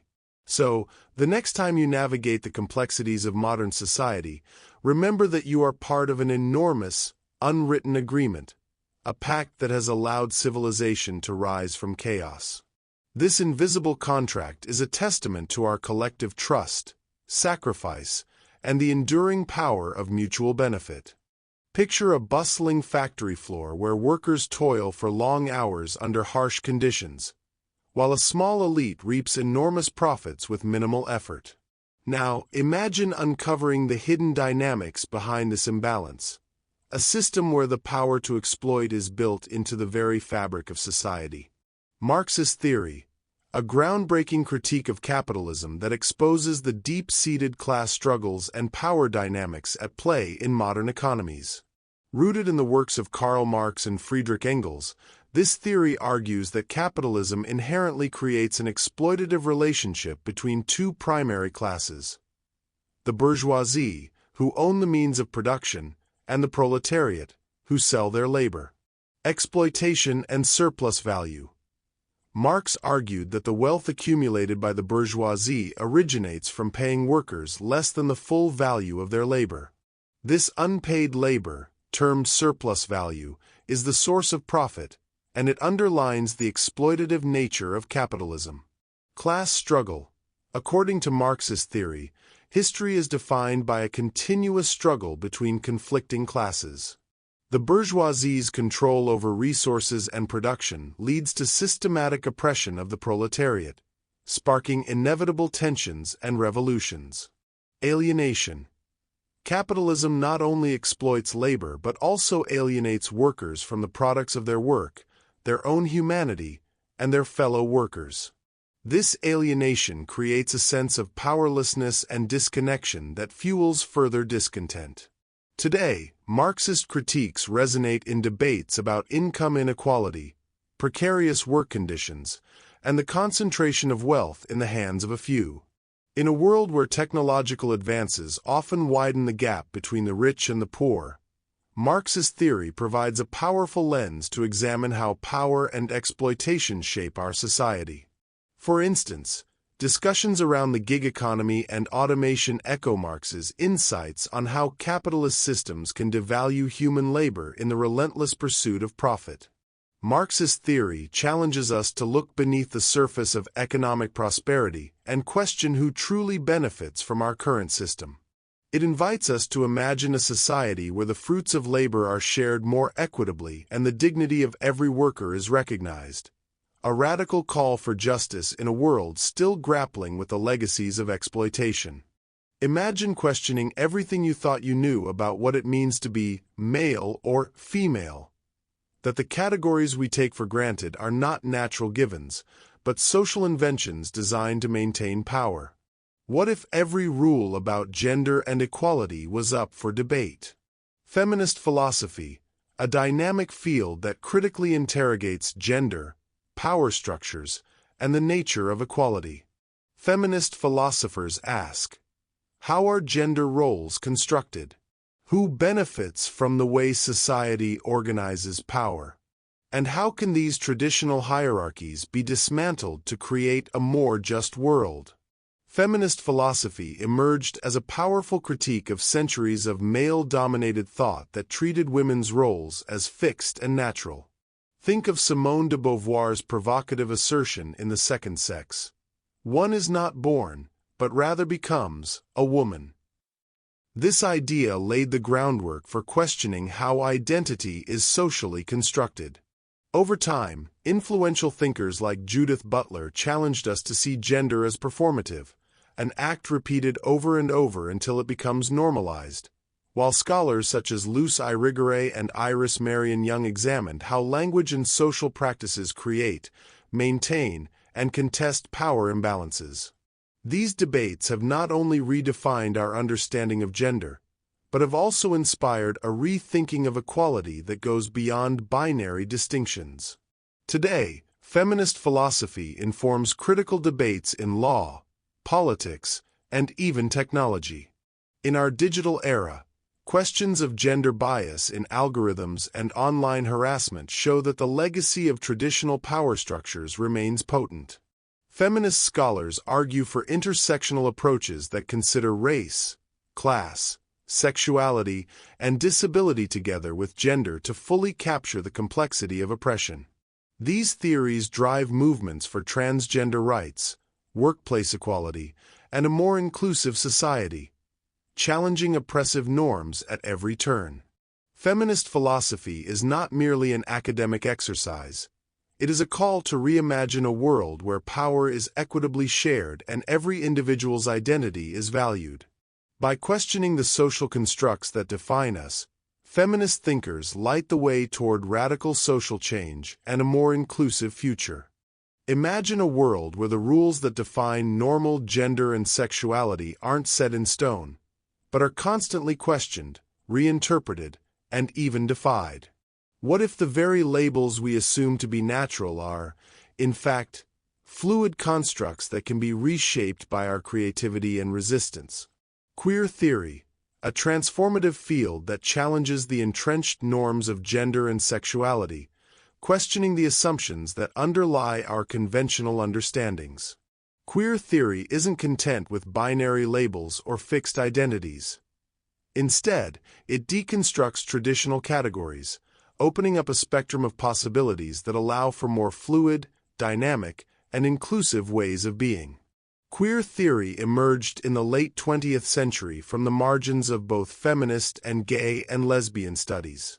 Thinkers like Judith Butler revolutionized the conversation by arguing that gender is not an innate quality but rather a performative act, an ongoing series of behaviors and expressions that are socially produced and constantly reassembled. This perspective radically unsettles the idea that there is a true or natural gender, suggesting instead that identities are fluid and subject to change. Alongside Butler, scholars such as Eve Kosofsky-Sedgwick and Michael Warner further questioned how societal norms enforce conformity, insisting that what we consider normal is often a product of historical, cultural, and political forces rather than an unchangeable truth. In today's world, queer theory plays a critical role in debates around LGBTQ+ rights, digital identity, and even politics. As new media reshape how we express and perceive identity, queer theorists argue that technology can either reinforce rigid categories or offer new ways to explore self-expression and community. The field also pushes us to reconsider policies that restrict personal freedoms by highlighting how legal and cultural systems often exclude those who defy traditional norms. By dismantling these outdated assumptions, queer theory empowers us to envision a society that embraces diversity in all its forms, from gender fluidity to non-normative sexualities. Queer theory is not just an academic inquiry.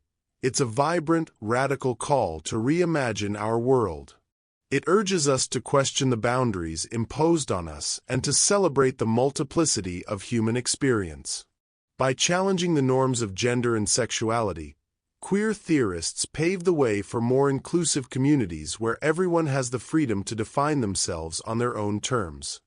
Imagine a world where the voices silenced by empires and emblems of domination still echo in the literature we read, the identities we wear, and the power structures we navigate every day. What if the borders between cultures were not natural divisions but remnants of colonial conquest, continuously reshaped by resistance and reclamation? Postcolonial theory, a dynamic field that examines the enduring impact of colonialism on culture, identity, and power. Postcolonial theorists reveal how the legacies of colonial rule persist in language, art, politics, and everyday life, influencing how formerly colonized peoples define themselves and resist oppression. Emerging in the late 20th century, postcolonial theory was shaped by pioneering thinkers like Edward Said, Homi K. Bhabha, and Gayatri Chakravorty Spivak. Edward Said's Orientalism exposed how Western scholarship and art constructed the Orient as an exotic, inferior other to justify colonial domination. Homi K. Bhabha's concepts of hybridity and mimicry challenged the idea of pure cultural identities, showing how colonized subjects blend and subvert imposed norms to create new, dynamic identities. Gayatri Spivak's work on the subaltern highlights how those at the margins are systematically silenced by both colonial and post-colonial power structures. These ideas underscore that colonialism is not merely a historical episode, but a persistent force that shapes social, economic, and political life. Today, post-colonial theory informs debates on globalization, migration, and cultural appropriation. It challenges us to ask, how do former colonies reclaim and reimagine their cultural narratives in a globalized world? In what ways do modern institutions, media, education, politics, continue to reflect colonial hierarchies and biases? How do processes like hybridity offer a more fluid understanding of identity that resists fixed, oppressive categories? By interrogating these questions, scholars and activists work to dismantle outdated power structures and advocate for more inclusive, equitable representations of culture and identity. Postcolonial theory reminds us that the past is ever present. Its echoes can both oppress and empower. By uncovering the layers of colonial influence in our language, art, and institutions, this field empowers marginalized voices to reclaim their histories and reshape their futures. In questioning the established narratives of power, we open the door to a world where diversity is celebrated and self-determination is possible. Imagine walking into a courtroom where the scales of justice appear balanced, but beneath the surface, the law itself has been shaped by centuries of racial bias, reinforcing structures of inequality. What if the very legal system meant to protect you is, in fact, built to serve a specific racial order? Critical race theory, CRT, a transformative framework that analyzes the intersections of race, law, and power in society. CRT challenges the conventional notion that the law is neutral, revealing instead how legal systems and policies are imbued with racial hierarchies that continue to marginalize people of color. Emerging from the legal scholarship of the 1970s and 1980s, CRT was pioneered by scholars like Derek Bell, Kimberly Crenshaw, and Richard Delgado. They argued that racism is not aberrational. Instead of being the product of individual prejudice, racism is a systemic, institutional feature woven into the fabric of society. Interest convergence. Racial progress is achieved only when it aligns with the interests of the dominant group. Critique of colorblindness. Laws and policies that claim to be colorblind often obscure the persistent disadvantages faced by marginalized communities. Narrative and storytelling. CRT emphasizes the importance of personal narratives and lived experiences to expose how legal doctrines and practices maintain racial disparities.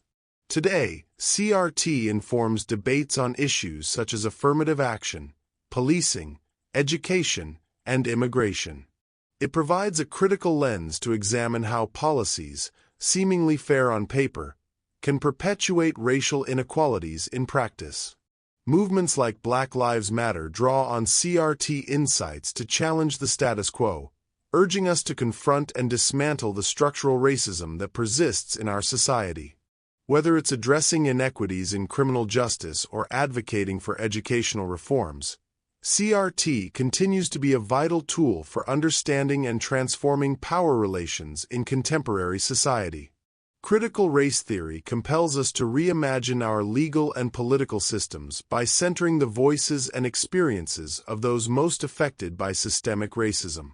By questioning the presumed neutrality of the law, CRT paves the way for a future where justice is truly equitable and power is redistributed in the service of all.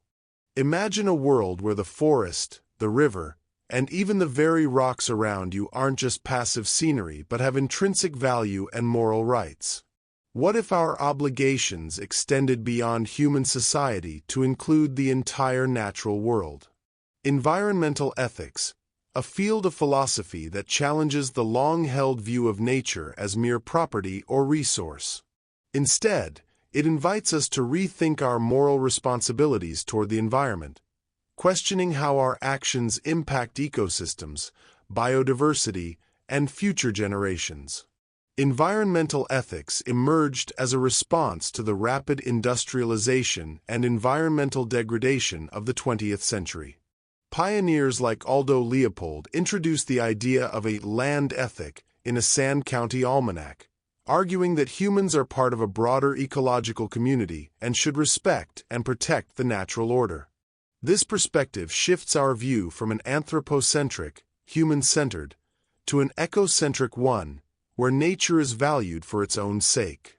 Other influential ideas include deep ecology, advocates for a radical rethinking of our relationship with nature, asserting that all living beings have inherent worth.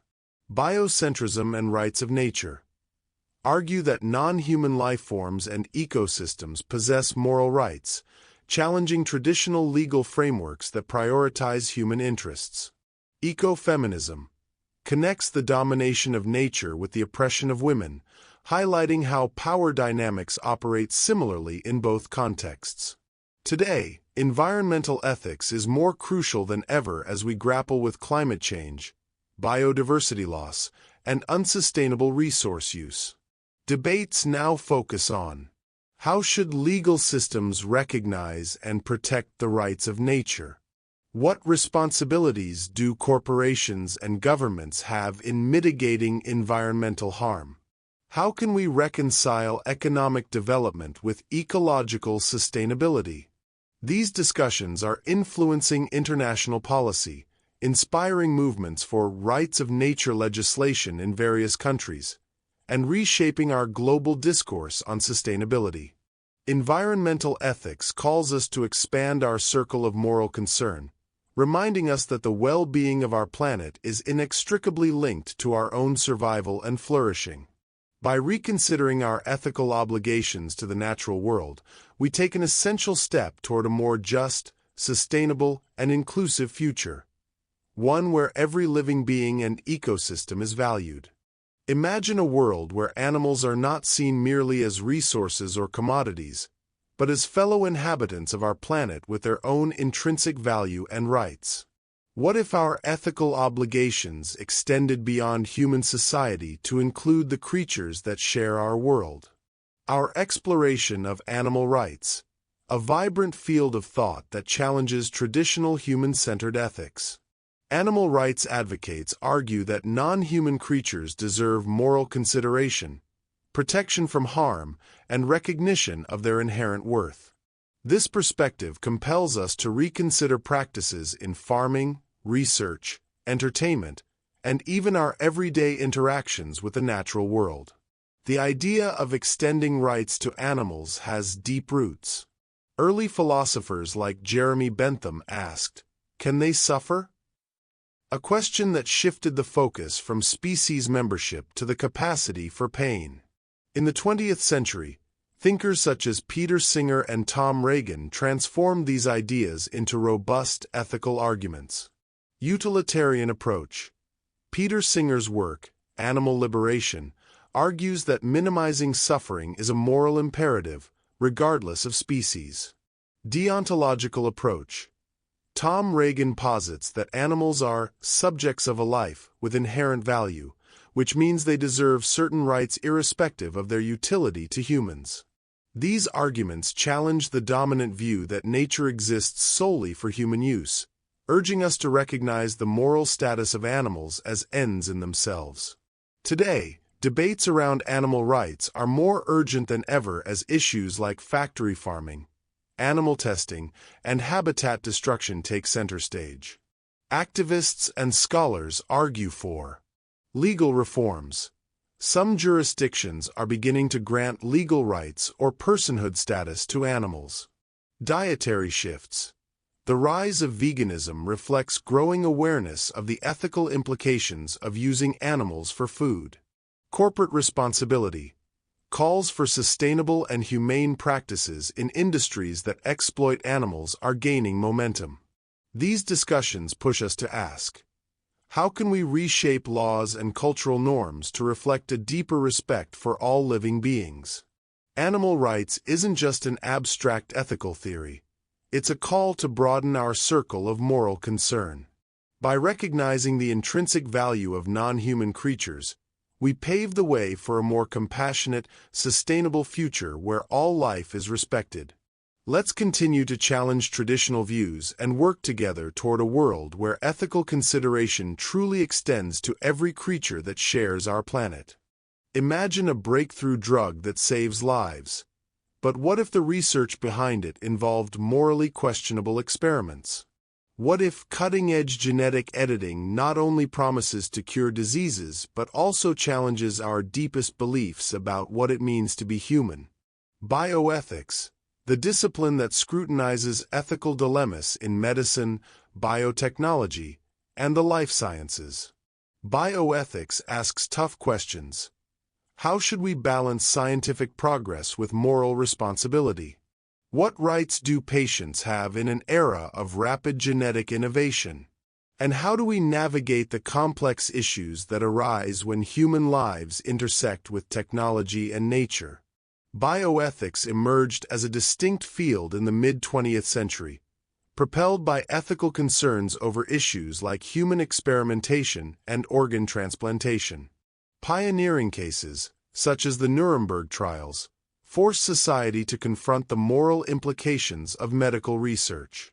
This led to the development of ethical principles, respect for autonomy, beneficence, non-maleficence, and justice, that still guide healthcare decisions today.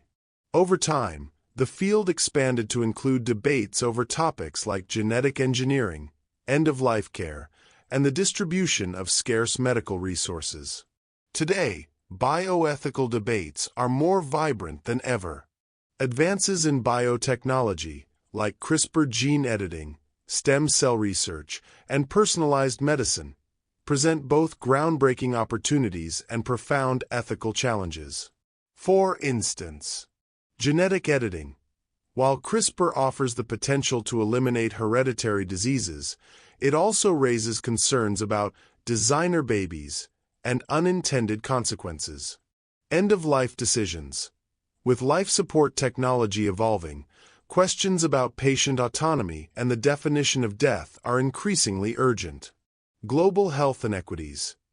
How should we distribute limited resources, such as vaccines during a pandemic, while ensuring fairness and justice? These issues force us to constantly reevaluate our moral obligations not only to individual patients but also to society as a whole. Bioethics challenges us to navigate the delicate balance between scientific advancement and ethical integrity. By examining the moral implications of medicine and biotechnology, it invites us to envision a future where innovation serves humanity without compromising our core values. As we stand on the brink of new discoveries, bioethics ensures that our progress is measured not only by what we can do but also by what we should do. Imagine a future where your innermost thoughts are no longer private, where advanced brain imaging could predict your behavior, and even your choices, before you're consciously aware of them. What if the same technologies that could help cure mental illnesses also threaten our very autonomy and privacy? Neuroethics, the field that explores the ethical implications of advances in neuroscience. As we make groundbreaking strides in understanding the human brain, questions arise about free will, privacy, and what it means to be human. Neuroethics challenges us to balance the promise of new treatments and technologies with the moral dilemmas they create, ensuring that progress respects our fundamental rights and values. Neuroethics emerged in the late 20th century as neuroscientific discoveries began to outpace our ethical frameworks. Early debates focused on the ethics of brain research and interventions, such as deep brain stimulation and neuroimaging techniques, and have since expanded to include issues like privacy and mental integrity. With tools that can read brain activity, we must consider who gets access to our thoughts and how this information is used. Free will and responsibility.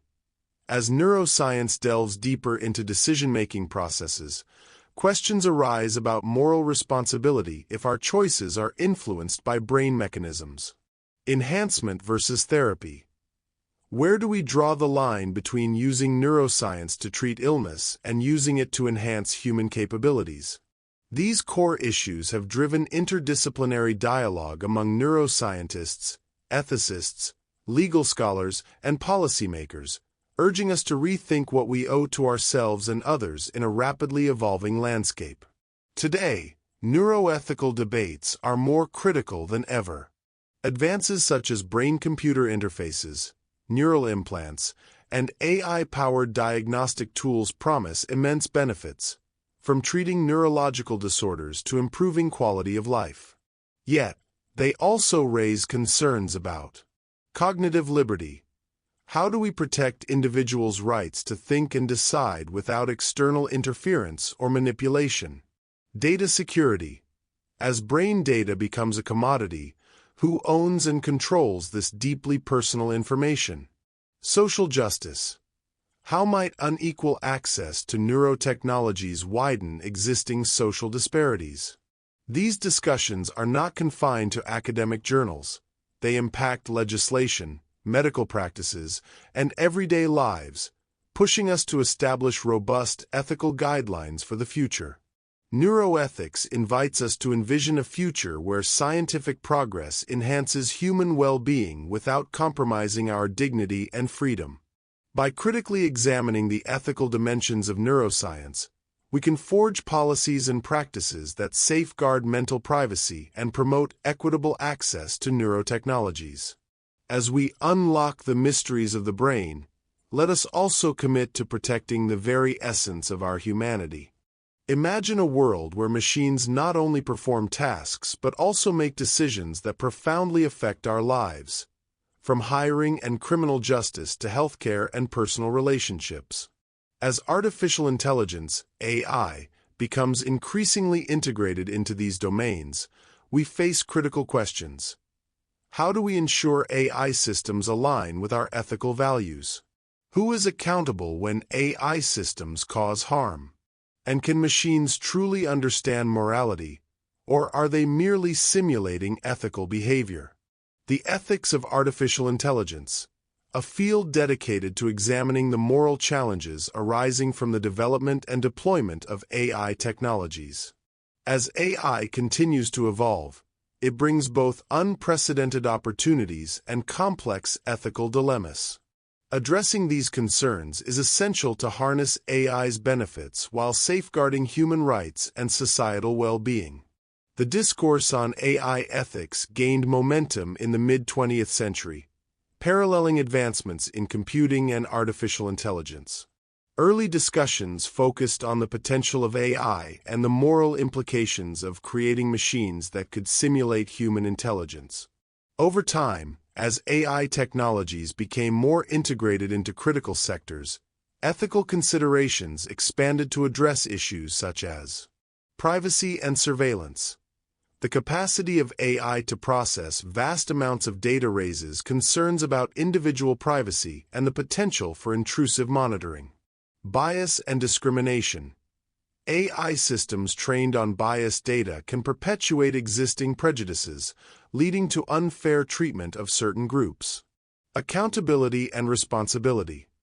Determining who is responsible for decisions made by AI, whether developers, users, or the AI itself, is a complex ethical challenge. Transparency and explainability. Ensuring that AI systems operate transparently and their decision-making processes are understandable to humans is crucial for trust and ethical governance. In today's rapidly evolving technological landscape, AI ethics is more pertinent than ever. Recent developments highlight the urgency of addressing these ethical concerns. AI in crime. Europol has warned that AI is significantly enhancing organized crime, making cyber attacks more precise and devastating, thereby threatening societal foundations. AI in hiring. Automated hiring systems powered by AI have been found to reinforce discrimination, highlighting the need for ethical oversight in AI applications. AI in surveillance. The use of AI for surveillance purposes raises significant concerns about privacy and the potential for misuse by authorities. AI in warfare. The development of autonomous weapon systems presents ethical dilemmas regarding the delegation of life and death decisions to machines. These issues underscore the necessity for comprehensive ethical frameworks and regulations to guide AI development and use. The ethics of artificial intelligence challenges us to thoughtfully consider the moral dimensions of integrating AI into our lives. By proactively addressing ethical concerns, we can steer AI development toward outcomes that enhance human flourishing, uphold justice, and respect individual rights. Engaging with these ethical questions is not just the responsibility of technologists, but of society as a whole, as we collectively navigate the promises and perils of AI. Imagine a society where the ultimate punishment for heinous crimes is not imprisonment but death, a finality that irrevocably alters the course of justice. As methods of execution evolve, such as the recent use of nitrogen gas in Louisiana, the ethical and moral debates surrounding capital punishment intensify. How do we reconcile the state's power to take life with our collective conscience? The complex discourse on capital punishment, a practice that has sparked fervent debates about ethics, justice, and human rights. While some view it as a necessary deterrent and a form of retribution, others deem it an inhumane relic that contradicts the principles of a just society. Understanding the multifaceted arguments for and against the death penalty is crucial as we navigate these moral waters. Capital punishment has deep historical roots, evolving from public executions aimed at deterring crime to more concealed methods intended to minimize perceived cruelty. Key concepts in the debate include deterrence, the argument that the threat of execution prevents serious crimes. However, studies have failed to conclusively demonstrate that the death penalty is more effective than other punishments in deterring crime. Retribution, the belief that offenders deserve to be punished in proportion to their crimes, with some advocating for the death penalty as a just response to heinous acts. Irreversibility and wrongful convictions, the concern that executing an innocent person is an irreversible miscarriage of justice, especially given the potential for judicial errors. Human rights considerations, the view that state-sanctioned killing violates fundamental human rights, notably the right to life, and perpetuates a cycle of violence. Recent events have reignited discussions on capital punishment's role in modern justice systems. Louisiana's nitrogen gas execution. On March 18, 2025, Louisiana executed Jesse Hoffman Jr. using nitrogen gas, marking the state's first execution in 15 years and raising questions about the ethics of execution methods. Evolving public opinion. In the United States, the percentage of Americans who view the death penalty as morally unacceptable has risen to 38%, nearing record highs, indicating a shift in societal attitudes. International perspectives. Globally, the trend is moving toward abolition, with many countries deeming the death penalty a violation of human rights and a practice fraught with ethical dilemmas. Capital punishment remains a deeply divisive issue, intertwining legal, ethical, and human rights considerations. As societies evolve, so too do our understandings of justice and morality. Engaging in informed, empathetic discussions about the death penalty is essential to navigate its complexities and align our justice systems with our collective values. Imagine a society where the ultimate punishment for heinous crimes is not imprisonment but death, a finality that irrevocably alters the course of justice. As methods of execution evolve, such as the recent use of nitrogen gas in Louisiana, the ethical and moral debates surrounding capital punishment intensify. How do we reconcile the state's power to take life with our collective conscience? The complex discourse on capital punishment, a practice that has sparked fervent debates about ethics, justice, and human rights. While some view it as a necessary deterrent and a form of retribution, others deem it an inhumane relic that contradicts the principles of a just society. Understanding the multifaceted arguments for and against the death penalty is crucial as we navigate these moral waters.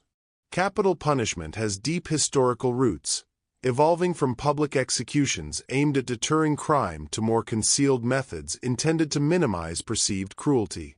Key concepts in the debate include deterrence, the argument that the threat of execution prevents serious crimes. However, studies have failed to conclusively demonstrate that the death penalty is more effective than other punishments in deterring crime. Retribution, the belief that offenders deserve to be punished in proportion to their crimes, with some advocating for the death penalty as a just response to heinous acts. Irreversibility and wrongful convictions. The concern that executing an innocent person is an irreversible miscarriage of justice, especially given the potential for judicial errors. Human rights considerations. The view that state-sanctioned killing violates fundamental human rights, notably the right to life, and perpetuates a cycle of violence. Recent events have reignited discussions on capital punishment's role in modern justice systems. Louisiana's nitrogen gas execution. On March 18, 2025, Louisiana executed Jesse Hoffman Jr. using nitrogen gas, marking the state's first execution in 15 years and raising questions about the ethics of execution methods. Evolving public opinion. In the United States, the percentage of Americans who view the death penalty as morally unacceptable has risen to 38%, nearing record highs, indicating a shift in societal attitudes. International perspectives.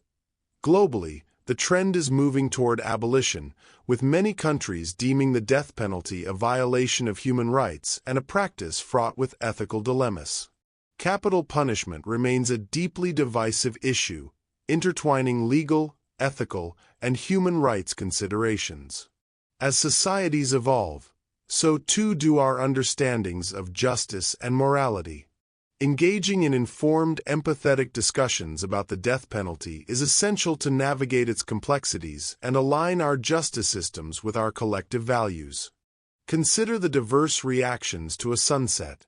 Some find it profoundly moving, while others remain indifferent. This variation prompts the question: is beauty an inherent quality of objects, or does it reside in the perceptions of observers?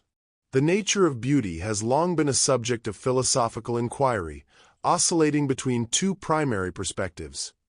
Objectivism, which posits that beauty exists independently of human perception, and subjectivism, which asserts that beauty is a construct of individual experience. Understanding this dichotomy offers insight into aesthetics, art, and human perception. Historical overview and key concepts. Throughout history, philosophers have grappled with the essence of beauty. Objectivism. This viewpoint maintains that beauty is a universal, mind-independent attribute.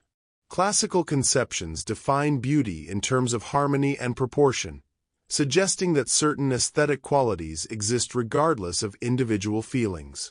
Subjectivism. Conversely, subjectivists argue that beauty is entirely dependent on personal experience and cultural context. This perspective emphasizes that judgments of beauty arise from individual feelings and societal influences, encapsulated in the adage "beauty is in the eye of the beholder." Intermediary theories. Some propose that beauty is neither purely objective nor subjective, but exists as a relationship between the object and the observer. This view suggests that certain features of objects have the potential to evoke aesthetic responses, but the experience of beauty requires a perceiver. In contemporary discourse, the debate continues. Psychological studies. Research indicates that perceptions of beauty can be influenced by evolutionary, cultural, and individual factors, highlighting the complex interplay between innate predispositions and learned preferences. Art and media. The portrayal of beauty in media and art reflects and shapes societal standards, prompting discussions about representation, diversity, and the impact of media on collective perceptions of beauty. The inquiry into whether beauty is objective or subjective reveals the multifaceted nature of human perception and cultural expression. While certain universal patterns may influence our perceptions, beauty ultimately resides in a dynamic interplay between the observer and the observed. Engaging with this debate enriches our understanding of art, culture, and the diverse ways in which we experience the world around us. Imagine sipping your morning coffee, feeling the warmth seep into your hands, and watching the steam swirl upward, a simple moment that can evoke a profound sense of peace. How often do we overlook such instances, dismissing them as mundane? Everyday aesthetics invites us to find meaning and beauty in the routine aspects of our daily lives. This perspective encourages a shift from seeking grandeur to appreciating the subtle elegance woven into our everyday experiences. The term everyday aesthetics emerged in the 1990s, broadening the scope of aesthetic inquiry beyond traditional art forms to encompass the ordinary elements of daily existence. Philosopher Yuriko Saito emphasizes the importance of acknowledging the aesthetic value in everyday objects and activities, advocating for a mindful engagement with our surroundings. John Dewey, in his work Art as Experience, proposed that aesthetic experiences are not confined to art but are integral to daily life, arising from ordinary activities when we approach them with heightened awareness. In today's fast-paced world, embracing everyday aesthetics offers a pathway to mindfulness and contentment. The Bohr-Core trend, for instance, celebrates finding joy in mundane tasks like organizing or cleaning, suggesting that such activities can enhance happiness and well-being. Similarly, the Japanese practice of hanami, traditionally the viewing of cherry blossoms, has been adapted to daily life, encouraging individuals to pause and appreciate fleeting moments of beauty, fostering a sense of tranquility. By cultivating an appreciation for the beauty inherent in everyday moments, we enrich our lives with deeper meaning and satisfaction. This approach not only enhances our aesthetic experiences, but also fosters a greater connection to the world around us. Imagine facing life's profound questions: freedom, responsibility, meaning, and mortality, not with dread, but with a renewed sense of purpose and authenticity. How might embracing these existential themes transform your approach to personal challenges? Existential therapy is a form of psychotherapy rooted in existential philosophy, focusing on the universal aspects of human existence such as freedom, responsibility, meaning, and mortality. This therapeutic approach encourages individuals to confront these fundamental concerns, fostering a deeper understanding of oneself and one's place in the world. Existential therapy operates through philosophical dialogue, where the therapist and client engage in discussions that explore the client's subjective reality. The process involves present-focused exploration. While acknowledging past experiences, the therapy emphasizes current choices and their impact on personal growth. Confronting existential realities.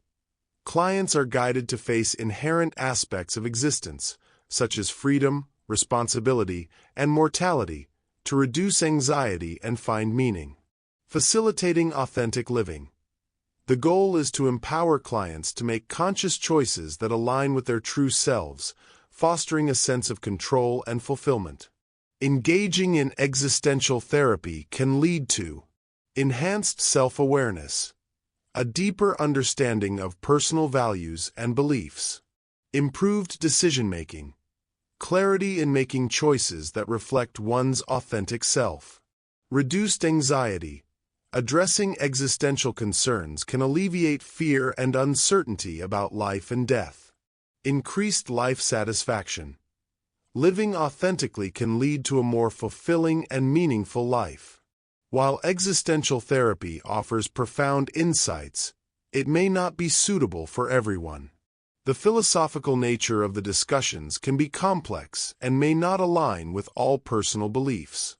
Additionally, confronting deep existential questions can initially evoke discomfort or emotional distress. Existential therapy provides a unique framework for addressing personal crises and mental health challenges by encouraging individuals to engage with life's fundamental questions. By embracing this approach, one can cultivate a more authentic, meaningful, and satisfying life. Imagine viewing your life as a story you've authored, a narrative filled with challenges you've overcome and strengths you've discovered. How might this perspective empower you to rewrite your future chapters? Narrative therapy is a therapeutic approach that centers on the stories we construct about our lives, emphasizing the power of reframing these narratives to foster healing and personal growth. By viewing problems as separate from oneself, individuals can reshape their identities and find empowerment. This therapy involves several key techniques. Externalizing problems. By treating issues as separate entities, individuals can address them without self-blame, fostering a sense of agency. Reauthoring identity. Clients explore their life stories to identify values and skills, enabling them to reconstruct their identities in a positive light.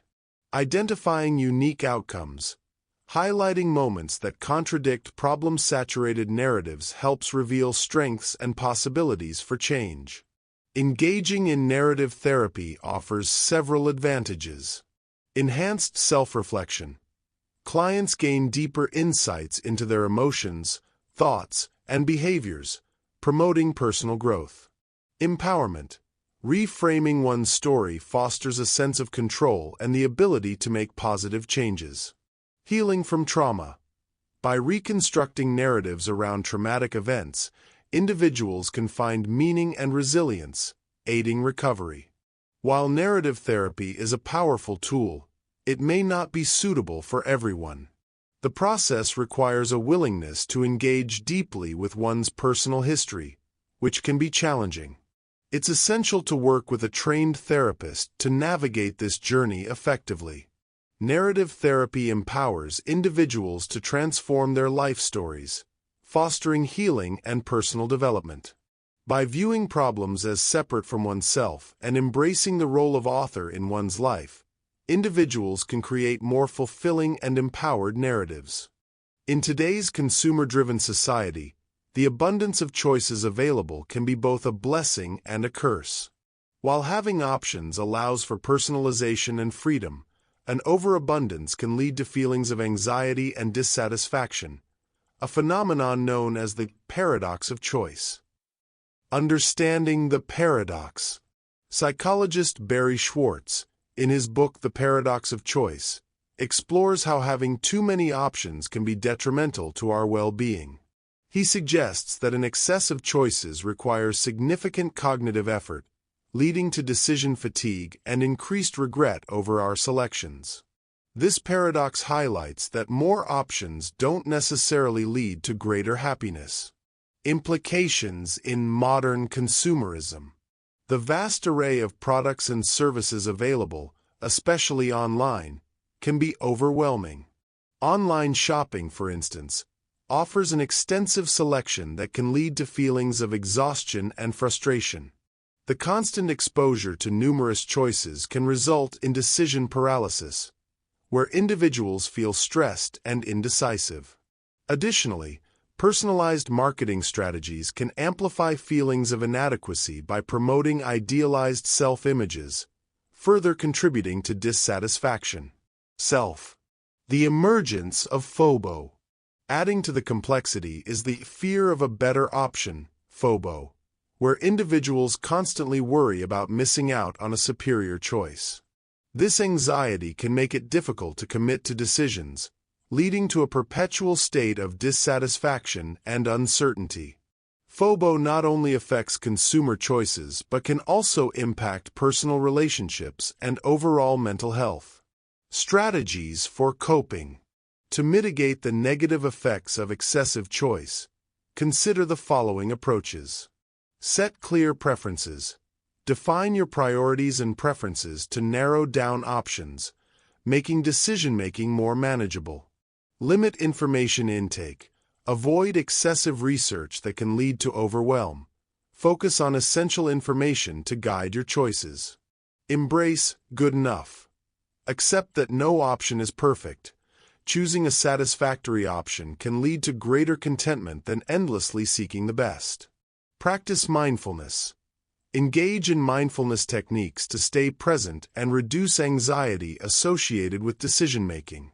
By recognizing the paradox of choice and implementing strategies to manage it, individuals can navigate the modern landscape of consumerism more effectively, leading to improved mental well-being and satisfaction. Consumerism profoundly shapes our identities, intertwining our self-concept with the brands we choose and the marketing messages we encounter. This relationship influences how we perceive ourselves and how we believe others perceive us. Brands as extensions of self. Brands often serve as tools for self-expression, allowing individuals to project desired identities. Consumers are drawn to products that align with their self-concept, reinforcing their personal image and values. This alignment between self-concept and brand image fosters a deeper emotional connection, leading to brand attachment and loyalty. The role of marketing in shaping identity. Marketing strategies are designed to resonate with consumers' self-perceptions and aspirations. By understanding the target audience's identity, marketers craft messages that appeal to their desires and values, influencing purchasing decisions. This targeted approach not only drives sales but also shapes consumers' self-concept by associating products with certain lifestyles or identities. Digitalization and consumer empowerment. The digital age has amplified consumer empowerment, providing platforms for individuals to curate their identities through online interactions. Social media allows consumers to showcase their affiliations with particular brands, further intertwining consumerism with self-concept. However, this digital landscape also introduces complexities, as individuals navigate the influence of online marketing and the pressure to conform to certain ideals. Evolving consumer mindsets. Recent trends indicate a shift towards more conscious consumerism, with movements like de-influencing, encouraging individuals to resist excessive consumption. This approach challenges traditional marketing tactics and prompts a re-evaluation of how brands influence self-concept. Consumers are becoming more critical of marketing messages, seeking authenticity and alignment with personal values. News highlight: the rise of de-influencing. A growing trend on social media, de-influencing, involves influencers and consumers alike discouraging the purchase of certain products, advocating for sustainability and mindful consumption. This movement reflects a broader shift towards authenticity and self-awareness in the face of pervasive marketing. In summary, consumerism and marketing play pivotal roles in shaping our identities, influencing how we see ourselves and how we are perceived by others. As consumers become more discerning, the challenge for brands lies in authentically connecting with individual self-concepts, fostering genuine relationships that transcend traditional marketing approaches. In the digital age, social media has become a dominant force, reshaping both individual identities and societal structures. Platforms like Facebook, Instagram, and Twitter offer unprecedented avenues for self-expression and connection, yet they also introduce complexities that influence how we perceive ourselves and interact as a society. Influence on self-concept. Social media platforms often present curated images and lifestyles, setting standards that users may feel compelled to emulate. This environment can lead to negative self-comparisons, impacting self-esteem and mental health. Studies have shown a correlation between social media use and decreased self-esteem, particularly among adolescents. For instance, research indicates that excessive use of social media can lead to anxiety, depression, and stress, especially among younger users who compare themselves to idealized images online.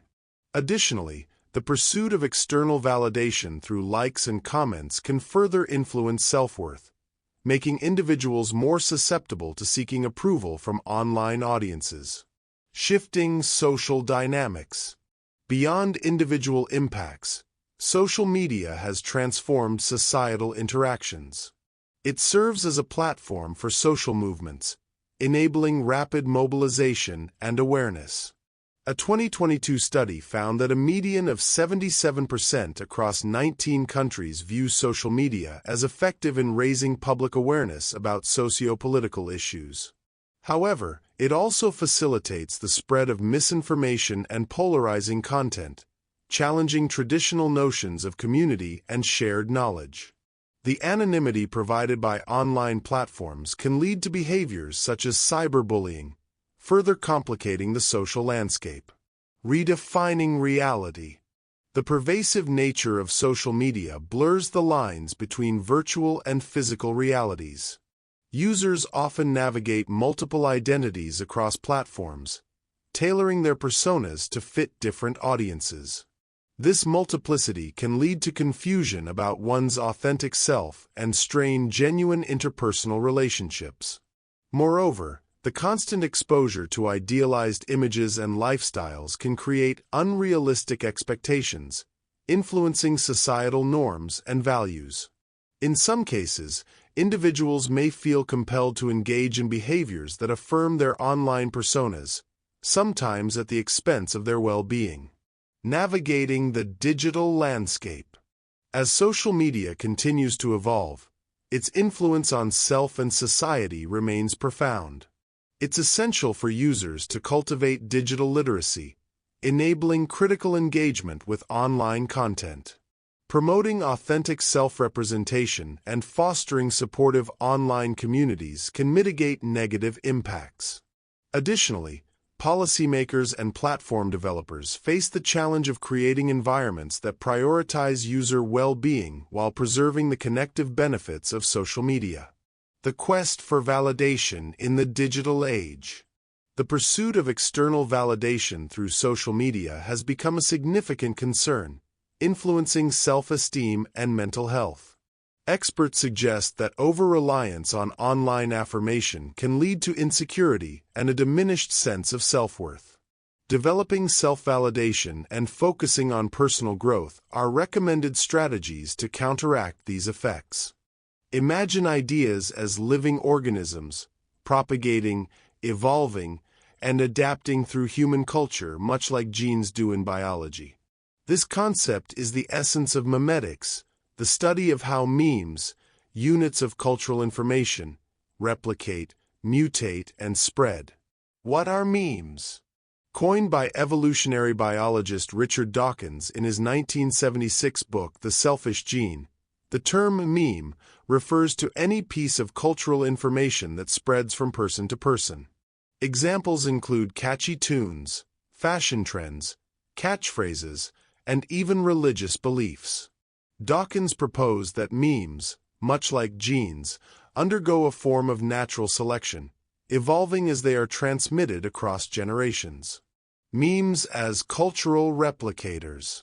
Just as genes are the basic units of biological evolution, memes are the fundamental units of cultural evolution. They propagate by leaping from brain to brain via imitation. Memes that are catchy, emotionally charged, or easily replicated are more likely to spread, while others fade into obscurity. This process mirrors the way genetic traits are passed down, with successful memes adapting and evolving over time to better fit the cultural environment. The viral nature of memes. In today's digital age, memes have taken on a life of their own, spreading rapidly across social media platforms.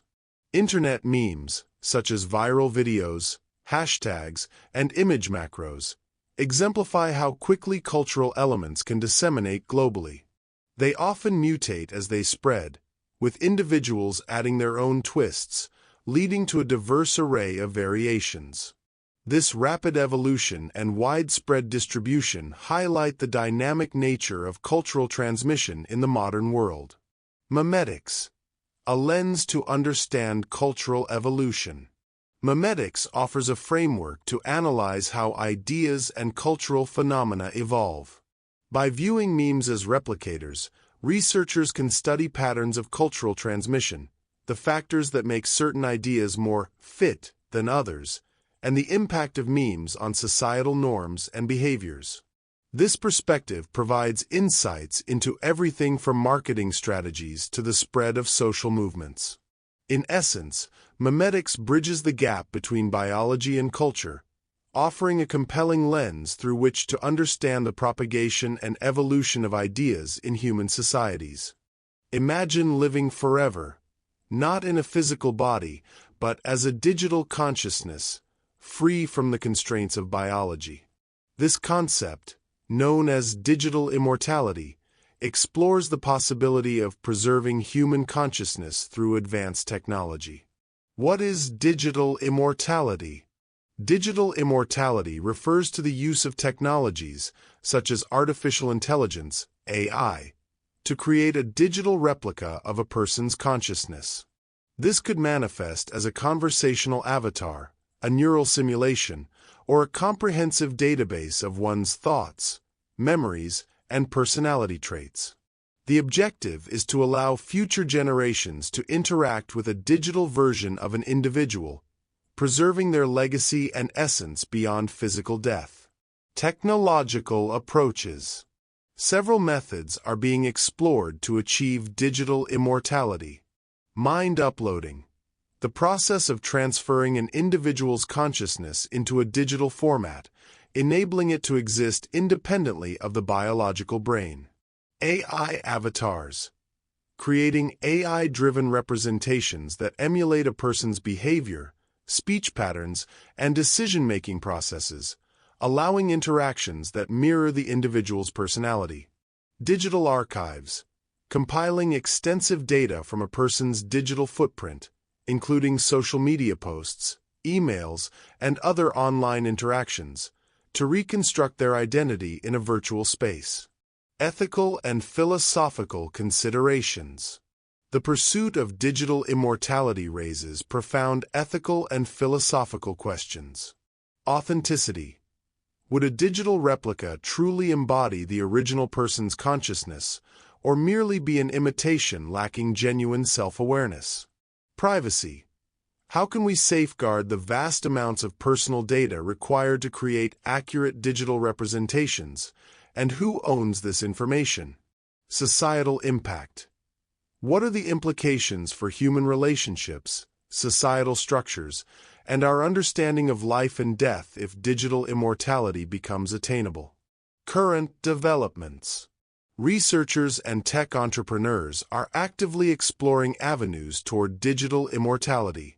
For instance, the Digital Immortality Institute is investigating methods to archive and digitize individuals, aiming to preserve their identities for future interaction. Additionally, companies like Neuralink, founded by Elon Musk, are developing brain-computer interfaces with the long-term goal of integrating human consciousness with digital platforms. Virtual reality, VR, immerses users in digital environments, offering transformative experiences across entertainment, education, and social interaction. However, as VR technology advances, it introduces a spectrum of ethical considerations that merit thoughtful examination. Key ethical concerns in VR. User autonomy and consent. In VR, users may encounter scenarios where their actions are manipulated or where informed consent is ambiguous, challenging traditional notions of autonomy. Privacy and data security. VR platforms collect extensive personal data, including biometric and behavioral information, heightening the risk of privacy breaches and unauthorized data exploitation. Psychological and physiological impact. Prolonged VR use can lead to issues such as sensory overload, disorientation, and altered perceptions of reality, necessitating careful consideration of user well-being. Behavioral influence and social dynamics. The immersive nature of VR can affect user behavior, potentially leading to desensitization to violence or fostering addictive patterns, raising concerns about ethical content design. Accessibility and inclusivity. Ensuring that VR technologies are accessible to individuals with disabilities is crucial, as exclusion could widen existing social disparities. Virtual crime and harassment. The potential for criminal activities within VR spaces, such as harassment or exploitation, challenges existing legal frameworks and calls for new regulatory approaches. Digital immortality and representation.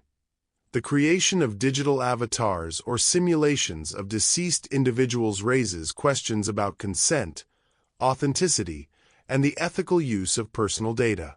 Navigating ethical challenges. Addressing these ethical issues requires a collaborative effort among VR developers, users, ethicists, and policymakers. Establishing comprehensive ethical guidelines and regulatory measures is essential to ensure that VR technologies enhance human experiences without compromising moral standards. As VR continues to evolve, ongoing dialogue and ethical scrutiny will be vital to align its development with societal values and individual rights. Redefining humanity. The intersection of technology and evolution. Imagine a future where the lines between human biology and advanced technology blur, creating a new era of human evolution. This convergence promises to reshape our physical forms, cognitive abilities, and societal structures, challenging our very definition of what it means to be human. Technological catalysts of human evolution. Artificial intelligence, AI, integration. AI is poised to augment human capabilities, potentially enhancing decision-making, learning, and problem-solving skills. Experts anticipate that AI will become deeply embedded in daily life, offering efficiencies and new functionalities.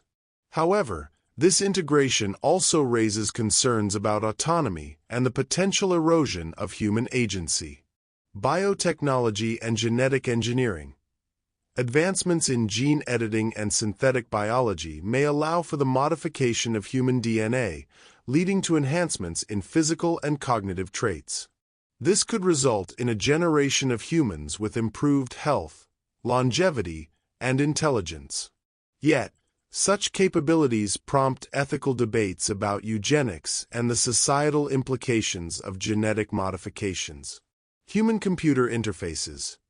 Developments in neural interfaces could enable direct communication between the human brain and computers, facilitating seamless control of digital devices and even the sharing of thoughts.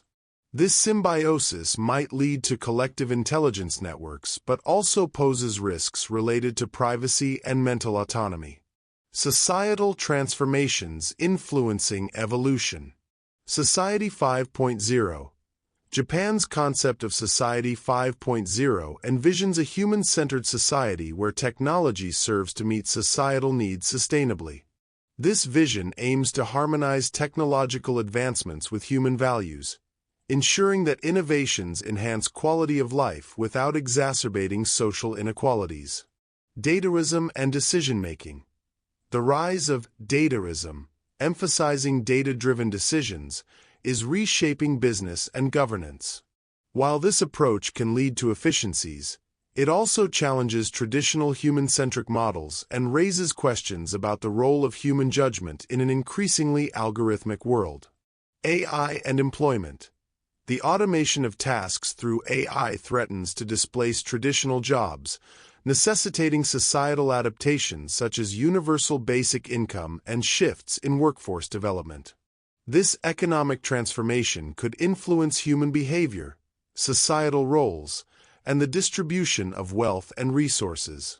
Speculations on future human form and function. Looking millennia ahead, speculative scenarios suggest that humans may evolve into hybrid beings, integrating biological and artificial components. This could manifest as cybernetic enhancements, regenerative tissues, or even consciousness uploaded into digital realms. Such transformations challenge our concepts of identity, mortality, and the essence of humanity. Ethical considerations and philosophical reflections. As technology propels human evolution, ethical dilemmas become increasingly complex. Questions about consent, equity, and the definition of a good life require careful contemplation. Philosophers warn that unchecked technological advancement could lead to a loss of meaning and purpose, urging coordinated efforts to steer our evolutionary trajectory consciously. The fusion of technology and human evolution offers exciting possibilities and profound challenges. As we stand on the cusp of this transformative era, it is imperative to engage in thoughtful discourse and ethical deliberation to ensure that our advancements enhance the human experience without compromising our core values and humanity. Discovering depth in the mundane, the philosophy of everyday life. In the hustle of modern existence, it's easy to overlook the profound philosophical dimensions embedded in our daily routines. Yet, upon closer examination, these ordinary moments offer rich insights into our existence, values, and perceptions. By embracing a philosophical lens, we can transform mundane activities into avenues for deeper understanding and personal growth. Mindful engagement with routine activities. Consider the simple act of preparing a meal. Beyond nourishing our bodies, cooking can be an exercise in mindfulness, creativity, and gratitude. Taking the time to select ingredients, savor flavors, and share the meal with others fosters a deeper connection to the present moment and to those we care about. This practice aligns with the Japanese tradition of hanami, where observing the fleeting beauty of cherry blossoms encourages appreciation for the transient nature of life. Reflective practices for personal growth.